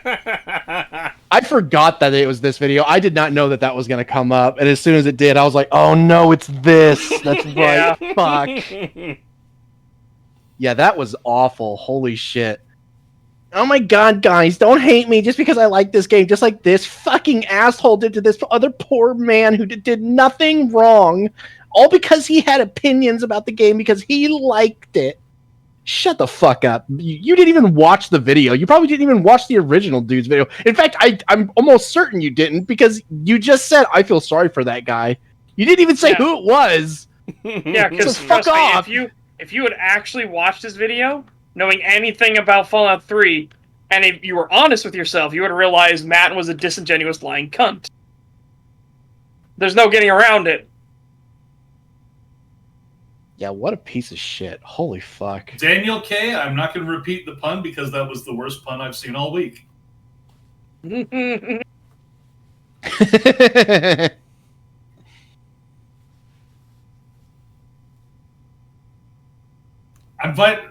yet my brain is trying to process how that would be pronounced.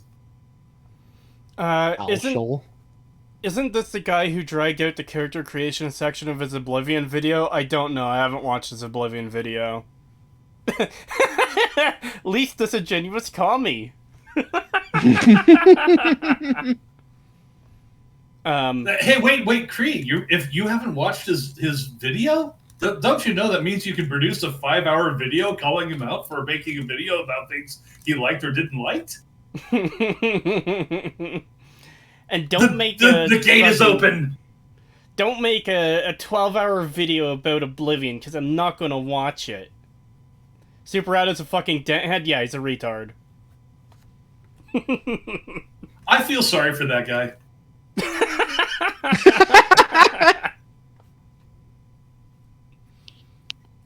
What a fucking loser, man. Like, it's just the peak of pathetic, because, like, you admit you didn't watch it, and you're not going to, and you just make assumptions about someone else's intention without ever fucking speaking to them. You know, maybe his objective here was to try and get you to make a reply video to the reply video to the reply video, where you go from like 8 hours to 5 hours to 4 hours to 3 hours to 1 hour to 20 minutes. God, I just can't get over the fact that he fucking blocked you on Twitter as well, and like he just doesn't say anything about the video other than it's long and how dare he say that. Like, didn't even watch the video, but is going to assume everything about you because of the length, and I'm just like, God, you're such a pathetic Makes- loser. He goes so far in his assumption to completely mischaracterize my video, talk shit about me, and I'm not going to call it slander, but it paints a bad picture of someone he doesn't know and hasn't talked to his own audience. And he blocked me on Twitter, all because of his fucking retarded assumption.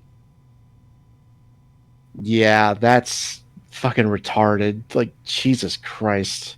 Yeah, what a fucking pathetic loser.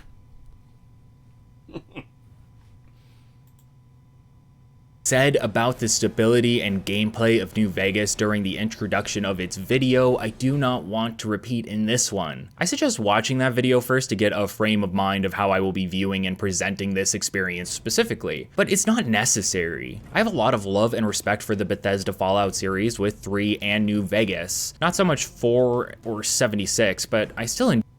Why are you lumping New Vegas in there? Because, I'm sorry, no, New Vegas is not a Bethesda Fallout game. Yeah, no, it's not.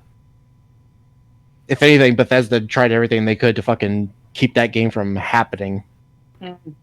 Well, you don't understand. He's already put interplay and everything else in the ground in his previous discussion, so now it's all Bethesda. Yeah. Yeah.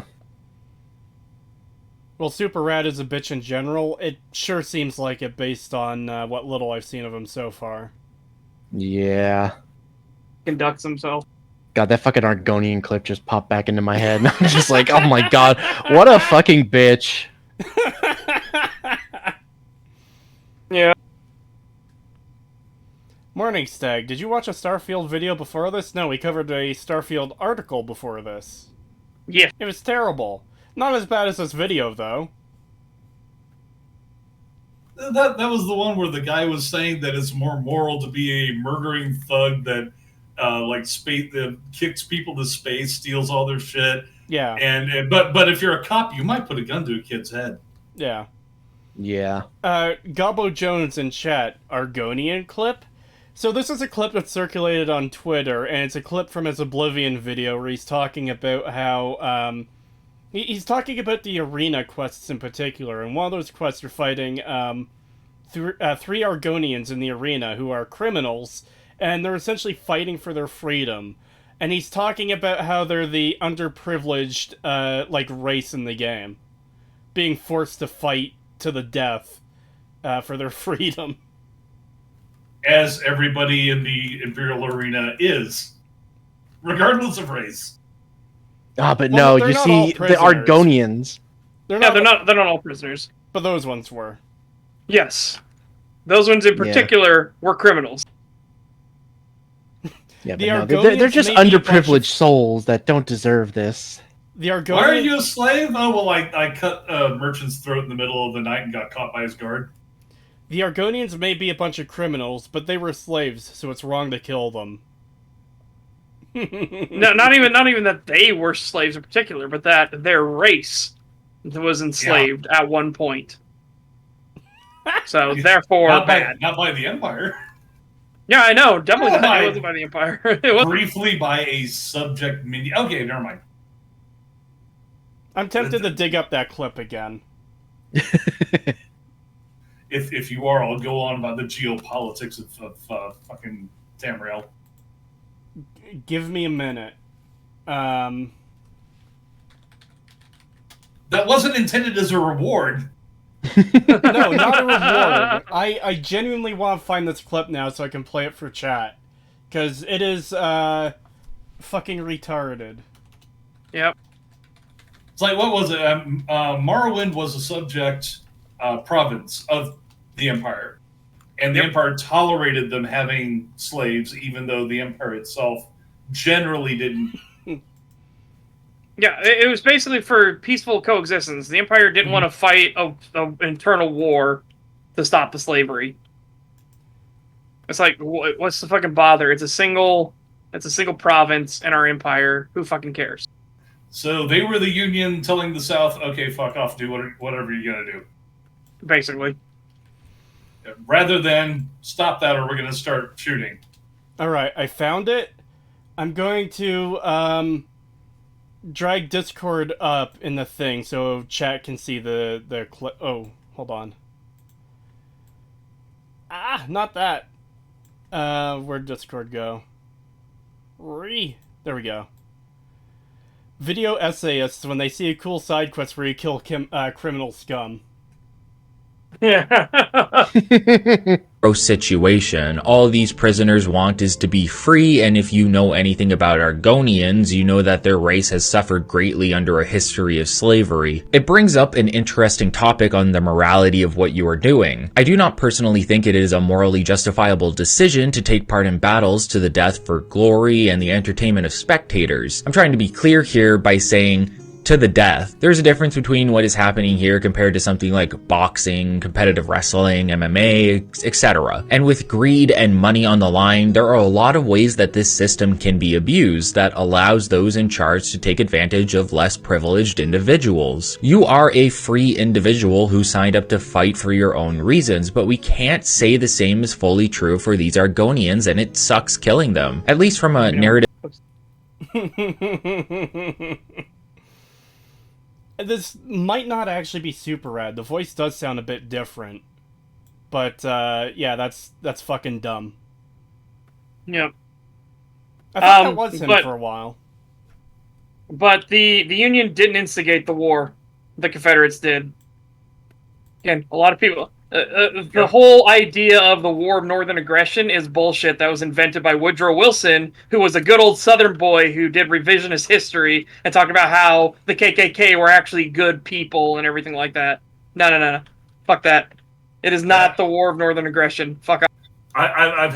I've run into people who try and argue, well, the North, the federal government had to leave Fort Sumter because that was the property of blah, blah. It's like, no, federal forts were only put on territory that had been ceded by the state to the federal government, and they became federal property. That's no longer part of your state, dude. Yep, just deal with the fact that deal with the fact that you're going to have another nation's fort at the opening to your harbor and work it out. Nope. We're going to take it back. Bang, bang. Okay, fuck you. No, Woodrow Wilson it's not that he was from the North, right? He had the Southern Lost Cause thing. He viewed it as a romanticism of it. He loved the South, and he hated fucking black people. Very common for the time. Like, he was a piece of shit. He is genuinely responsible for so many ills in the modern day, it is insane.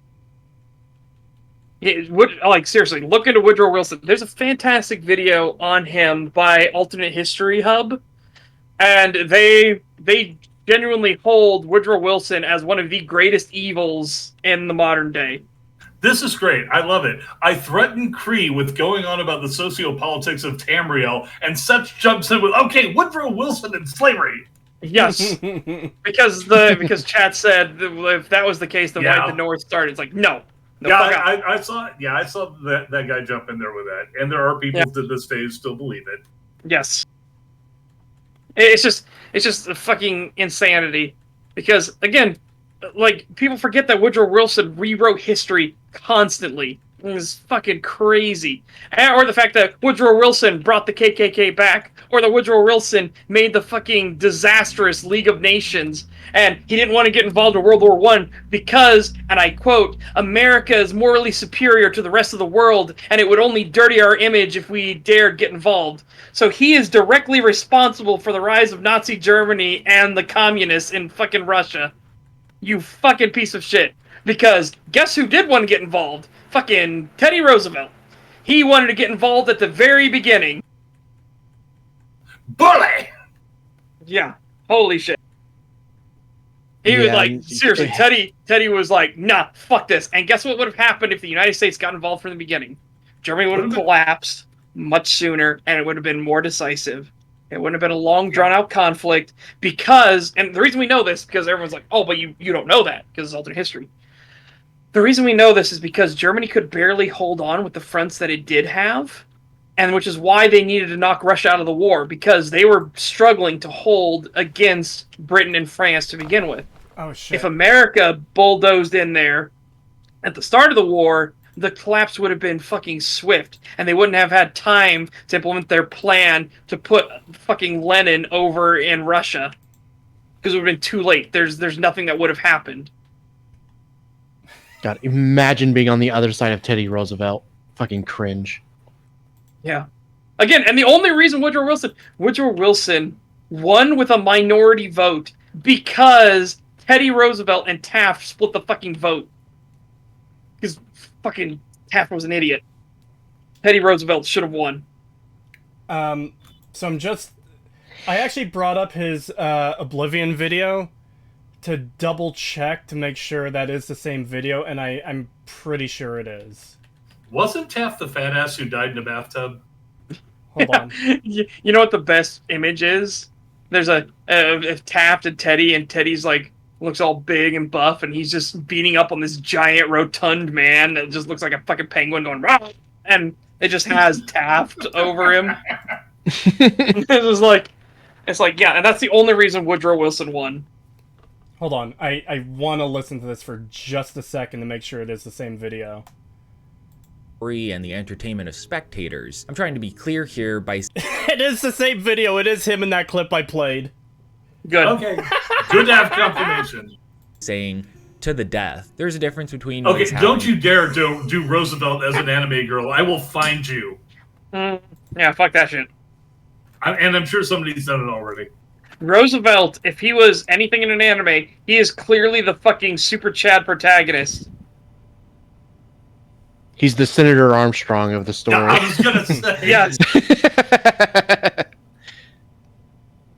God, no, he's Armstrong with those glasses and the big mustache. He's literally the Armstrong family in Full Metal Alchemist. Like, holy yes. All right, are we good to continue with this video? Yes, please. Yes, we are. If we have to. Yes.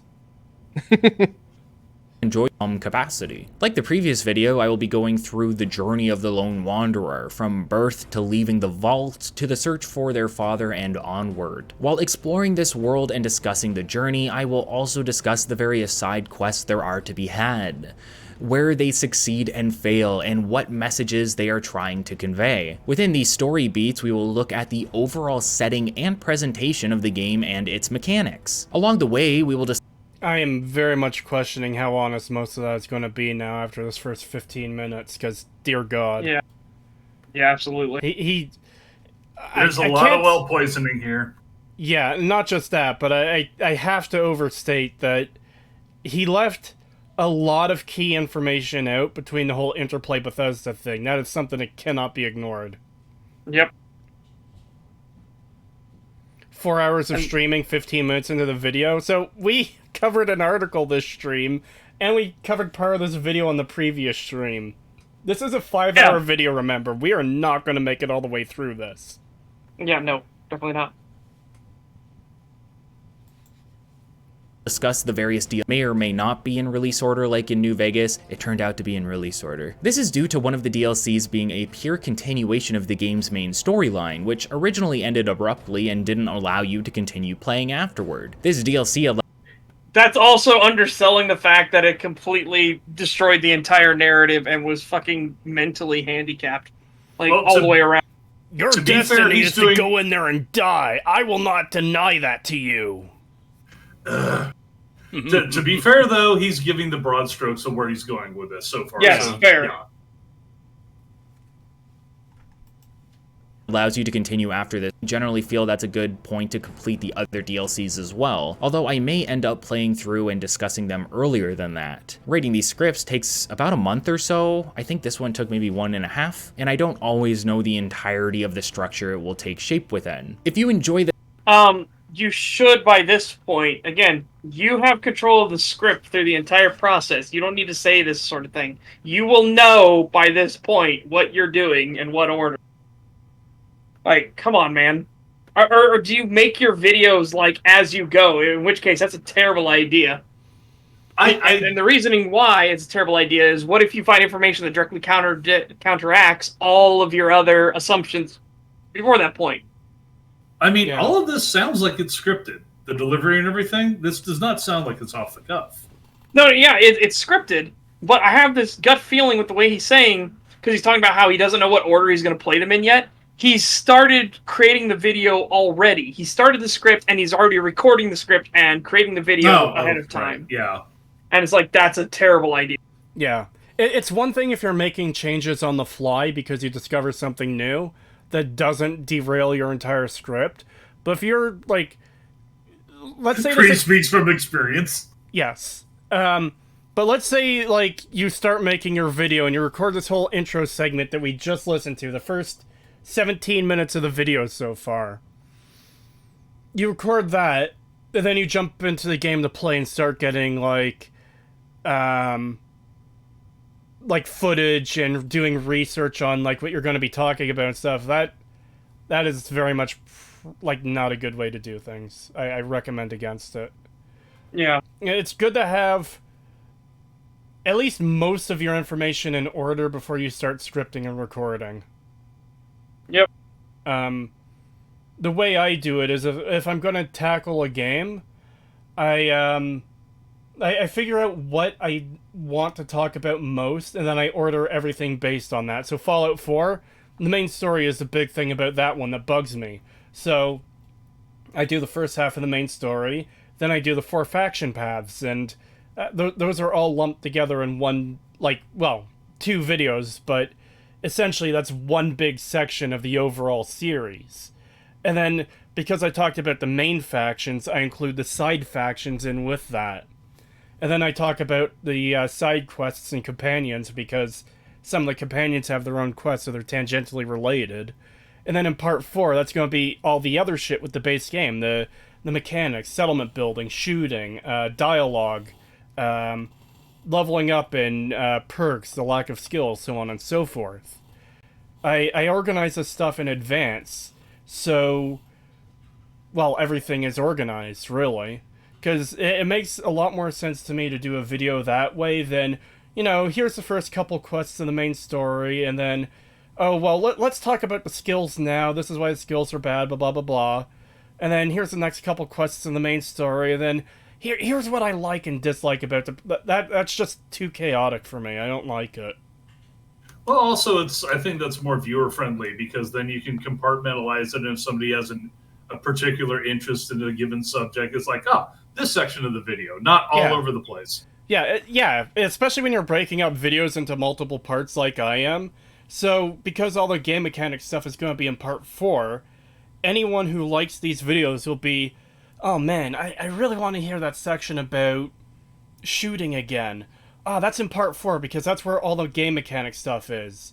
It's not like, was that in part 1 or part 2? Because everything is mixed together. You know? Yeah.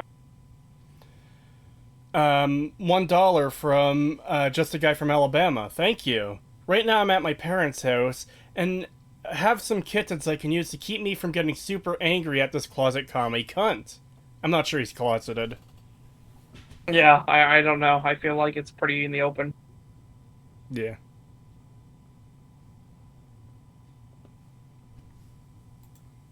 This content, please liking, commenting, and subscribing, as it helps me continue to make these videos for you all. With that out of the way, I'm Super Rad, and this is the big Fallout 3 retrospective. Not off to a good start. I've said it before and I'll say it again, open world RPGs have a better time allowing you to set up a backstory for your character when there's little established backstory to go on. In Oblivion and... Please God, fucking criticize the fact that you have no ability to do this in Fallout 3. Yeah, like, I feel like I'm asking too much already from this guy, but if you have any sense, you're going to criticize that every element of your backstory is set up for you already. Yeah. I think he's going there because of the footage he opens with. No, I know, but you would be surprised at some people's ability to miss things. That's why I'm saying I hope he does. But it isn't explained what landed you there. why you are in the situation you're in. Fallout New Vegas, you're a courier, but everything leading up to you being shot in the head is left blank. They aren't perfect examples, and games rarely offer a perfect option for the player. A favorite way of mine used in both the Shadowrun trilogy and Cyberpunk 2077 is to offer you a set of options that help frame your backstory based on your input. In Cyberpunk, you can choose to start as a member of the corporate elite, a street kid, or an... Okay. Are you gonna go in on how they fucked that up? Yeah. How it doesn't make any sense and it was completely pointless and meaningless. It doesn't actually affect really anything in the entire fucking game. And why the hell would a corpo be friends with a street kid? He's actually making me angry because he's showing better games that actually do what he's talking about, but then he's talking about 2077. Yeah, he's showing Shadowrun Dragonfall, and I believe a little bit if there was Shadowrun Hong Kong. It's a really fucking good game. Oh boy, that was just the intro. I want to commit seppuku. How long is this video? I wasn't paying attention. 5 hours. Yeah, this video is 5 hours long. Strap in, everybody. It's going to be a 24-hour stream. Oh, dude, we will not be able to get through this video in 24 hours. if we were to do all of this video, it would probably take fucking 40 hours. So welcome to STAG Day 4. We haven't No. We haven't had any sleep yet, but we're going to keep going until we reach the end. Yep. I've got work, so I gotta bounce. Will there be a VOD? It'll be uploaded eventually. I need to get the other ones uploaded. But since you have watched this stream already, it will be in your history, so you can find it there. Yep. Yeah, I don't know. People have streamed Desert Bus, so what's the difference? Desert Bus is actually fun and entertaining compared to this. Okay, fair. They also take turns, and it's a charity marathon.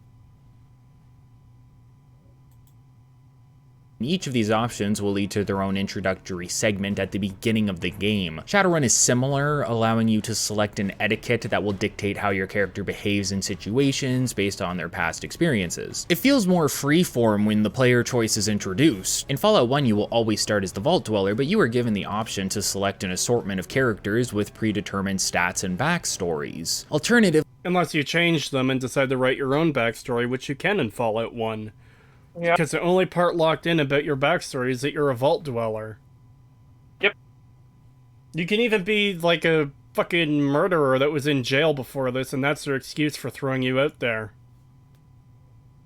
If you want. You have 4 presets, but that is just for players who did not want to go through the bother of making a custom. Mm-hmm. You can create your character with your own backstory. The only thing that is set in stone at that point is the concept that you are a Vault Dweller. Your family is unknown, your past in the vault is unknown, and you can shape that within your head as you please. It's a better experience for players who enjoy inserting themselves into the character that they are playing, but it isn't a law that needs to be followed, even if It's not a law that needs to be followed, but it is good for blank. It is good for RPGs, so you can create the character you're role playing as. Yeah, there are plenty of good role playing games that basically give you a static character here, like Baldur's Gate. You start off with a character coming out of Candlekeep. There is a backstory, and it's important to you and how you play. And you get the same to a certain extent in newer games like Wrath of the Righteous. You can do that well if the writing is good.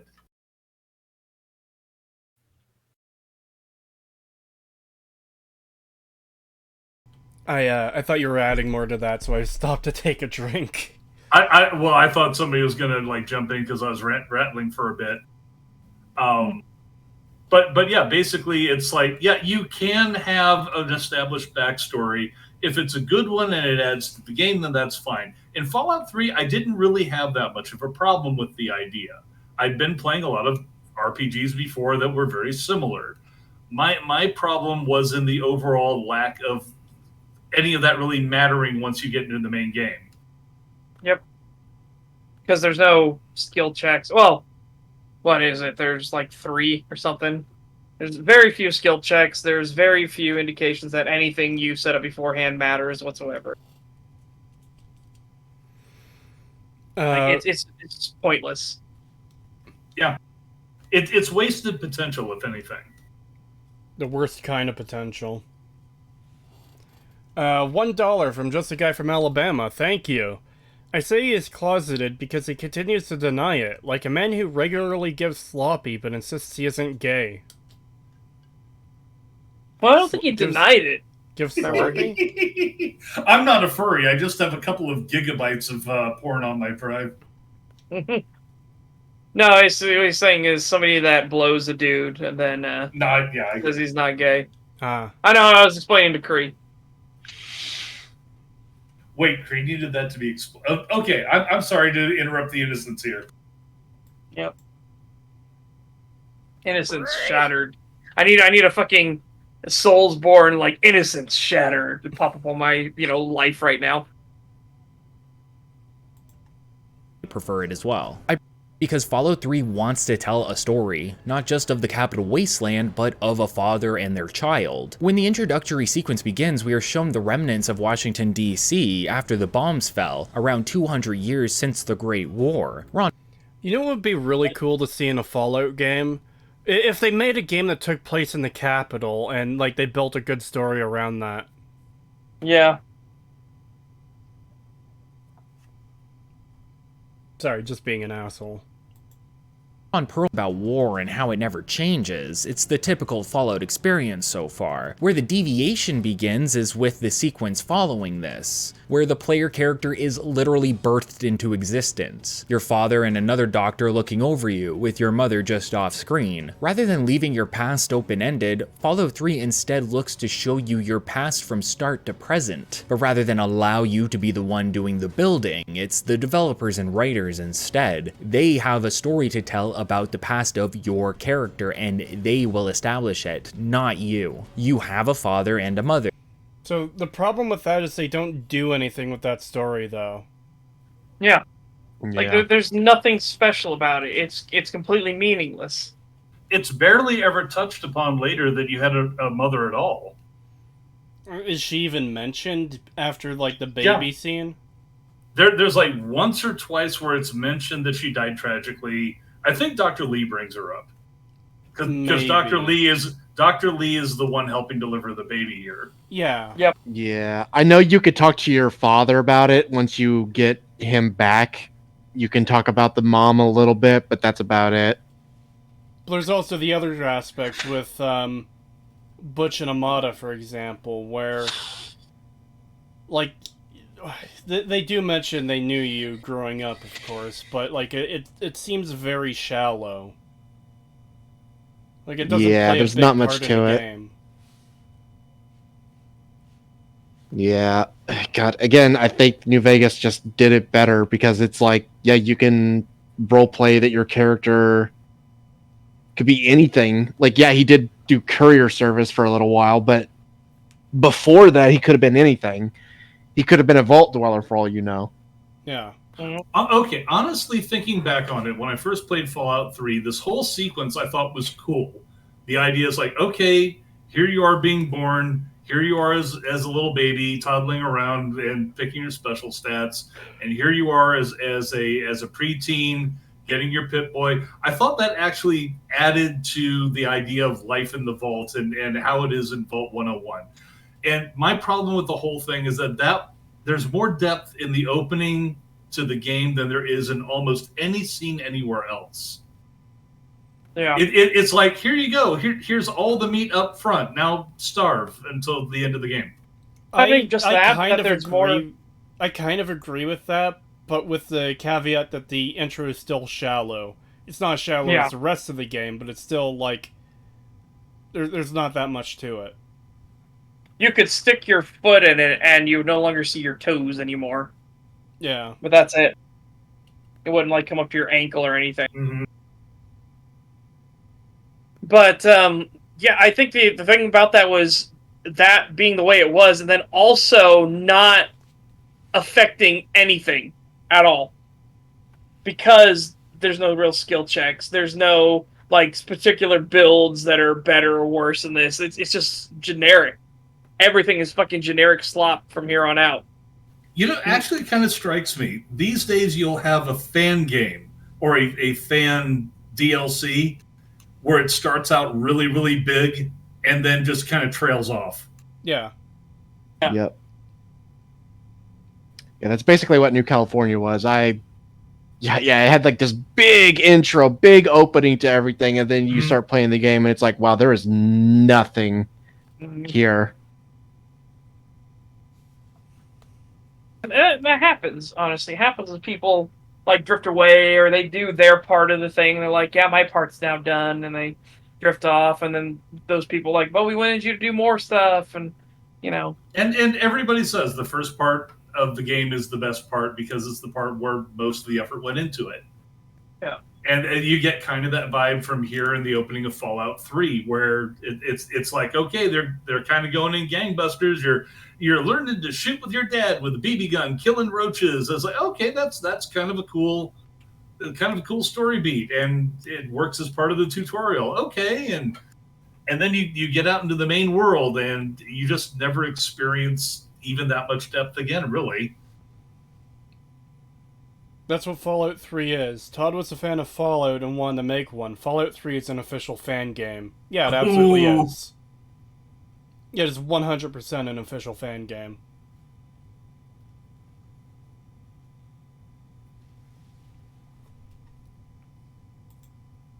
You know what it's like. You learn his past, and with all of this information and build-up, it becomes harder for you to establish much of your own past to work with as it's already been laid out for you. That may sound limiting, and in a way it is. That doesn't mean it's wrong. It's about personal preference. I enjoy the freeform nature of New Vegas' start, but I also enjoy the linearity of the Nevada over the openness of the Capital Wasteland. It's What my do you mean? Wait. Linearity of Nevada.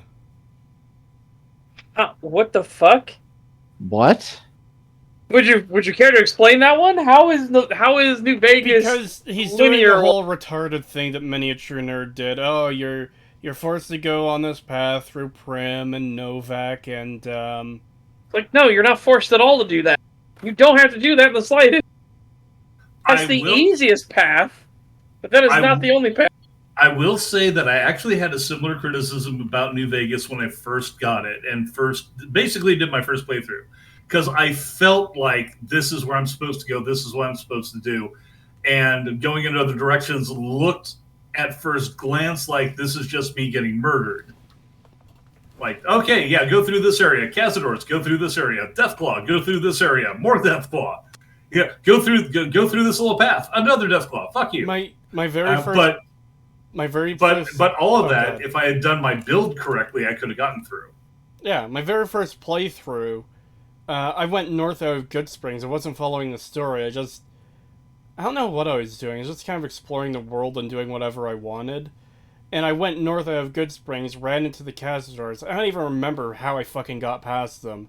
But I got over towards where that vault is that the Powder Gangers are in.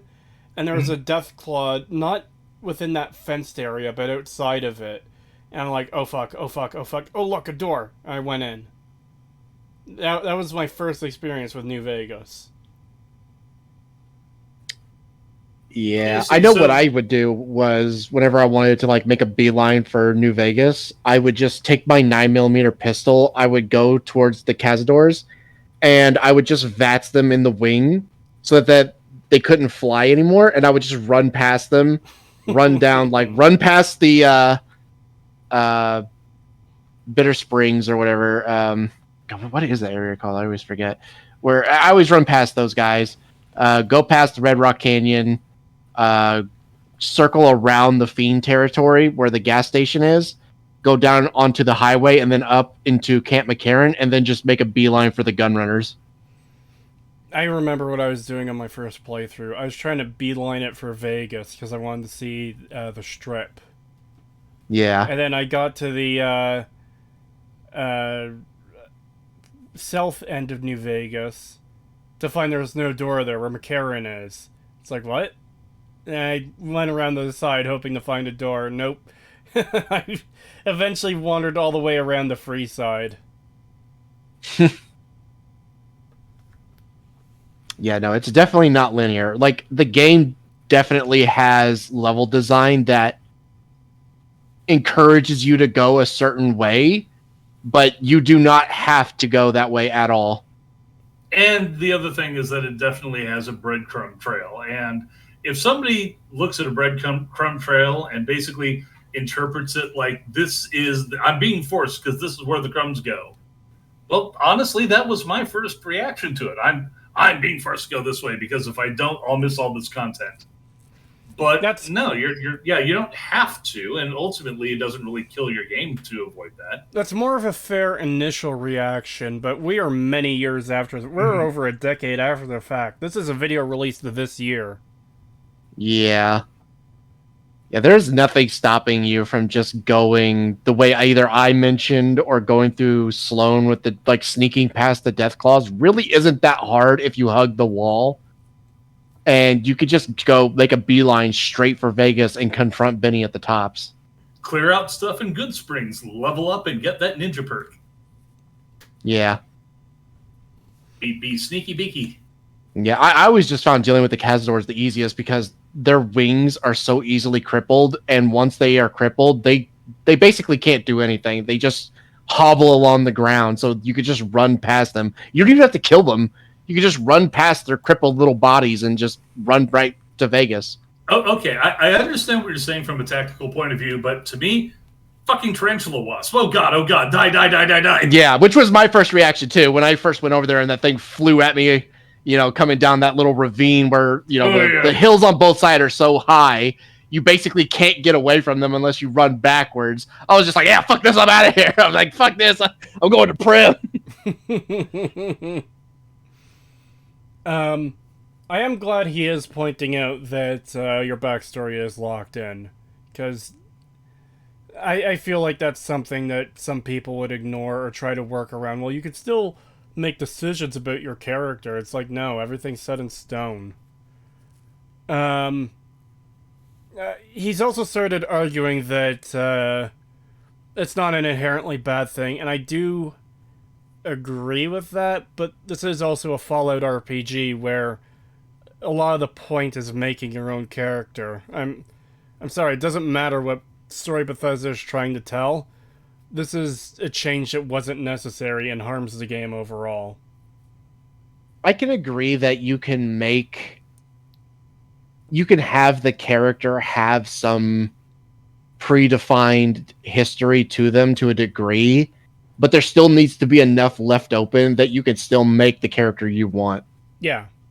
Like Fallout 2 is a good example of that. Like, you are a tribal, you are born into this tribe, and you need to go through the Temple of Trials to get, to even leave and go out and go do other things. But I still feel like there's enough there that you could still build your own character and have enough of a open-endedness that you can decide what your character is.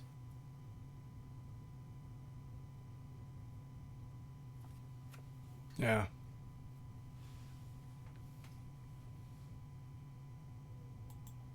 Preference. Individuals may like the structured story of the Lone Wanderer while also appreciating the open world the game offers. I don't believe either of these options are the wrong call, even if I prefer one over the other. It's still possible to insert yourself into the role of the Lone Wanderer if you want. It may not as easily. Because again, it's a character forced on you, so it's not so much inserting yourself into that role as much as you are playing a character defined for you. When I play Half-Life, I'm not inserting myself into the role of Gordon Freeman. I'm playing the established character of Gordon Freeman. Yeah. I think part of the other thing going on here is, damn it, I just had it on the tip of my tongue. I forgot what it was. It's like, I'm about to make a point. I hate when that happens. That happens to me a lot on here. I don't know why. It had to do with the fact that the story that they wanted to go with has you chasing your father. So even if we were to ignore that entirely, you have a father who is the main character in the game who is driving part of the plot. You have to chase them down. It's a big part of the quest. So I don't know. It seems from that point forward, there is a problem with locking your character into a backstory. Yeah. You know, solution to this is this shouldn't have been a game where you're chasing your father. Hmm. You can still have the whole water purifier, waters of life thing going on without it being, oh, I'm chasing my dad who abandoned me in the vault. You know? Or you could have it that your dad actually dies in the vault, and that's when you uncover his notes and everything else, find out where you really came from. You're not really. I just right off the bat, it's like he doesn't have to be there, and you can have the same story. Yeah, that's actually way better. Yeah, that would have been more interesting. You know, if like maybe instead of Jonas being dead, it was your father that you find, and the note that you find is actually, you Or know, even the recording of your even father, and then you take that. even start the game where your character has just gone through like personal papers or a journal or holotape or whatever of your father. You don't actually ever see him in game, but the starting point is learning of his dream of this water purifier and that he wasn't born in the vault and neither were you. And then you go out into the wasteland to complete his dream. Yeah, I would actually prefer that one. If you just straight up never even see him, yeah, that'd be way better. And you just have like the papers and like the audio logs and stuff. That way, also cuts out the whole shit with the overseer attacking everyone. I think it would actually be best for the overseer to say the only reason you were given sanctuary is because your father provided services to the vault. You're of no use to us. He's dead. Get out. And then from that point, you don't necessarily have it forced on you that you're leaving to achieve your father's quest, but it is there if you want to. Yeah. Yeah. And then, of course, you know, you would have to then make the rest of the game actually have a water crisis so that makes sense, but also, well, obviously, doing it in that way also removes the immediate urgency of, oh no, my dad ran away. I have to find him immediately rather than fucking collecting tin cans for Moira. Or interfering in the Republic of Dave election or whatever. Like, because it's not an immediate goal, you could go off and do that stuff without the fucking narrative clash. It is, here's an urgent thing I need to do. I'm gonna go waste time helping Big Town. Yeah, little maybe dweller running through the wasteland, find a little mole rat and bop it on the head. Maybe, you know, they could just have it so it's not even confirmed that your father is dead, and that by being, you know, forced out of the vault, now the only thing you have is to find your father. You know, to like make a place for yourself in the wasteland, because where else are you gonna go? Mm-hmm. So it's like, you know, then you would have some sort of like, oh, you know, it's like, okay, well, the log says that he was here. I should go there and go check that out. And then from there, you could follow the breadcrumbs and then eventually find out, oh no, my father died years ago, but I didn't know. Yeah, and at the same time, it's open and free at that point if you're not necessarily bound to it. I mean, for all you know, you find your way to Paradise Falls and decide to become a slaver. Yeah, exactly. It's like it's open-ended enough that you could still go do your own thing, but at the same time, it's like at least you have somewhere like to start where it's like, okay, my father could be here. I need to go check, you know, because it's like, you know, I have nothing else here. Like I'm in the wasteland. I'm not from here. It's like the one thing I have is potentially my father, so I'm gonna go try and find him, and then from there you can continue to find breadcrumbs that he's left, and then find out, well, he's been dead. Just so many better ways that this could have been implemented. Yeah, there's just so many things that could have been done better. It's like we're just spitballing and we're already just thinking of better ways that this could have been done. It's like, imagine if we had actually, you know, really focused down on this and made our own thing. And it's just sad that a fucking AAA studio couldn't fucking do that.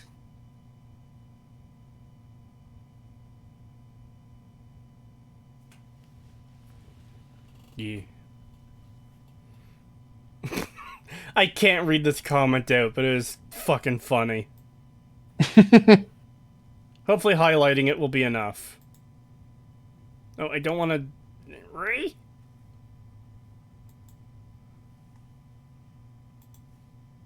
Maybe harder to immerse more open-ended and blank, but it isn't impossible. And it doesn't ruin the overall experience. Even Fallout 2 had a bit of a more structured backstory for your character as a descendant of the character from the first game. There's always going to be aspects the developers want to set in stone for the player. Sometimes it is more heavy-handed than in other scenarios. Fallout 3 wants to tell a story, and to do so, they need to set up a backstory for you to be aware of. So here we are, a fresh one just out of the womb and staring down Liam Neeson for the better part of 20 minutes while you design your character. Yes, this is the character creation process. The doctors apparently have a device that will show you what you will look like in the future, and you use said device to design your character's appearance. And it will never make an appearance again.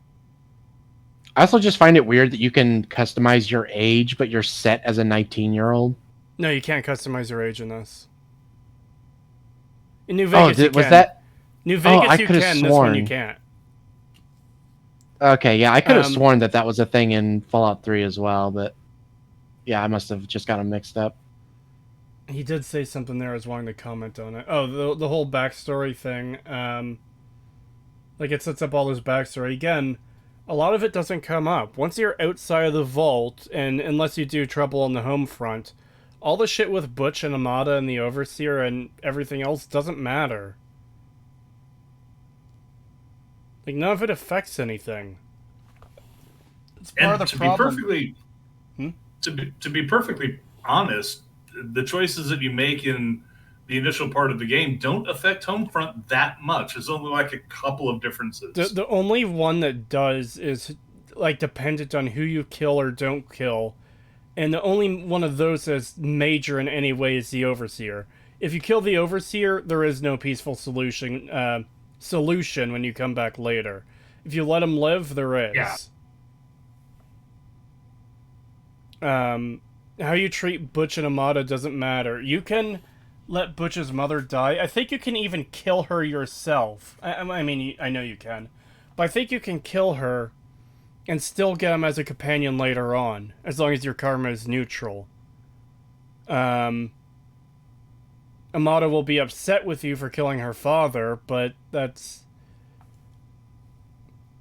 doesn't really affect anything with her. Like, either way, however you deal with all the situations, you get exiled from the vault anyways, even if you don't kill anyone at all.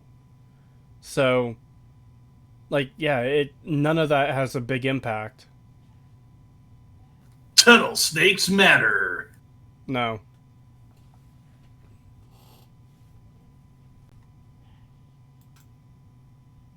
Process again. I also won't be talking about how models appear, as I've already said all of this before. The creation process is both limiting and simple, and that's fine for what it is. The Gamebryo engine was limited in functionality, and character creation suffers for it slightly. While I think it is important to be able to make a character you appreciate and feel comfortable with, this is also a first-person RPG where you won't be seeing the face of your character very often. I'm not trying to make excuses for what the developers presented to us. I do believe the characters in Fallout 3 look abysmal, even in comparison to Fallout New Vegas, which is on the same engine, with a few upgrades. Bethesda is notorious for having ugly-looking potato demons that could melt if left out in the sun too long. After over a decade of playing the game, you just kind of get used to it. Once you kind of want to address this.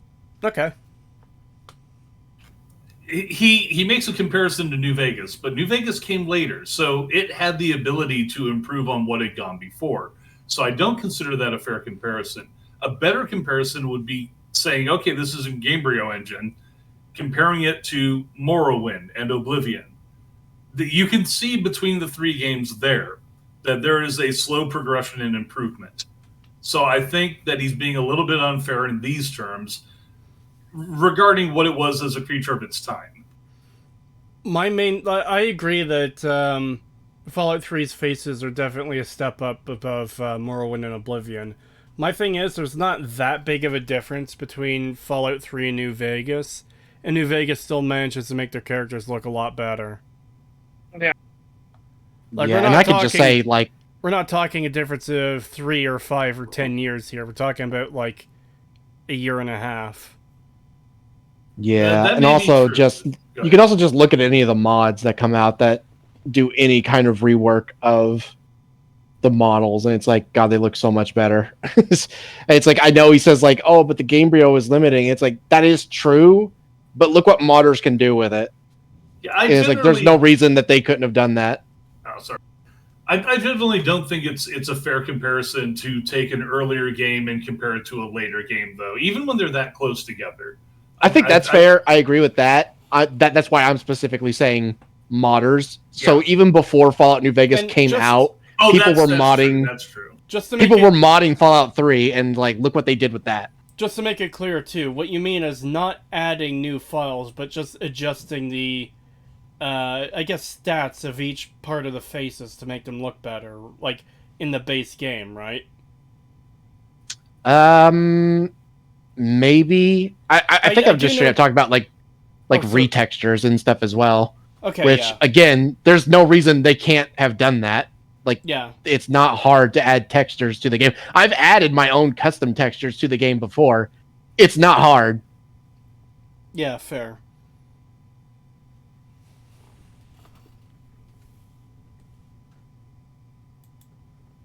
Your character is designed complications of some kind and kicks the bucket, leading to a bright light washing over you and sending you a year into the future. The entirety of your stay within Vault 101 is a series of set pieces. They are designed to allow the player character to experience life within a vault. Now, if you don't know anything about Fallout as a series, it takes place after the events of a great war that took place in 2077, which led to the majority of the planet getting destroyed via nuclear warfare. A company known as Vault Tech created a series of vaults that would house individuals should the war come to this and protect them from being eradicated. The vaults were framed to act as a safe space for these individuals until it was possible to return to the surface. Unfortunately, things aren't that simple. The truth is that the majority of, if not all of the vaults were designed with an experiment in mind, and the people within would be used as lab rats to collect data. This concept wasn't established within Fallout 1, but was created by Tim Kaine during the development of Fallout 2. The experiment for Vault 101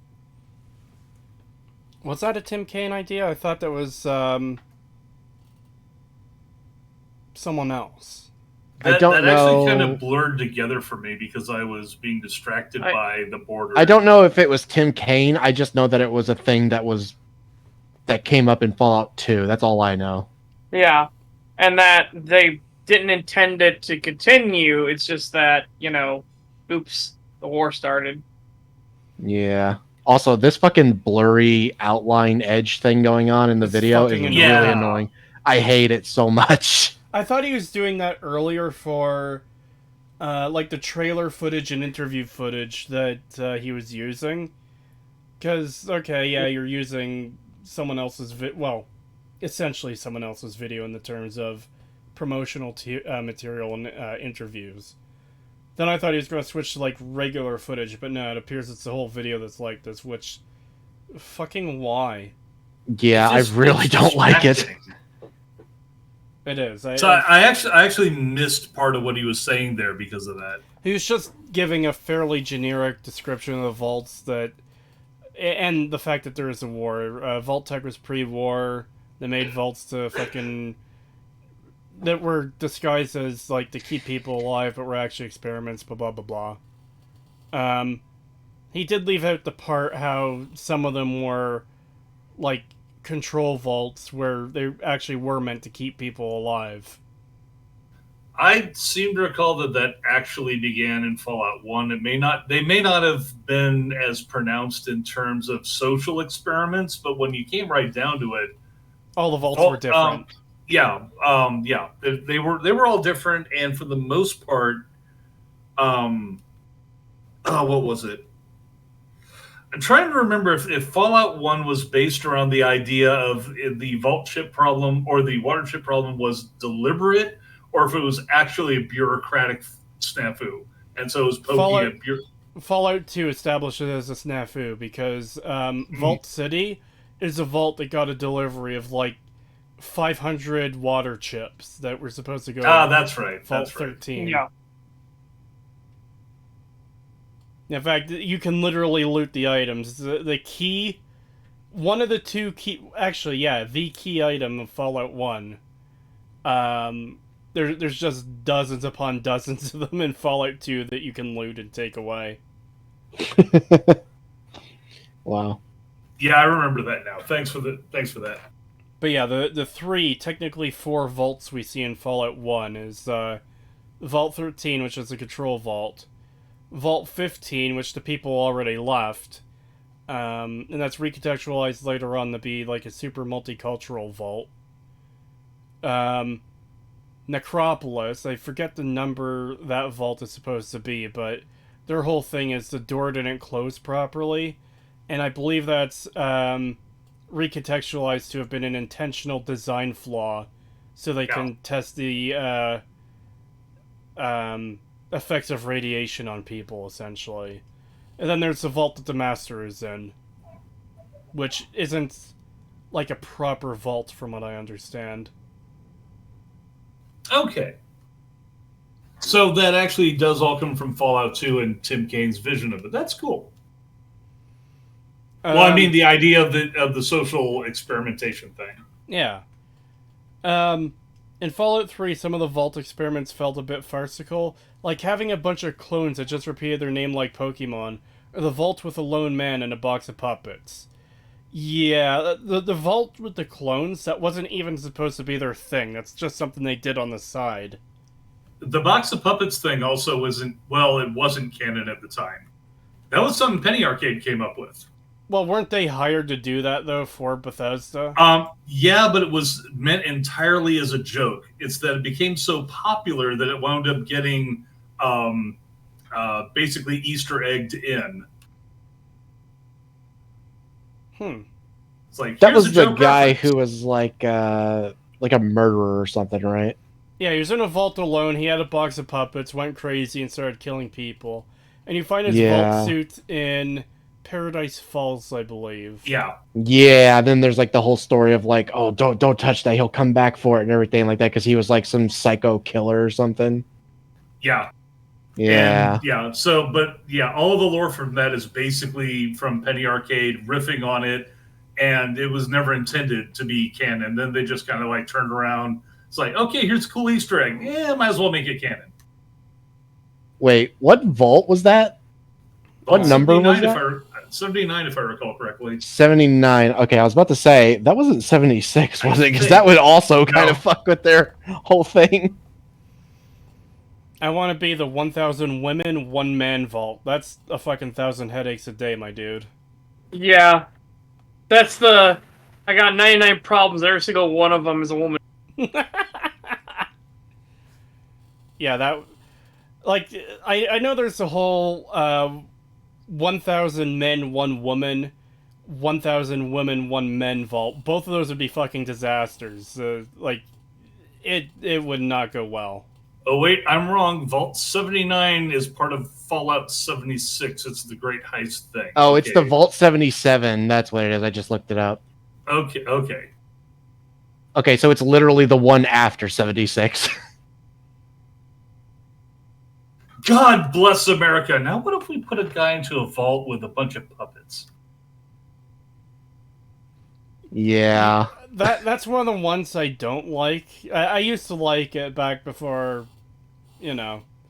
but, like, thinking on it, what is the purpose of the vault experiments is to learn different things about human nature and stuff and what people will do. Like, yeah, that's why the vaults in Fallout New Vegas are so good, because you've got the vault that splits people into 2 different colored factions. You've got a vault with a lot of weapons and like an over. I think the Vault 34 had a lot stricter like security overseer force. And the vault where you're supposed to sacrifice someone every so often that led to the elections. Not to mention a vault which combines gambling with a high trust environment. Yeah.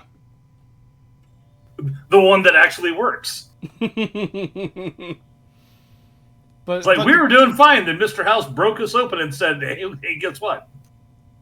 But the point is, each of those vaults, you can see how something could be learned about, like, how people will react in different situations. Whereas the puppet dude, it's like, okay, we're locking a guy alone. That's probably going to make him crazy because we know the people who are isolated go fucking crazy. So what are you going to learn from that? Not much. Yeah, that's dumb.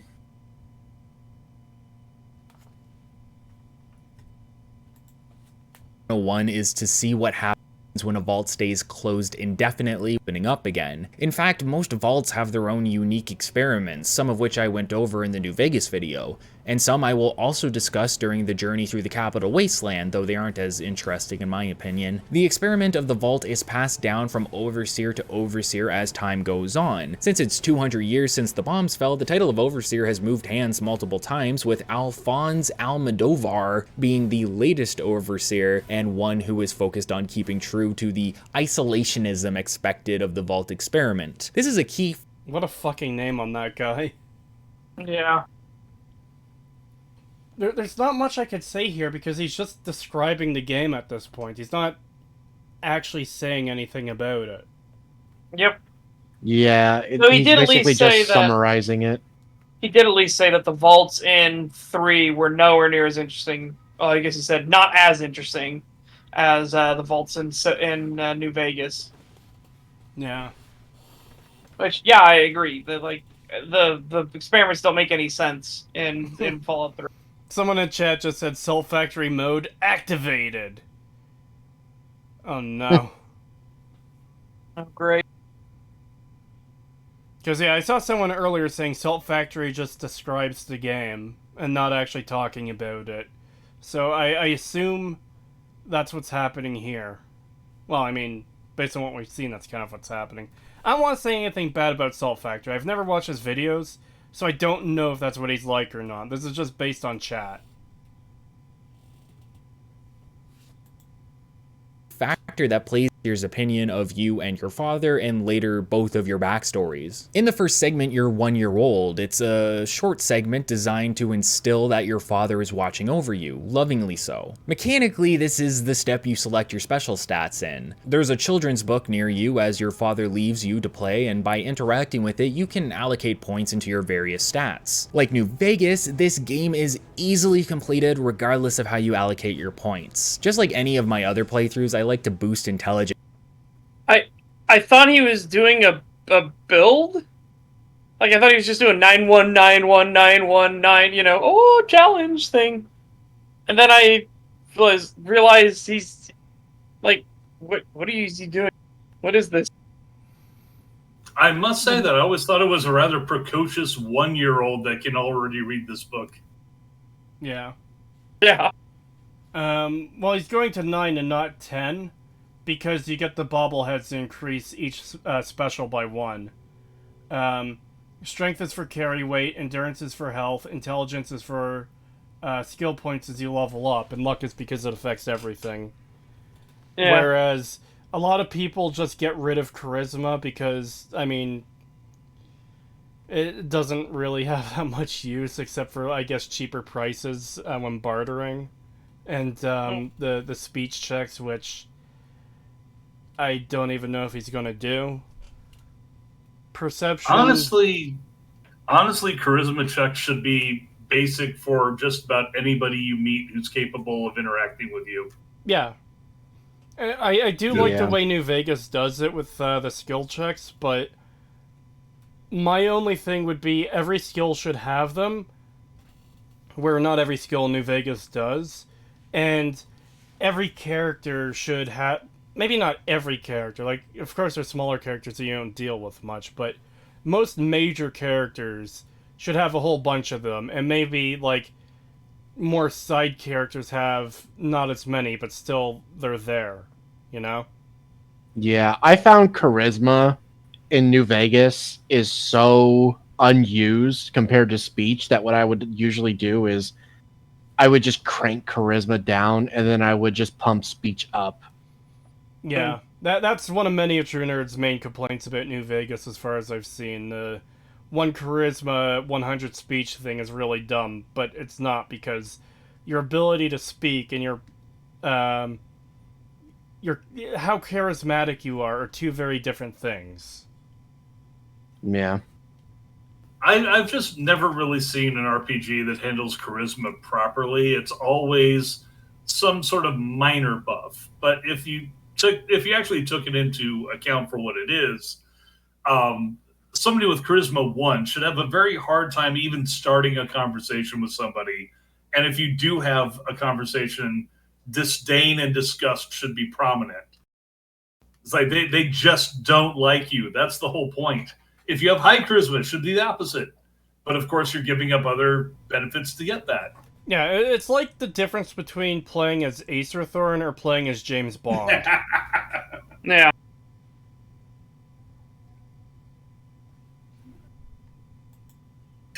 For the extra skill up, but I also make sure to never set a special to its maximum of 10. While New Vegas had implants which could be bought to upgrade your special stats, Fallout 3 has unique bobbleheads that do the same for free. There are bobbleheads for special and bobbleheads for skills. A special bobblehead offers an additional point in the category the bobblehead is related to, meaning that a stat of 9 can become its maximum value of 10 later on, allowing you to allocate points elsewhere for a more balanced and effective build. Skill-based bobbleheads offer an additional 10 points to the relevant skills, and skills can go up to a maximum of 100 points total. This is all fairly similar to that of New Vegas, which changed the formula in many ways, but not so much in terms of stats and special. As you complete the allocation of your special, your father, James by the way, will appear to talk to you about your mother, reading an excerpt of Revelations 21:6. I am Alpha. What a blockhead. I find it adorable that he's just like exploiting the game's physics in the process of talking about the game. This is a nice touch. Yeah, again, it's hard to comment on anything because he's not commenting on parts of the game. He's just describing everything. Yeah. I mean, I could actually complain about some of the mechanics here, but it would be beside the point. Yeah, because if we start talking about the mechanics, we're talking outside of the scope of what he's actually saying. Yep. We have to wait for him to actually say anything. Other than just describing what's going on. Aside from his whole introductory segment, so far this video is largely that thing that long videos get accused of doing, of just describing the thing without talking about it. Yeah. It would be like if you did a video on, let's say, Oh Brother, Where Art Thou, and you'd start off like, yeah, it's, they're prisoners on a chain gang, and they escape, and, you know, they run through the fields, and the police are chasing them, then they meet an old seer who tells them, you know, they'll encounter difficulties and stuff, and then this happens, and then that happens, and then these happen, without actually talking about what any of these things fucking mean.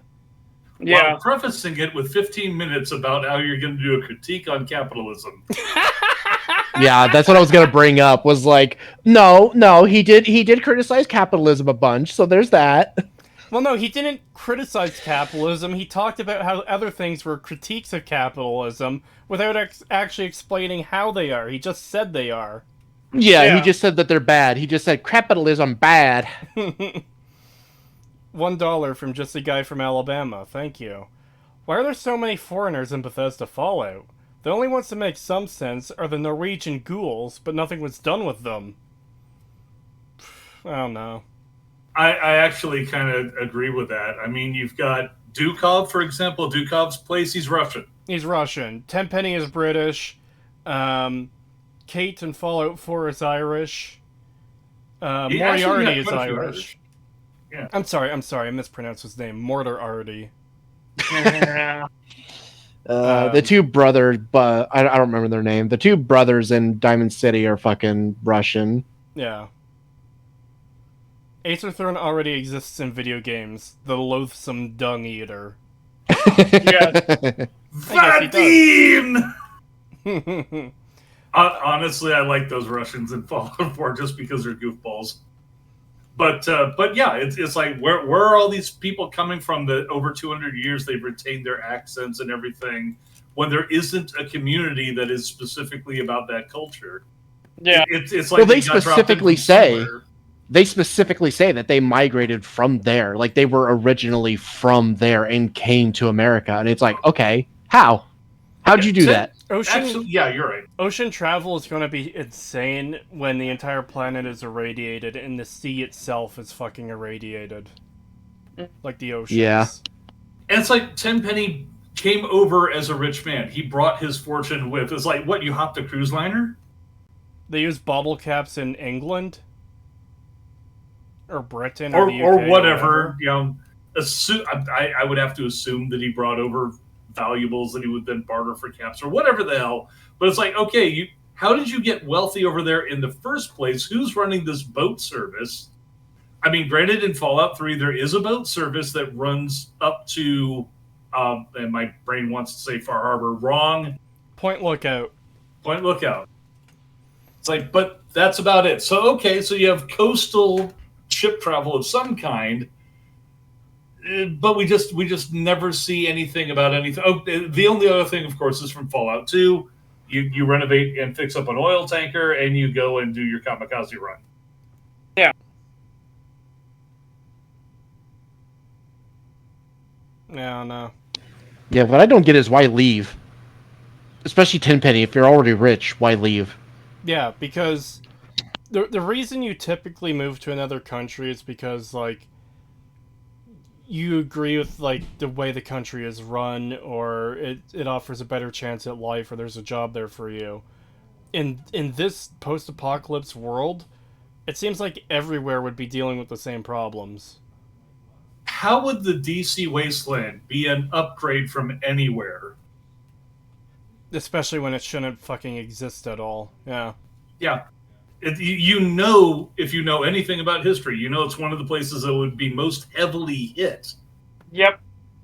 So why go there? Why not? I mean, why wouldn't Tenpenny be up in, and my brain wants to say Far Harbor again, Point Lookout or something? Yeah. Why isn't Tenpenny in Boston? Why isn't Tenpenny in Vegas? There's a $4 super sticker from Lady Fire Panda. Thank you. And it looks like a Paraman doing a fist bump. Oh. Hi. Thank you. I like pears. Why leave? Pagan. No one wants to stay in Britain. Well, judging by their diet, yeah, I can agree. I saw a meme recently of it's a guy in Britain, and he's like, I've eaten British food for 3 days, and I've seen British women. I know why Gordon Ramsay is pissed all the time. Yeah. My favorite one was that the British, an empire known for conquering the world to gain spices, but never thinking to actually put any of it on their fucking food.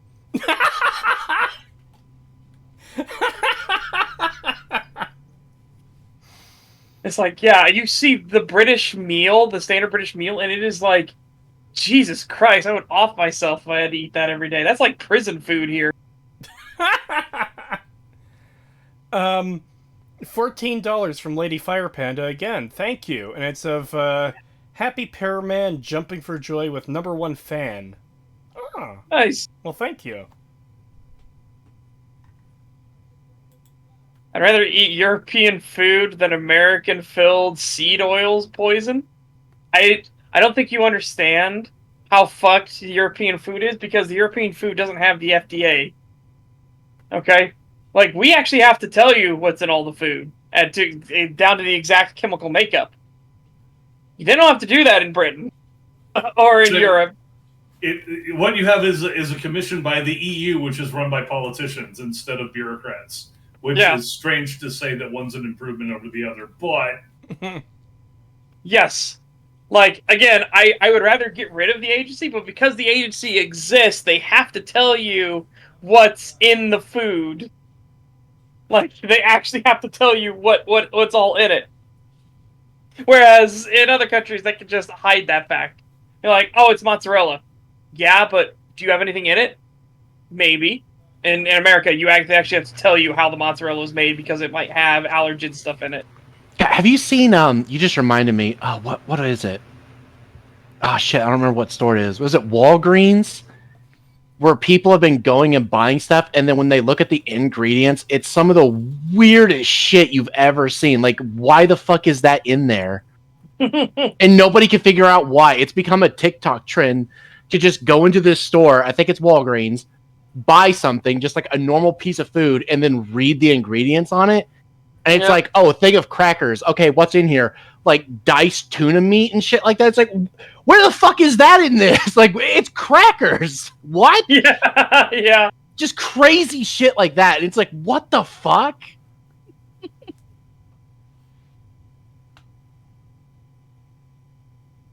Americans are a lot fatter, though. I don't know if that's fucking true. I can see it in some areas, especially in very left-leaning areas, especially now that they consider, working out and being healthy as Nazi.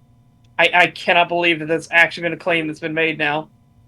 Holy shit. Yeah. But I can tell you one reason why. Say, like, one of the worst things the American military came up as food for the troops was chipped beef on toast. And the Brits are like, how about just beans? Yeah. Yeah, no, I find that typically most Americans are very they tend to care about fitness. They tend to actually want to be fit because there is still that, like, that perception of, like, you don't want to be a fat, lazy person.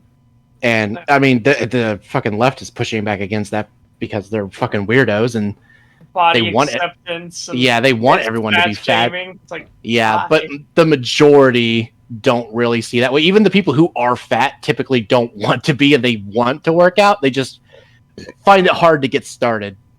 Seed oils and feed oils. Thanks, Orgaz. I needed that. Yeah, no, I typically wouldn't say that Americans are... Okay, no, I would say that Americans do tend to be a little bit more obese than, like, European places, but not to such a degree that it's like, well, obviously your food is just fucked up and shit like that. Nah, I think it's literally just we have a lot of people in the US compared to Europe. And yeah, we're well-fed people. And when those people decide to get lazy, when you have that much food to eat and you're not working it off, you tend to get fat. Okay, we were a very successful agricultural nation, and a big chunk of our population was raised on agricultural farmer foods. It's like, and diets. Diets, which are essentially high calorie, high energy, high carb, because you're going to be working it off all day. Well, the tradition stuck, but the work didn't. Yeah. It's like what happened to me when I got medically discharged from the military. For a while there, I was still eating my military diet because I got used to it, and my body was like, I want it, I need it, I'm hungry. And it's like, oh boy, you gotta break that habit real fast, because if you're not doing stuff that's gonna need and require 6,000 fucking calories, holy shit, stop it. Yeah. Also, part of that is true. What I just read something in the chat where they said, like, you have to drive a lot farther, so there's not as much walking around. But the other thing, the weather. American weather, it's just heat. It's just pure humidity and heat. You will burn to death if you try to walk somewhere. Like in Texas, they straight up just won't do it because they're like, you could die from walking like a mile or two to a store or something in the middle of summer. You could actually die. You're describing Arizona, and in Yes. Arizona, yes, because you do not sweat here. There is no humidity, so you don't realize that you're pouring off sweat because it's wicked into the atmosphere, and you don't even notice it. And you're just kind of like, "Oh, I'm beef jerky." Yeah. It's bad. It's bad in both ways. Where it's like it's super dry heat, and then you have that happen, and then when you have like it's super humid, it's like, oh man. If you start getting worn down halfway there, it's like, yeah, good luck trying to breathe. You're just fucked. I had to jump in on that because we lost AC here a couple days ago. Turned out not to be the AC, turned out to be electrical. And the property manager is like faffing about trying to figure out what it is. And me and my roomie, who actually owns the place, and the property manager is supposed to work for him, we're in here roasty toasty with like this one little AC unit that I bought years ago that's supposed to be for one room, struggling to keep the apartment down into the mid 80s and mid 90s. Yeah, because we're hitting record temps here. Yeah, but that's the thing, it's like it's hard to stay fit when going outside could literally kill you. Staying inside was killing us. I swear to God. Yeah, I know, but most people have some Yeah. form of AC that works, is what I'm saying. Mhm. But Well, yeah, but it's a survival thing here. Yeah, there's just a number of reasons why obesity is becoming such a problem. Mainly, like, it is the diet, but also the fact that there's not really an easy way to work it off, especially as gyms become more and more what's the word? less desirable to go to. Mm-hmm. So, yeah, it's like I could see, obesity rates are just going to keep going up in the near future with how things are. But at the same time, hey, at least we're not a third world country that's fucking starving to death. I throw my food away on purpose because fuck them. Best to get there.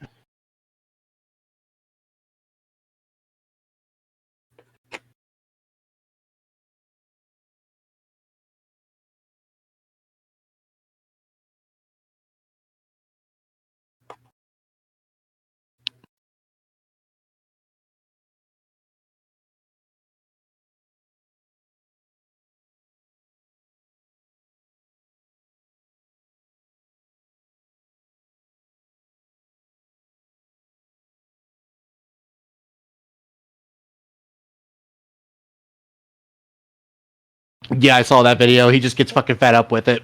Like, she immediately goes off because he walks into her fucking Fuck, I was like muted. frame. I was muted for that. Oh shit. Satisfying video. In a gym, woman working out. Guy walks in she's got all her cameras and lights and stuff. Guy walks in, realizes he walked in the frame, walks out, says sorry, goes around. Other guy walks in, she freaks at him immediately. He fucking knocks over all her lights and camera and shit. Fuck you, it's a public gym. Yeah, I saw that video. It's pretty good. The fact that she just immediately goes off because somebody walks into frame. It's like, bitch, you're in a public place where people are expected to walk through here, and you're getting mad because you set up your camera in a poor position. Fuck off. How are you going to get mad at someone else for that? You deserve to have all your shit knocked out of your hand and pushed over. Fuck off, dumb whore. Tell us what you really think, Big. I hate these fucking gym women, dude. I fucking hate them. I love these videos where, like, the women, like, get crushed by the fucking dumbbells and can't get up. And they're like, oh, please help me. And all the men are like, fuck off, bitch, and walk away. Fuck them. So, while you guys were all having that conversation before I brought up the gym video, I was thinking to myself, why don't we go to the 5-hour mark and call it there, because not much is happening in this video anymore. I look over at the time counter and realize, oh, we're 5 hours and 22 minutes into this stream. Obviously, it's been a few minutes since then, but it's like, oh, I didn't realize we were that far in. Do you guys want to do another 10 minutes of stream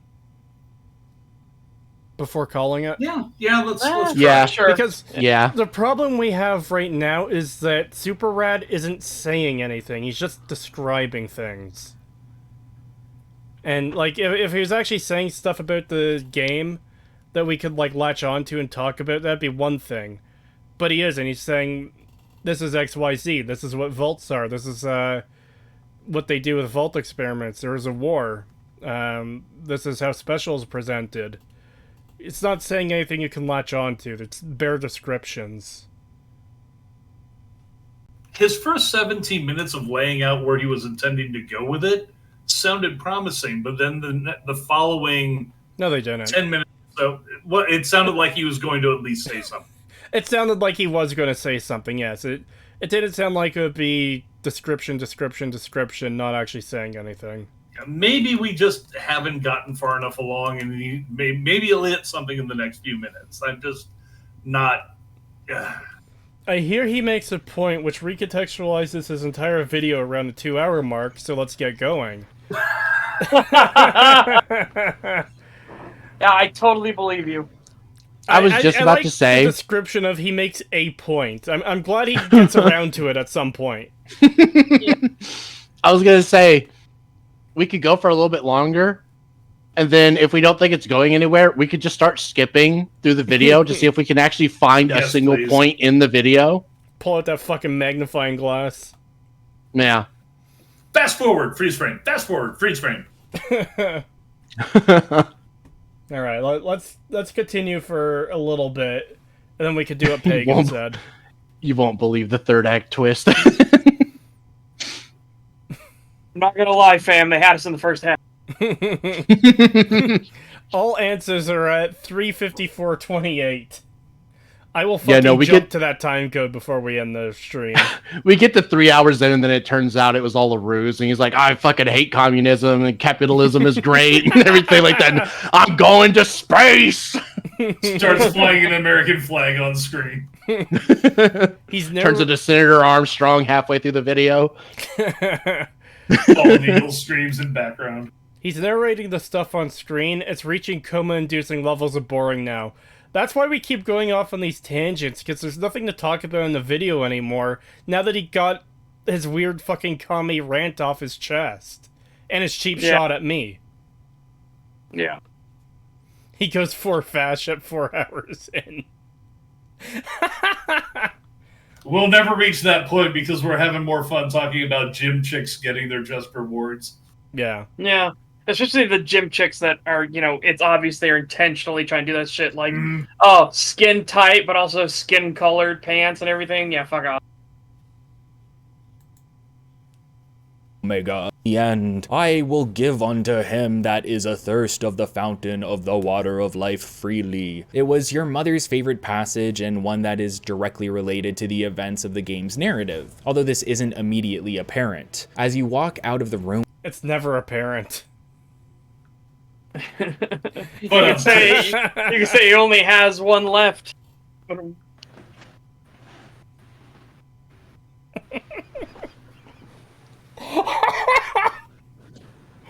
That was a terrible pun. Fuck you. They're all terrible puns. It's all puns all the way down.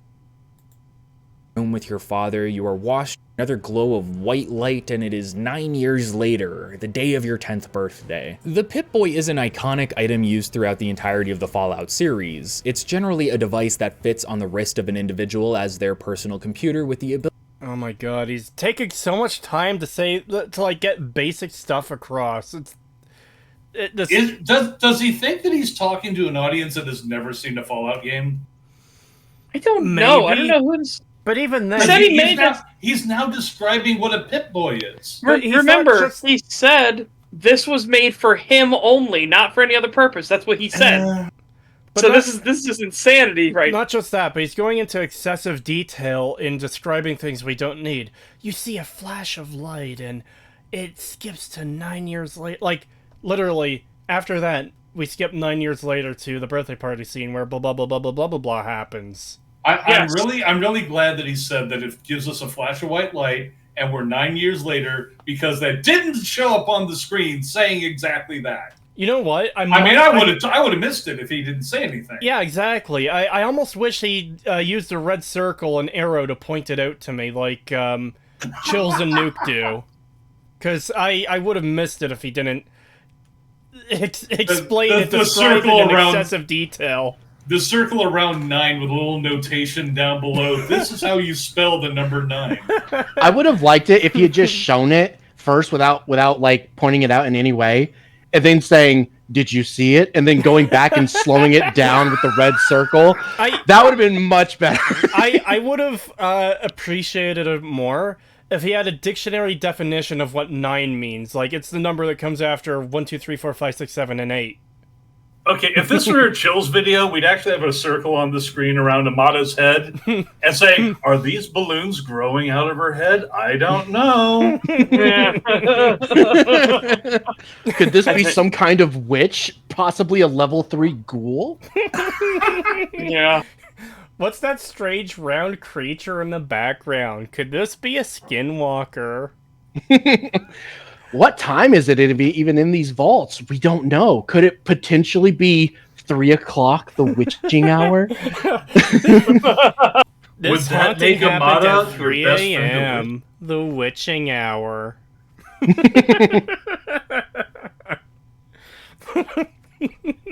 I love that the fucking the haunting videos just bleed into everything we do now. If you look to the right, you will see what appears to be a hovering apparition in the background. That's not a hovering apparition. That's my skinwalker, damn it. Oh, I thought you were talking about the balloons behind him. No. That works too, though. Could this be an alien ship in the sky?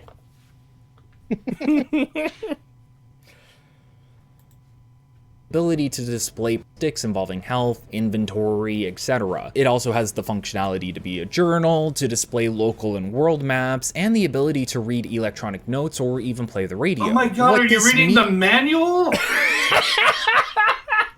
This is fucking dog shit, dude. I can't take this much more. I'm disappointed he didn't read off what each individual special stat does when showing us the special book. Oh my god. We need to skip. I can't do this. I can't. You don't want to hear him describe, like, extremely basic shit anymore. A menu in a video game is a interactive thing that allows you to select other things within the game. For example, if you press escape, you get the escape menu, where you can start a new game, load a save your game, or check the options, which contain graphics, audio, and fucking kill me. And if you push the W button, it will impart momentum upon your character, which will bring them forward, which is the direction. Under the audio menu, you can move the Please. volume sliders to change the volumes of Chat, master save volume, me. radio, Chat, NPC volume, Your momentum. Kill me. Kill me. the small gun skill It will allow affects to guns carry like you in the small air, thus guns, allowing you to get over Kill me. shotguns, pistols, and the band. I am wondering if he's going to make the same comment everybody does about this birthday party. At a birthday party, cake is normally a traditional part of the feast. However, we have a sweet roll, which is a reference to Skyrim. Oh my god. Jesus. I hate that there's been like 4 intros to this video where it's like, okay, now the video starts and it's like, okay, now I'm going to give a description of the entire game and then the actual intro will start to the video and it's like, oh my god. You know, this what he's talking about right now would usually be like its own section. So you can, oh, there's the boring shit. Skip. Yeah. I could tell you more about the game if you pay me 2 play coins, Dr. Freeman. Oh no! And that's the secret to Mario's jump. Is this a fucking game tutorial or review? It's called a retrospective. Pressing the jump button to jump. Jumping will allow you to briefly jump. Korea's gone mad. He needs to be Canadian health cared. The fog is descending. Voices tried to warn us. Yeah, this was the fog he referenced at the start of the stream. Yes, I do know that there are sweet rolls in Oblivion. I was making a horrible joke. The fucking face and pointing at a slice of cake. How very philosophical. Could this be a Skyrim reference? I wonder if he's going to do that. I swear to God. Let's take a vote. Skip or continue playing to hear the sweet roll thing? I want to give it like 10 seconds to see if he does the sweet roll thing, and then We'll do the sweet roll thing and see if he gets to that point, and No, then because he's if still you know, describing that the Pip-Boy is a fucking wrist-mounted computer. We're going to hear that for the next I know, 5 minutes. I know. Alright, hang on, let's see. Let's just see, and then Is that new system in Fallout? It's what lets you manage your inventory and heal to No see shit. where you are in the wasteland or within a specific interior location. The ability to listen to distress signals or galaxy news. Walking is when God, you you lift don't one say. foot off the ground, Yeah. you raise it in the air, move it forward, then you put it down on the ground, and then you lift your Pumping other is leg when that is air now comes up behind from you the into lungs the air. and goes through the vocal cords, thus reverberating into different sounds and various shapes that are shaped by the shape of your mouth and the position of your tongue. I Your have this face- vision of him recording this whole thing with like the strategy guide laid out on his lap. Yeah. This stuff is too basic for a strategy guide, though. That's the problem. For some, I'm pretty yes. sure this is almost verbatim from one of the strategy guides. I could be wrong. Yeah, for some strategy guides, this is too dumb. For others, I've seen some really bad strategy guides. I just love the overseer face. If you press this button, it will zoom in on the screen of your bit. Nah! I don't know, Creed. DSP exists. I know he exists. It's unfortunate that he exists. Keep going. We've got to get through this. Radio, etc. Oh my god, he said etc. He actually cut himself off for a second. Praise the Lord! No, this is bad because we don't know what else the Pip-Boy does. Super Rad, you gotta you explain shut it your all! mouth. We know what it does. It does etc. Place for any Vault Dweller, and one handed out to 10-year-olds in Vault 101 as they are reaching the age where they can be useful to the Vault by performing labor, although this is never shown off. The birthday segment of the introduction, like the rest, looks to help set up your character via stats or tutorials. As an infant, we set up our special. But nothing is set up here. He's finally said something, thank God, but this doesn't set up anything about the... Like, oh, you have a bully... who is only going to bother you this one time. You can ignore him in the goat test entirely, and then he asks you to save his mom in the escape. Yeah, and they're going to give you a thing that is only useful for a single character build. A fucking comic book. Here you go. Nothing that's based on any of your actual stats or anything. No, here you go. Because the game doesn't let you pick that before now. Yep. This guy sounds like the kind of guy who needs to remind himself to breathe. Yeah. Yeah, I can agree with that. God, I want to say something. Face the wall and hit G repeatedly. I want to say something, but knowing how stupid this fucking retard is, he'd probably actually do it, so I better not. Did it have to do with bleach? No, it had to do with something, three letters starting with a K. Ends with an S. Has a Y in the middle. I don't think he's able to kiss himself. He's channeling his low-tier god. Yeah. I also want to say the F word. Pagan, you should get a version of your icon with the lightning in the background and the glowing eyes. Yes.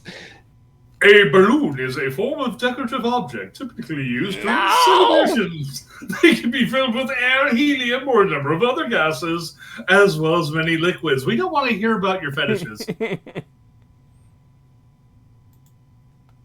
Now we are learning to act with various NPCs while also displaying their personalities. Amada, for example, is your childhood friend. She offers you a present and you can decide how you react to her about it, either with appreciation or by being rude. Now the dialogue and none of which affects anything. Yeah, it doesn't change anything. Like this entire section is meaningless. I also like how he's framing this as teaching you how to interact with characters as if, like, it's a difficult thing that needs to be explained. Like, okay, you're talking to a character. Your options are, hello, friend, fuck you, goodbye.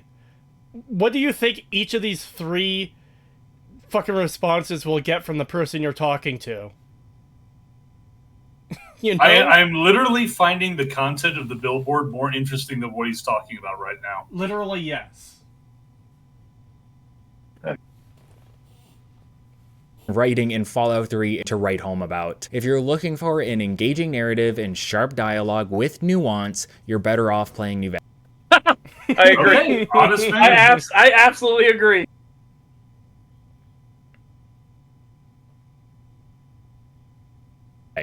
Fallout 3 instead suffers from some of the pitfalls I discussed in my KOTOR retrospective. The dialogue of characters and even yourself are more often than not played for a laugh. Sometimes this ends up being unintentional. Characters that are mean or evil are often comically so, with no amount of depth adding to the reasoning for why they are the way they are. Arguably, Fallout 3...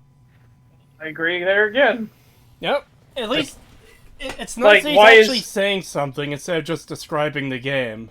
But yeah, this is something I absolutely agree with. A lot of the characters in this game are cartoonishly good or evil, with a little in between.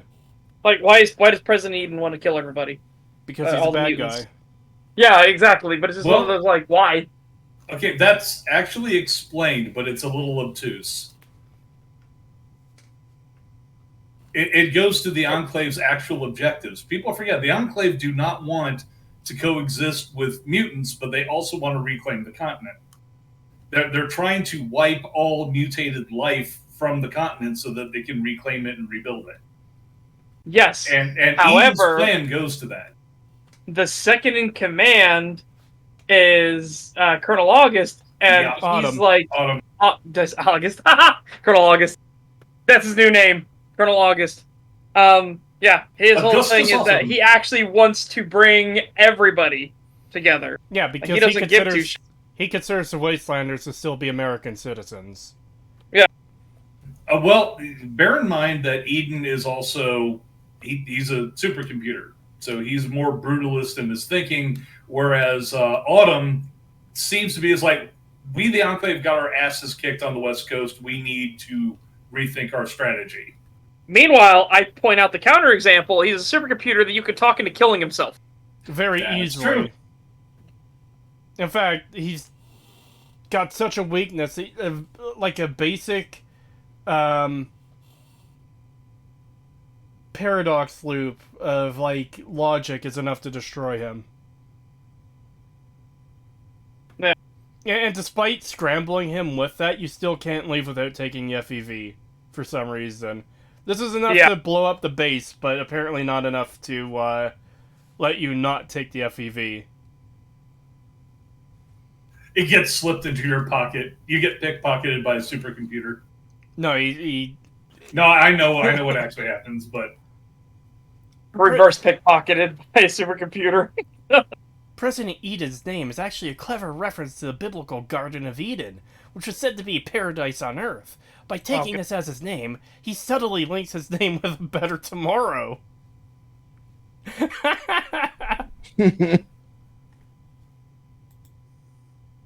Where did with KOTOR, but the point I'm trying to make here is that the game focuses more on humor than its messaging, and this is due to the writers trying to emulate the previous entries to an extent. The writing in What? No, not me. Fallout What? 3's narrative. What the fuck are you talking about? No. Like, Oh, yes, you said Fallout you 2 went played- overboard with the comedy, sure. But no, the storyline itself was dead fucking serious. In both games. you had Yeah. a lot of funny side stuff and Easter eggs, sure. This Yeah, a guy bit- claimed again, to have too played the much first two into- games. Did he just not fucking pay attention? Maybe not. Oh yeah, you know how that first game ended with a joke about the master offing himself because you just told him a joke and he laughed to death?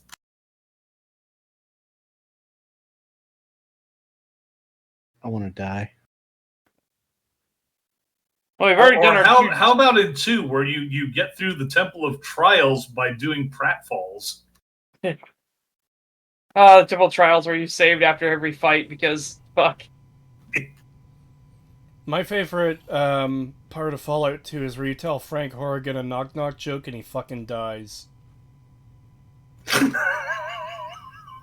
Dude, you know what?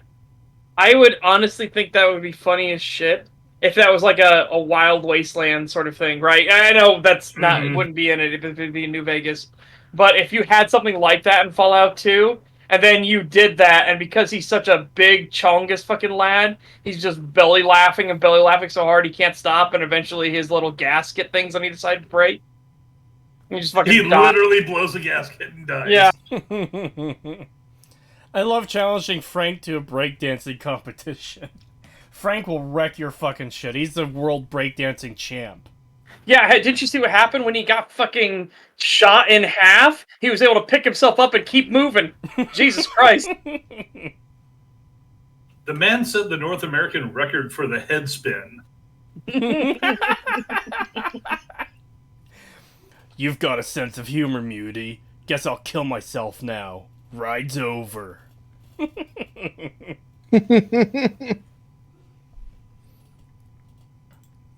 narrative ends up being either illogical, but if you go back and play Fallout 2, you'll find a lot of these same hiccups, such as a shaman who can convey his thoughts to you from across the wasteland in a set of... That's not a hiccup or a joke. That's not. Yeah, that wasn't meant to be a joke. That's literally psychers using their abilities. That's not meant to be funny. It's the game telling you to fucking get back on track and do stuff. Yeah. Like, Fallout 1 had the reminders of, like, how much water is left to remind you, hey, the clock is fucking counting down. There is no such clock in Fallout 2, but it is there to remind you that, yeah, there is a goal to everything you're doing. Don't forget about it. Yeah, just because they turned Mama Murphy into a fucking joke doesn't mean that the psychers from Fallout 1 and 2 are fucking jokes. No, hell, if anything, they were a bit frightening. The first ones, anyways.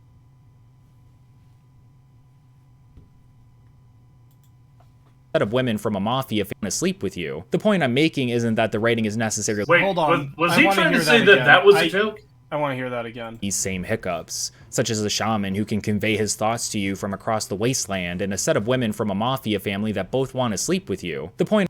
That's not. How are those hiccups? That's not a joke either. It's literally mafioso love triangle and murder story. That's. I very much question this man's ability to understand fucking anything in media. Yeah. I mean, that was already in question because of his whole all these games are about capital or critique of capitalism thing. But the psyker giving you visions reminding you to stay on your quest is a joke. What?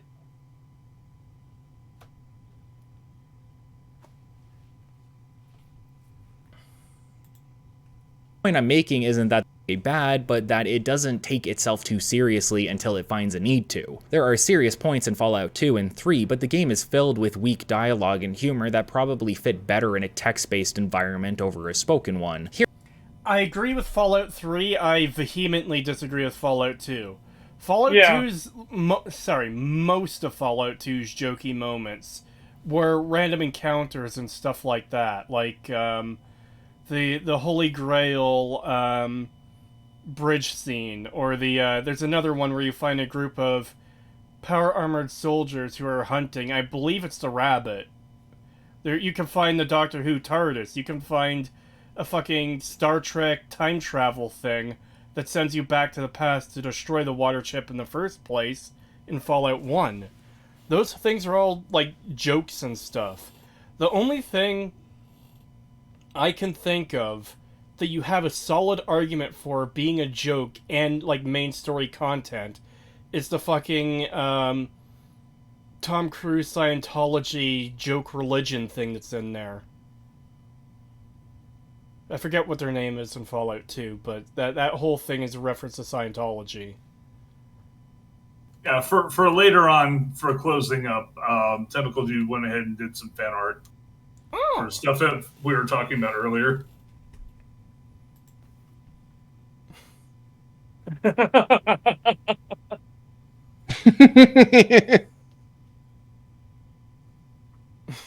Okay, yeah, I'll show that before we end. I will be right back. Sorry, that was me accidentally clicking it. Hearing people say the thing we read in Fallout 2 delivers a different effect overall, and this up making Fallout 3 feel incredibly juvenile. And this theme is ever present throughout your entire playthrough. Butch is another example, a child who is a bully just for the sake of being one. He has a bit of a backstory you can delve into later, sure, but for your initial stay in Vault 101, the storyline of Butch and his friends is purely comedic. They go from simple bullies to a gang of leather jacket wearing, motorbike lacking bikers known as the Tunnel Snakes who shout Bikers? Okay, I'm going to have to stop him on half of that and agree with the other half. So first of all, to be a biker, you kind of need to have a fucking bike. Wearing a leather jacket doesn't mean you're a biker. They're greasers. There's a fucking difference. Yeah, I was about to say, they're greasers, not bikers. Yeah, greaser culture, but it's like, he's 10 years old. He doesn't have a reason to be a bully. At 10 years old, a lot of boys don't need reasons to be bullies. Yeah, a lot of kids are just shit. Mm-hmm. And we do actually find out that he's basically been in something of an abusive household growing up. So it's like, this is not something that's impossible to understand, at least in the context of how he acts at the birthday party. Well, we find out at the birthday party through one of your dialogue options that Butch's mother drinks a lot. Yeah. With another classic greaser story element. I'm back. So it's just like, yeah, he has a basis for being a jerk at this point in the story. I mean, you could argue about the tunnel snakes being kind of silly, but yeah, he's basically being dismissive of the character as a whole, and I think that's unfair. Even I think that's unfair, and I think the character is shallow as fuck. Setch, you know what this guy fucking said while you were gone? Oh, he said, Butch, in his childhood, at the 10-year-old birthday party where he's 10 as well, he doesn't have a reason to be a bully, and they grow up in their teen years to be these leather jacket wearing biker gang people. what? You don't really need a reason to be a bully. People that are bullies will find any excuse to be a bully. Yeah. But he actually has a backstory that blends to that. Yeah. What do you think of the Tunnel Snakes being a biker gang? It's like, but they aren't. They're just greasers. Yeah, exactly. That's what we said. They're greasers, not bikers. He's calling them leather jacketed biker gang. It's like that. What? So through the halls of Vault 101, you hear this rumbling approach. He does say like bikers without the actual bikes, but still, it's like they're not bikers. Then you fucking idiot, they're greasers. Man, that was a good run. I almost got it up to 15 miles an hour. I like that meme image that went around for a long time, where because they had the greaser aesthetic, it showed them like roaming the halls on tricycles.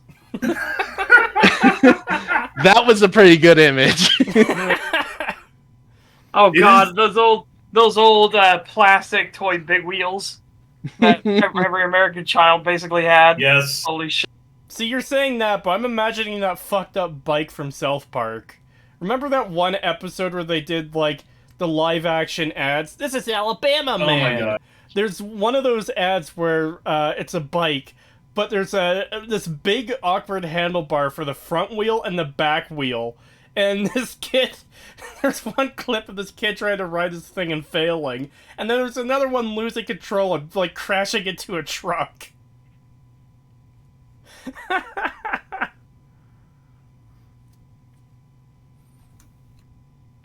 You're on. Snakes rule at any chance they get. They aren't taken seriously, but they also aren't supposed to be taken seriously. When the game wants you to focus on something properly, it will be more apparent, regardless of how well it actually presents itself. In terms of personalities, you can talk. See, I disagree with that because I feel like he's overblowing the silliness of the tunnel snakes here. And he just said, when the game has something more important, it takes itself more seriously. But then we get Power of the Atom, which itself is like one of the craziest, silliest quests in the game. Yeah. Or you have the Superhuman Gambit, which I don't even know what he would argue on that one. Is that one intentionally silly, or is that supposed to be taken more seriously because it's like fucking with an entire town of people just trying to survive? Also, I don't really get this as a complaint of it being silly. I mean, it's Vault 101's teenagers who are creating a clique and a club to pal around with and also to screw with other people. Yeah, this isn't the Monty Python bridge scene 300 times in your first Fallout 2 playthrough. Yeah.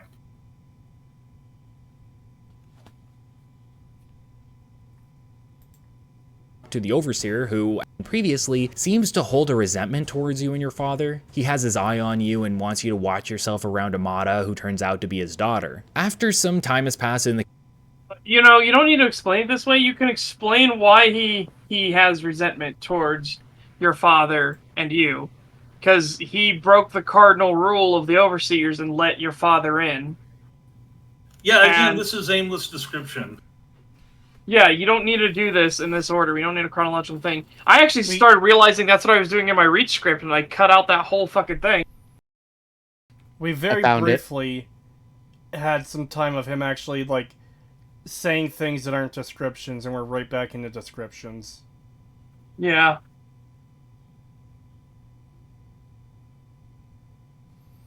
Oh, here's a better image.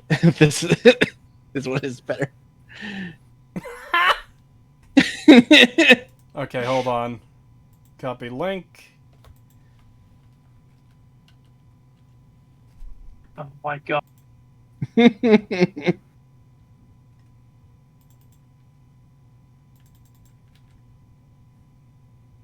Now the image is tiny. What is this? An image for ants? There we go.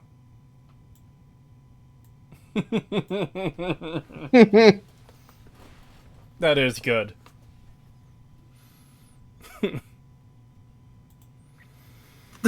Okay. That's actually a lot better than I thought it would be. In the cafeteria, your tell you to go meet Jonas down in the reactor level for a surprise. Once you run into Jonas, your father is quick to show up behind you with a BB gun for your birthday, and this then acts as the tutorial segment for how to shoot at your enemies. You're given a few makeshift targets to take out before a rad roach appears, and then you have to kill it as well. If you're wondering what a rad roach is doing in a vault that is supposed to have never been opened, first off, you're more astute than I was as a kid playing this section, and second, it gets explained later on during the introductory sequence. Once the rad roach is dead, your father has just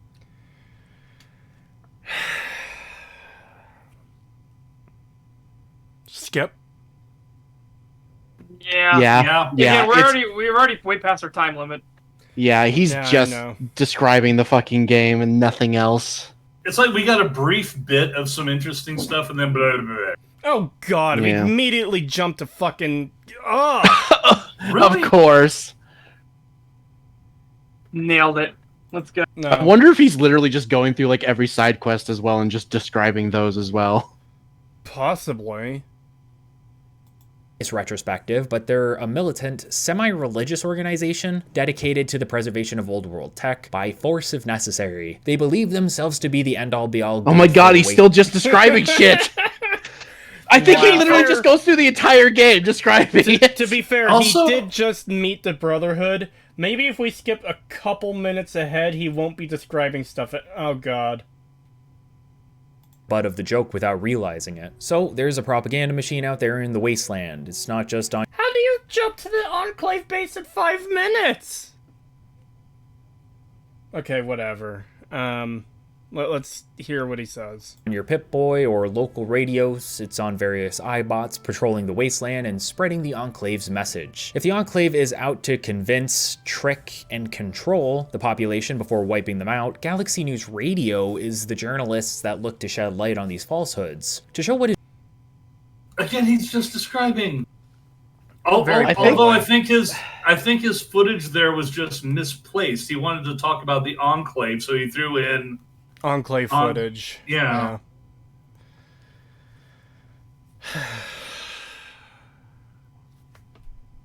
Hold on. Is this the whole video?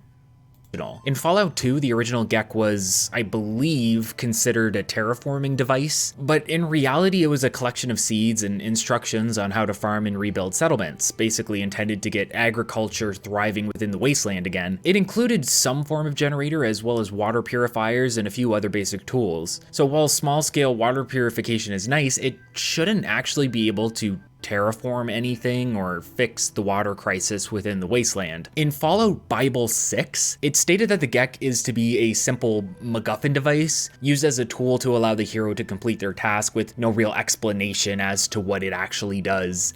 Okay, this is a bad point to skip to. Yeah. The Elder Alliance to demand access, allowing you to take your first steps into a proper introduction with the Brotherhood. The Brotherhood of Steel's main base of operations is situated within the ruins of the Pentagon, where they train initiates in combat in order to take upwards of 20 rounds to their body before succumbing to their wounds, leading to vicious super mutants that would tear each other limb from limb. While you're here, you can find an intact old world violin that can be returned to an old woman living by herself in the wasteland. She'll use it to play music on a radio station, which she'll give you the The whole video is just him describing the fucking game. That's all it is. He never makes a fucking point. No, he did make a point about how the Project Purity was low and shouldn't be terraforming everything. Oh yeah, that only took what, Okay. 3.5 hours to get to? It's pretty dire, though. It is pretty dire. This seems like a whole lot of padding where he just describes things, starts making an interesting point for about a minute, and then goes back to describing shit.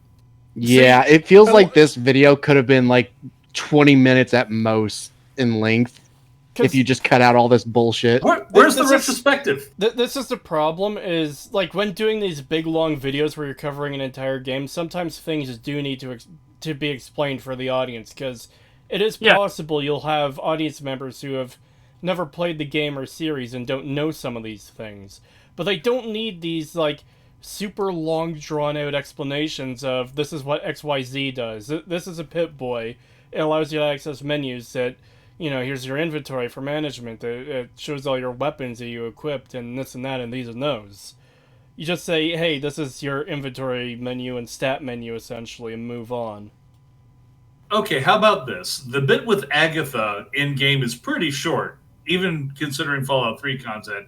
How about we back it up a little bit, let him run through the entire thing about Agatha, and see if he actually does anything other than just describe what goes on.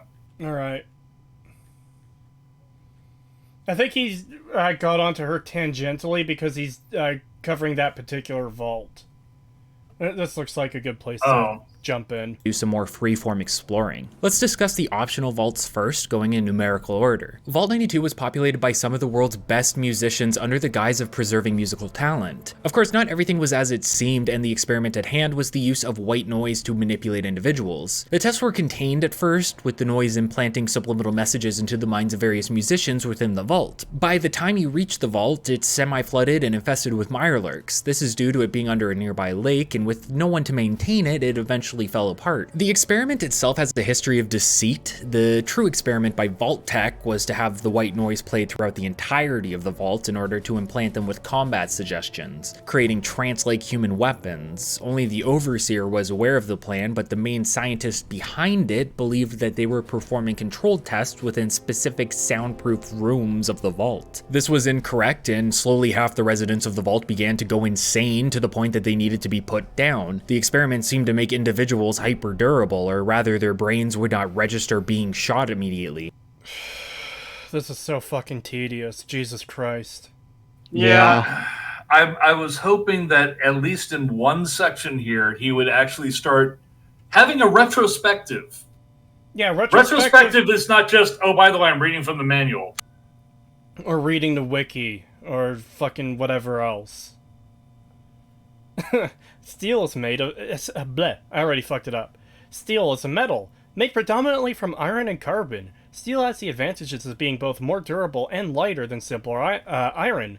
The Brotherhood takes it as their name to evoke strength. It's all over-explaining. There is nothing else, only fog. How does the video end? Is this even worth covering? I'm not sure it's actually worth covering anymore. The only time he actually said anything, for the most part, was the intro. And then as soon as we got past the intro, that was 17 minutes long, he just went into describing things for the most part, and occasionally breaking in with, like, something we could comment on. I hate to ask, but I would like to see whether or not this section completes with him actually doing any kind of retrospective on it. Yeah. Well, let's continue, but oh my god, it's kind of driving me fucking insane. An individual could take 20 rounds to their body before succumbing to their wounds, leading to vicious super mutants that would tear each other limb from limb. While you're here, you can find an intact old world violin that can be returned to an old woman living by herself in the wasteland. She'll use it to play music on a radio station, which she'll give you the frequency to, meaning you'll have 3 stations total for general radio purposes. The vault is also located within the town of Old Olney, and I have a very hard time saying that, which is one of the must-explore locations of the game. There are several locations within Fallout 3 that are too good to pass up, usually due to the items. So, he talked about the vault, but not like... He also said this section was supposed to be about the various vaults, that he was gonna start with this vault. Now he's off into Old Olney. I guess it's tangentially related because it's found within that area, but my problem is still, he described the vault and had nothing to say on it himself. Yeah. Yeah. And Now the only he's thing he describing- seems to say about only is that, oh, it's a must-visit location because of the items held within. No wonder he's not gonna fucking watch an 8-hour video responding to him, because he says nothing in his own fucking video. Yeah. And I have to point out that this is basically a random section that we pulled out, just wandering around. I was like, we're trying to give him a chance to see if he does anything other than just describe the game. Yeah. He could be talking about anything like, okay, how did the old world use music interpretively, and why is the Stradivarius important? Get into it, for God's sake. Anything, please. Just more than describing it. I'm gonna jump again. Oh, fuck me. Oh, God. Probably say it's this ending, and that's for a good reason. Let's Okay, hold on. I want to hear what he said right before that. 3. If you ask any individual who has completed 3 what the most disappointing moment of the game was, they would probably say it's this ending. And Well, the entire game, but yeah, the ending. The ending just kind of like is the shit cake, or like the little shit covered cherry on top of the entire cake. Yeah. The original ending was so bad, even fucking fanboys of Fallout 3 fucking hated it. Yeah. I've always said I liked the game until I hit that point, and then I was kind of like,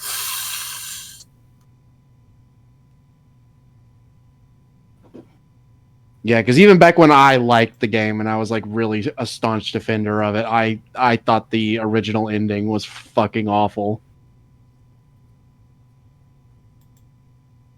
And that's for a good on what happens as we discuss why the ending of 3 is so terrible. As you approach the Jefferson Memorial with Liberty Prime and Lion's Pride, you'll only head inside with Sarah Lyons specifically. That is, unless you have a companion with you, and we do. We have Fox with us because he is crucial to the main criticism of this ending. As you approach Project Purity, you'll come face to face with Colonel Autumn. Here's the first of the major issues surrounding the finale. In Fallout, there is almost always a way to end the game with minimal conflict. You can talk down the Master in Fallout 1, you can pass a speech check or barter check on Legate Lanius in New Vegas. This isn't true.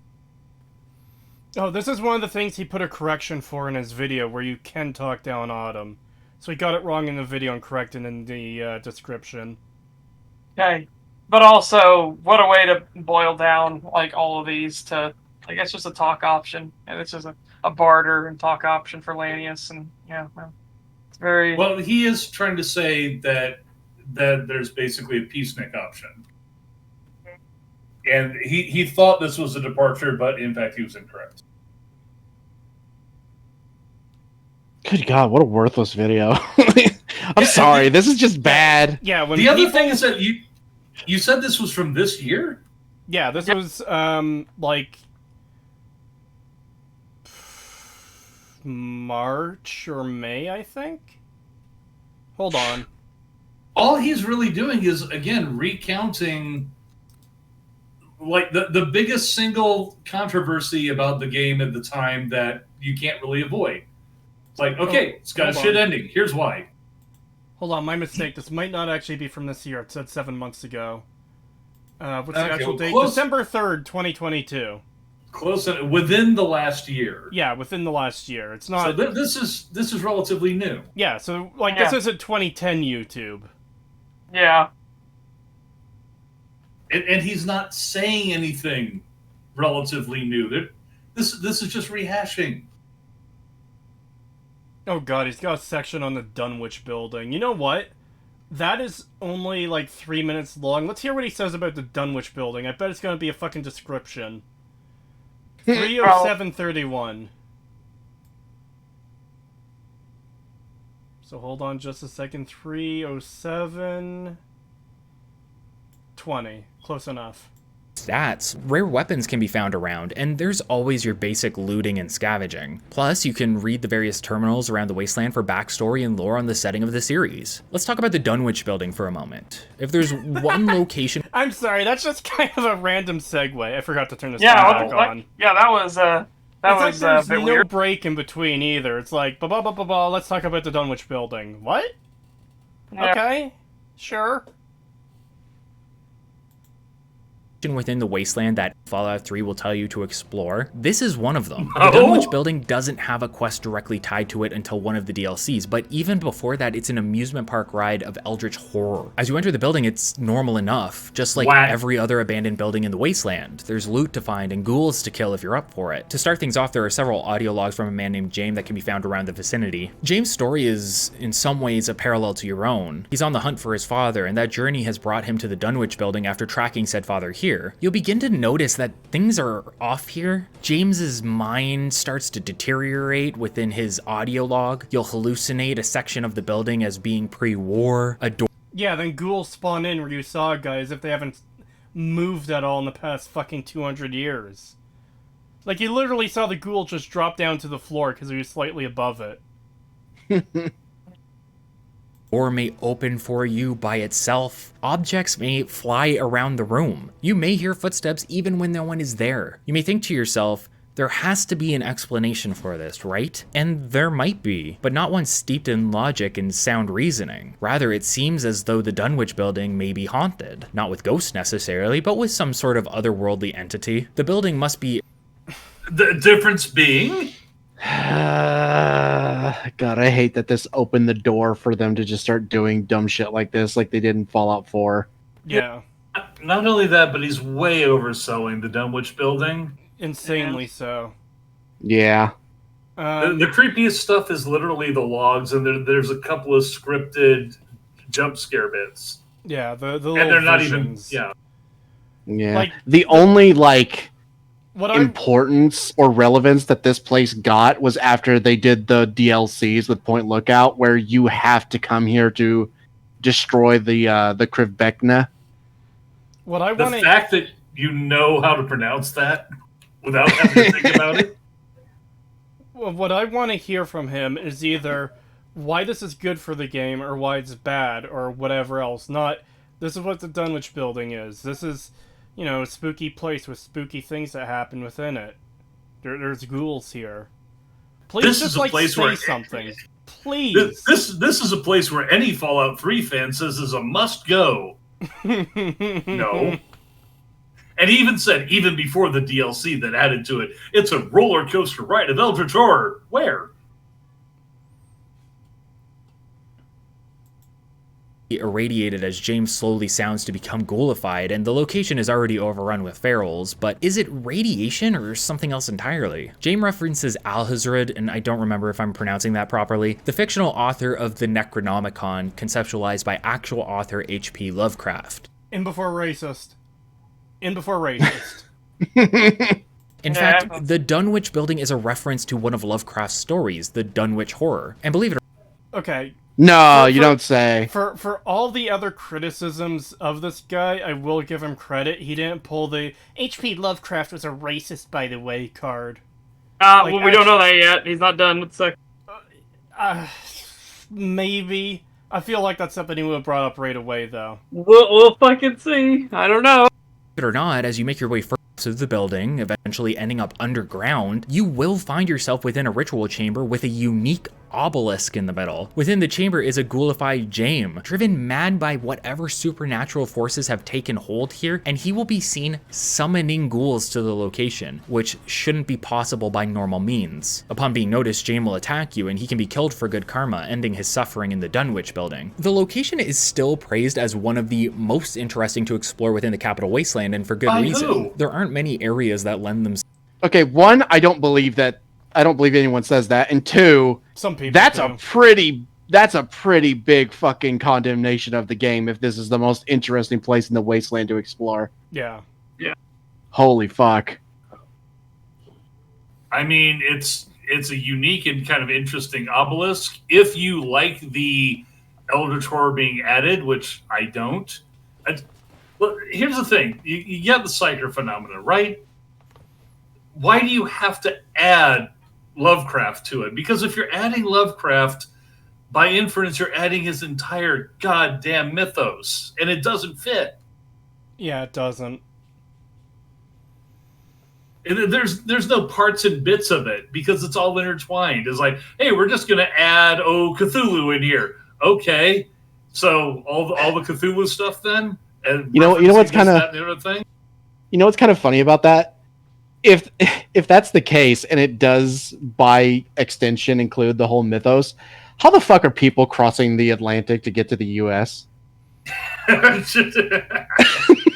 Maybe they're getting an extra fling from a tentacle. It's like, well, all we know is that we float out to X coordinates on a boat, and then we're suddenly rocketing at 300 miles an hour. Has he mentioned? Big guy's like, get the fuck out of here. Has he mentioned capitalism in this session? Yeah, we started from where we left off, and he talked about capitalism more. Yeah, but only right at the beginning. We haven't heard anything. He hasn't made any of those commentaries. We have skipped around a bunch because he started just describing things with little else to it. Which he's still doing, by the way. Yeah. Themselves to the super Fallout. That doesn't mean there aren't any, however. Even back in Fallout 2, magic seems to exist. A shaman... No! No, not magic! Oh my god. Oh my god. And for that matter, Lovecraft stuff is not magic either, you dumb fuck. I hate that because of the existence of psychers in the previous games, it just somehow makes a fucking blanket just like exception for magic to somehow exist within this universe. I hate it. Fallout 5, Harry Potter saves the wasteland. Are we wrapping up sometime soon? Yeah, we are wrapping it up very shortly. I can imagine fucking Fallout 5 having a group of characters that are like a parody of, or a reference to Harry Potter, where there's like 12 characters, 3 for each house. This is house fucking Night Stalker. This is house are there any mutated birds in Fallout? Point is, no, I can imagine them doing such a thing if they reintroduce magic, which ML was on the brink of fucking doing with Fallout 4 until they realized that the Skyrim magic system had been torn out and they weren't putting it back in for one quest. Yeah. Are we good to call it here? Such seems like he wants to end the stream. No. Yeah, there's nothing here. There's nothing to this video. There is no retrospective in this 100 degrees in here. I'm sure there is stuff to his video where he like makes a point here and there, but the problem is it's bogged down with fucking so much description and nothing else. It's like a 9-to-1 ratio of description. Here's a slight point about the game. Yeah, but remember, Creetosis, you made an excessively long video. You're the problem. No. Remember, again, you're mischaracterizing. It wasn't that he made an excessively long video. It's that he dared to do said video about some dude who said nice things about something. Yeah, but he did mention that it was 8 hours long, and it's like, okay, but you're gonna bitch about someone else not being concise when you made a video that is nothing but rambling for 90% of the video. He never said anything about being concise. Again, he made reference to the length, but it wasn't the length that was the issue. It was the fact that I feel he's like oh, Madden just made a fucking video praising the game, and therefore now this guy got all butthurt. I feel like length is part of the issue because you wouldn't call out length if it wasn't part of your problem. Like, yeah, why would you even mention the 8 hours then? If my video was 10 minutes long,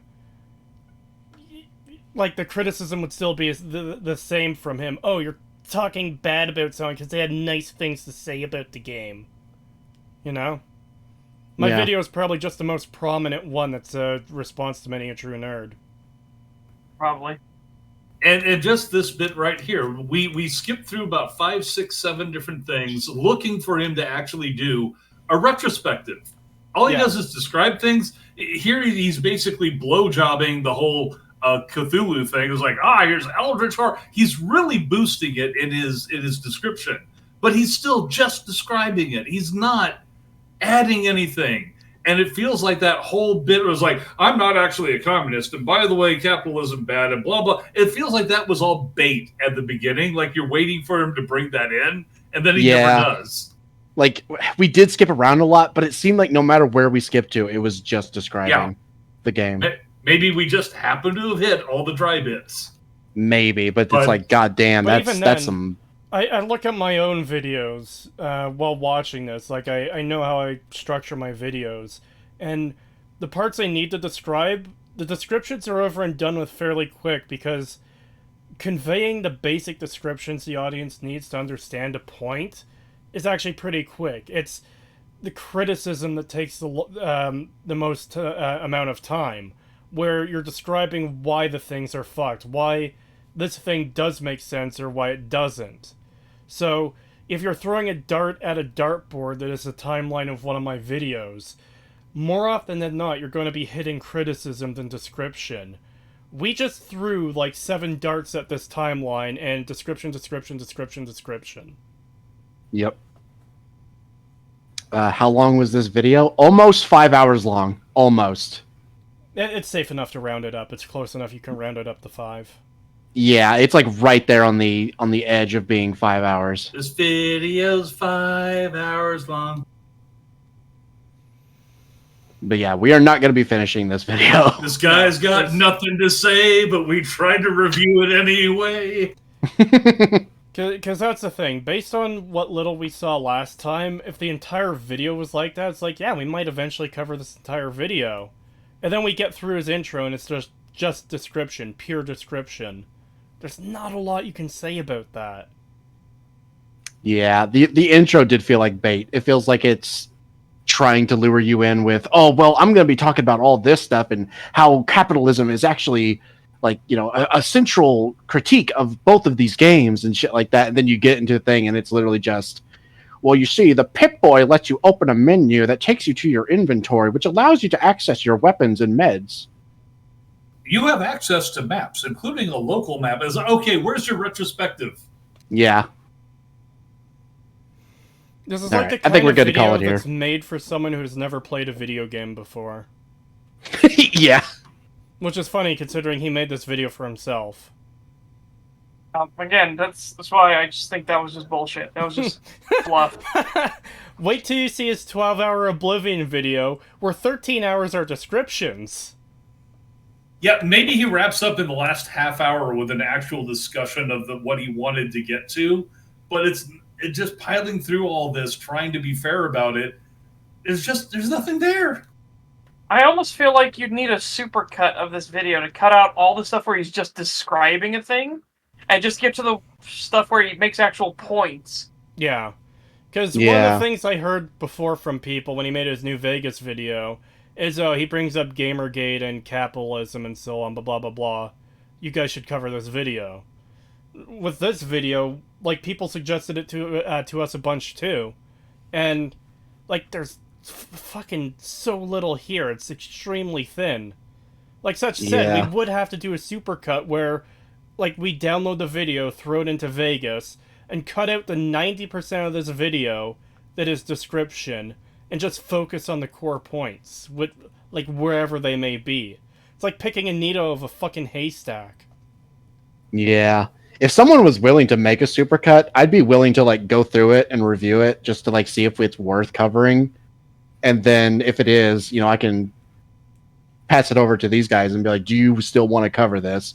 Here's like a 10 to 15 minute video supercut. And does his original posted video have anything like a timeline below it? Yes, it does. Saying, hey, okay, so you can... Alright, so let me just get this back on screen quickly. It's cut off. I'll use the other... That's even worse, okay. Opening, Vault 101, Level Up, Open versus Linear, Karma and Companions, Megaton, Big Town, Arafu, DC Runes, Brotherhood of Steel and GNR, Underworld, Riley's Rangers, you gotta shoot him in the head, Republic of Dave, Tenpenny Tower, and Dale. Oh, you gotta shoot him... You gotta shoot him in the head is in there twice? Because it's an abbreviation of you gotta shoot him in the head, and guns, and VATS. Rivet City, Jefferson Memorial, Vault 112. Just How much you want to bet that most of the interesting perspective he has is on Tenpenny Tower? probably. Probably. He's got a lot of meat to talk about racism, capitalism, and all kinds of stuff in there. He might have said something during the karma system thing. During that part, there might have been some critique or explanation further on that potentially. I think we actually heard that part out, and there just wasn't really much of anything. No, Did we? We didn't get that far. 'Cause Okay, we're I was about to still say, in the I don't Vault think we 101 got past the section. vault. What wasn't there the bit where he was talking about complaining about how broken Karma was, or was that just He did mention Karma at one point, but the Karma and Companion section is 47 minutes into the video, okay. and we didn't make it that deep before we started skipping. Yeah. all right? Most of the sections are broken down into quests or locations, or DLC. There's the Enclave Base, Finale, Operation Anchorage, The Pit, Broken Steel, Point Lookout, Mothership Zeta, Conclusion, and Patreon. I think the only interesting bits we'll probably have are 10. My brain was about to say something else. Tenpenny Tower and maybe Conclusion. Because I think Conclusion is where he's going to start talking about his actual opinions or anything. I just have such a feeling that the rest of it is description. The conclusion bit is less than 5 minutes. Sorry, about 5 minutes long exactly. Oof. Wouldn't that be ironic?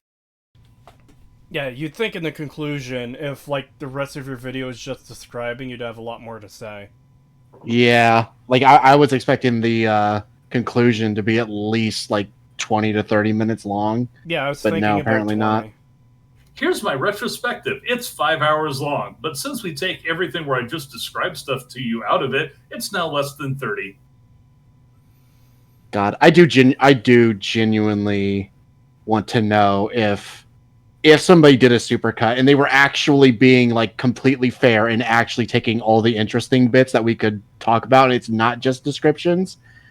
How long would that video be?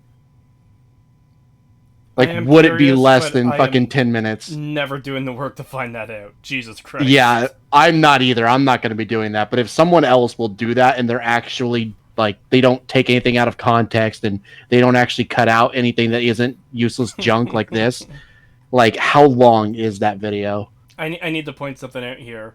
There's a key moments section. This is not something he dictates.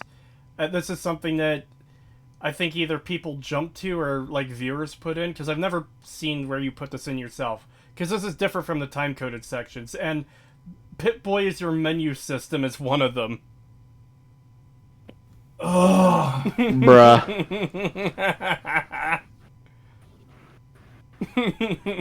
did he think that was some kind of big point? Well, again, I don't think he put that in.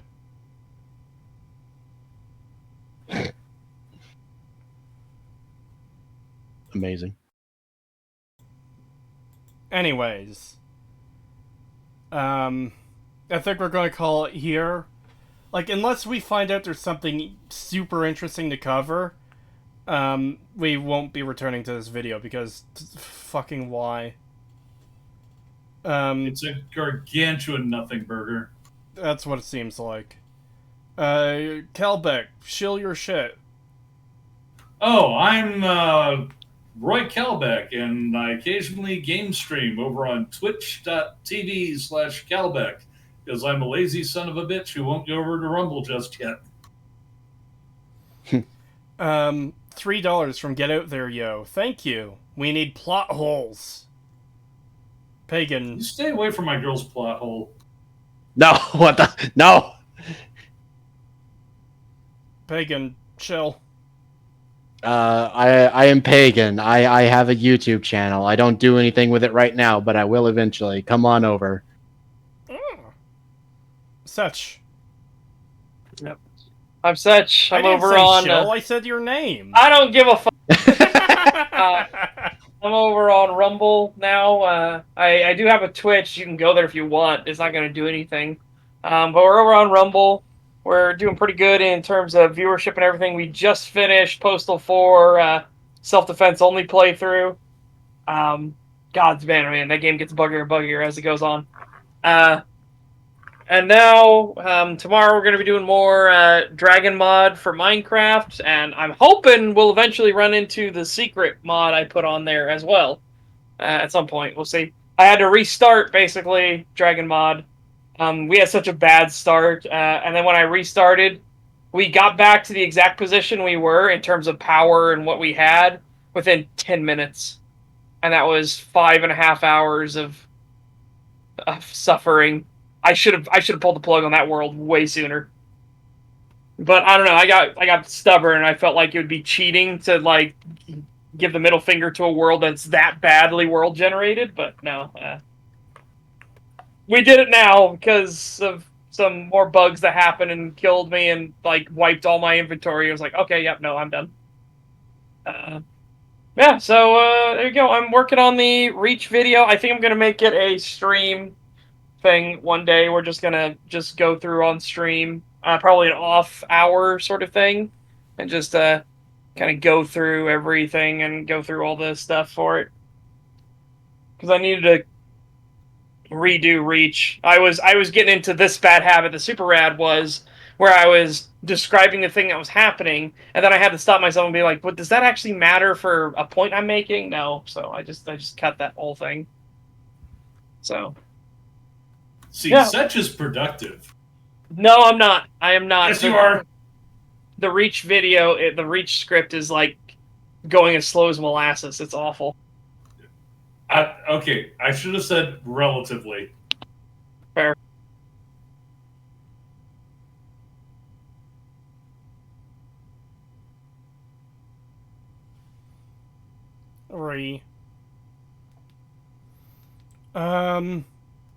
This Friday, Part 3 of the Fallout 4 analysis will be releasing. I'm really behind on working on it, but Part 4 will be 2 weeks after that, if all goes well. It might not. It might be delayed slightly. It happens. I'm hoping to get it done in time, though. Yeah. Have a good night, everybody. Thank you for coming out. Yeah, see ya. Take care, everybody. See ya.